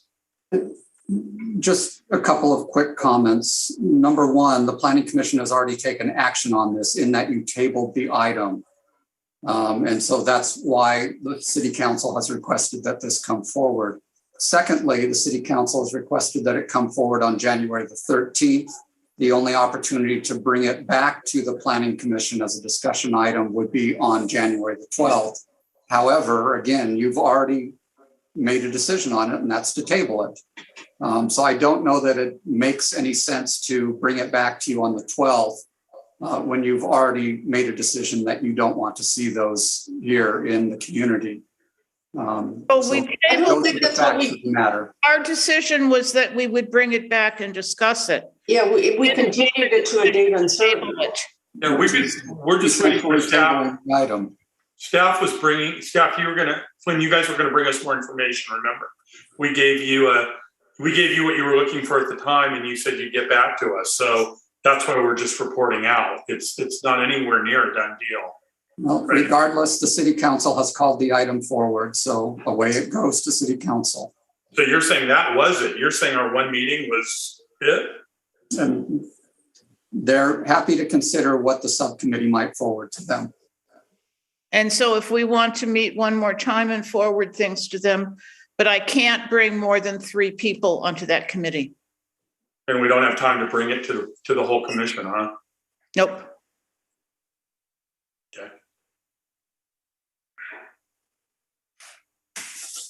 Well, I mean, if that's the requirement, I guess I could submit in writing my full thoughts and those could be included. You should.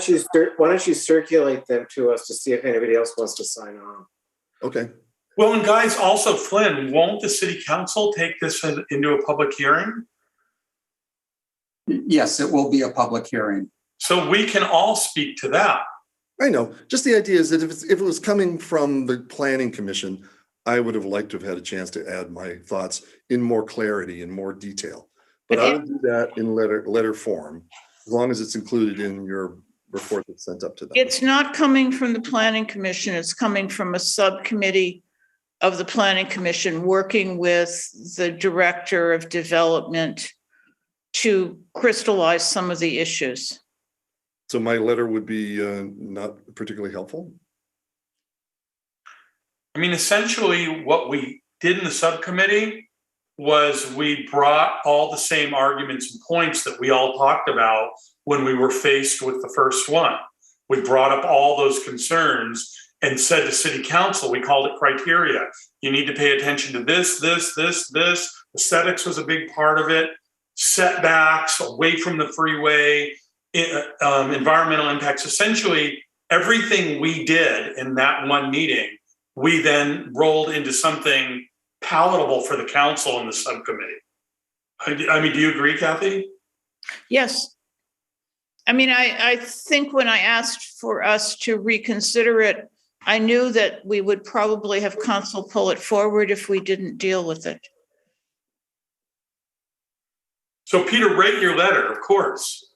It's just going to be more input they're going to get, and ultimately they're going to make the decision. And then they will then hopefully have a hearing on it for the public to give feedback. So it's all we did was take Flynn's request to put together some criteria for them. That's all it was. All right, well, I will write the letter, and if it has to be addressed directly to the council, that's fine. And I will speak publicly at the public hearing. I won't be representing the planning commission, but I will be representing myself. I may be there too. We all have strong feelings about this. Chair, I have some minor requests under about the way our agenda comes. I'd like to ask for some minor changes to information we get on our agenda, if there's a moment to do that. Please. So, Flynn, you know, one of the things that I find difficult sometimes is when we're dealing with these highly charged applications like we were dealing with today, I look at my agenda and it would really help that on the cover sheet of each agenda item, we had the name of the planner that wrote it, whether that's you or somebody else, and their extension number, because we really have to go digging for that very often. It would also be very helpful to have it on the agenda itself. So with each agenda item, we literally, you know, it can say Noriko underneath it and her extension number, whoever's dealing with it. So we know who to actually call and direct, unless you want us all just to call you. So, Mr. Roberts, you will note that you have initials after each header item. So NK stands for Noriko Kikuchi, GM, Glenn Malacker, etc. Rather than yes, it's on the agenda. It's also on each staff report. Oh, I see it. I see it down there. So okay. What we will do is we'll provide not the phone numbers on the agenda or the staff reports, but we'll provide you staff's direct phone numbers separately. Okay. Yeah, it's funny. I've always missed that. I've always missed that lettering. And can we just have their names?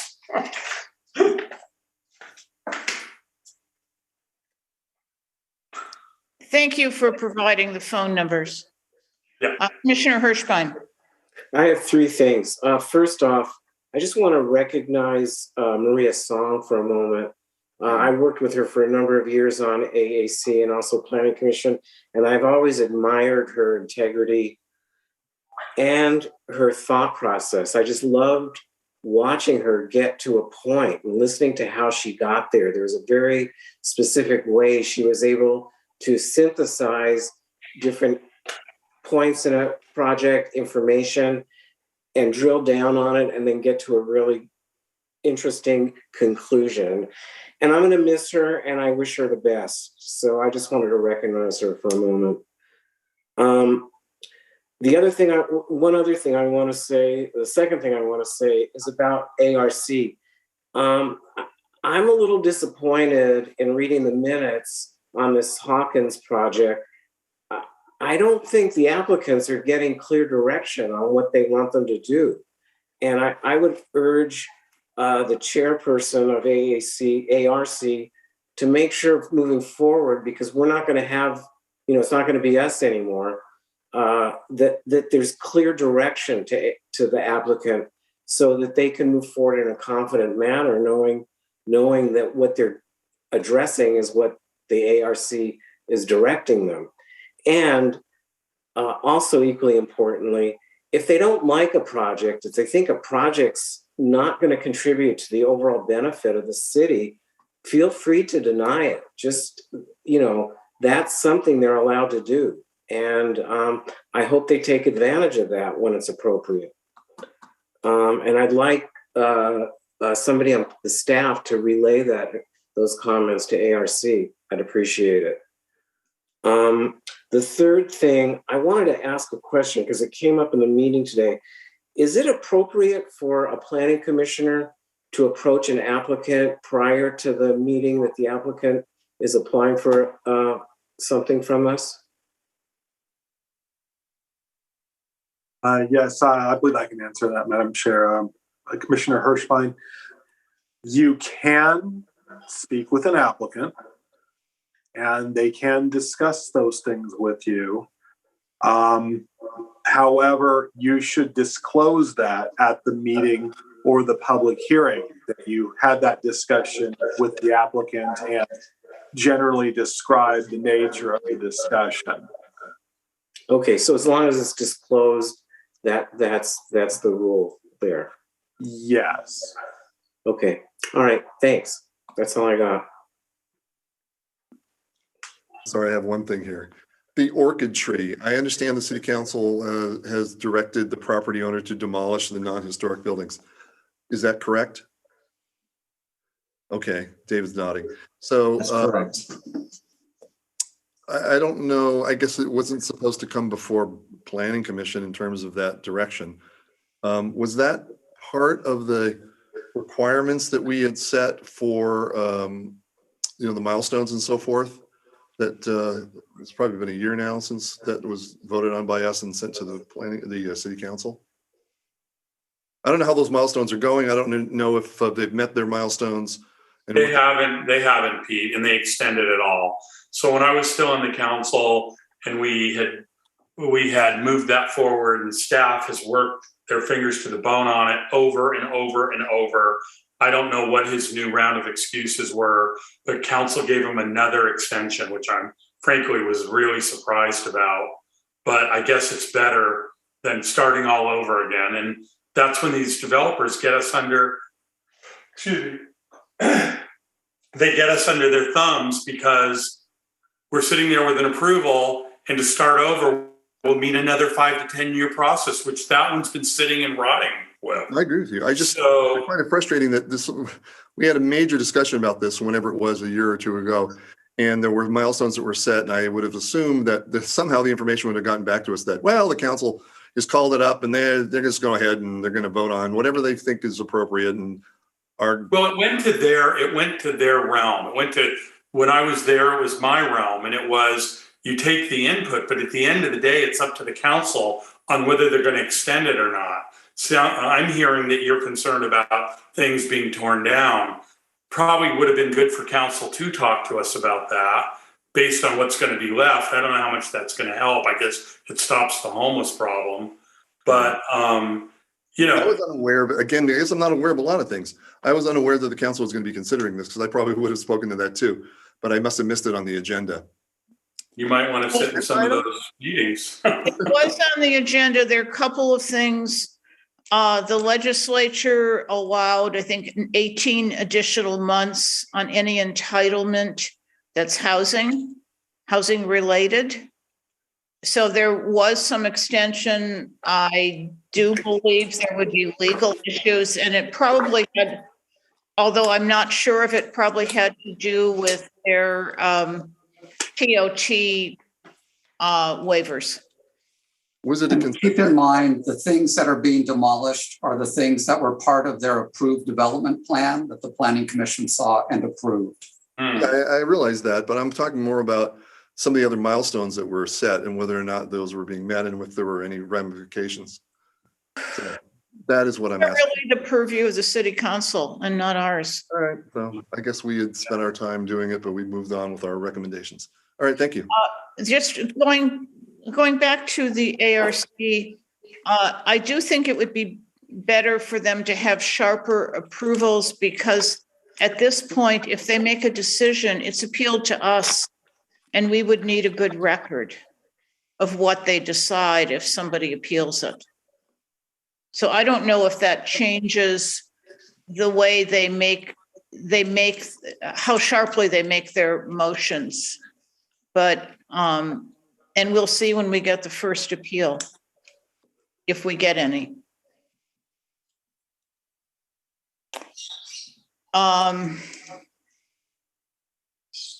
And I'm are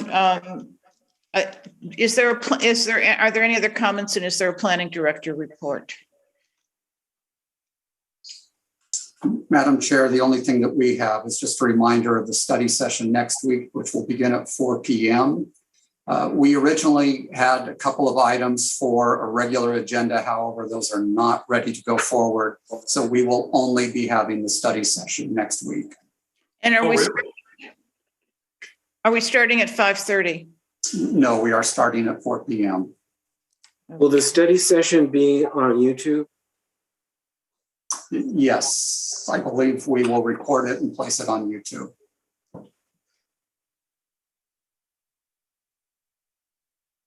And we've all received the materials for that, I believe. And if people have questions, they can set up an appointment with the people who are going to be helping us in the study session. Yes, Mr. Leishman with BBK, who is our attorney for this item. Did we receive the information through email or mail? We provided it via email. I'll be happy to send that out again as part of the agenda that will come out to you for the study session. Thank you. So are we intending that end, since we will not have a regular meeting? Are we intending that end at 5:30 or that can go until we finish? It can go until you finish. Okay. I think that's Flynn's nice way of saying it ain't going to be over at 5:30. Okay. There being nothing else, we are adjourning until Wednesday, September 15th, 2021 at 4:00 for a study session. And then on you mean December 15th. I'm sorry, December 15th. What month did I say? It's late. It's late. And do we also adjourn the regular planning commission until January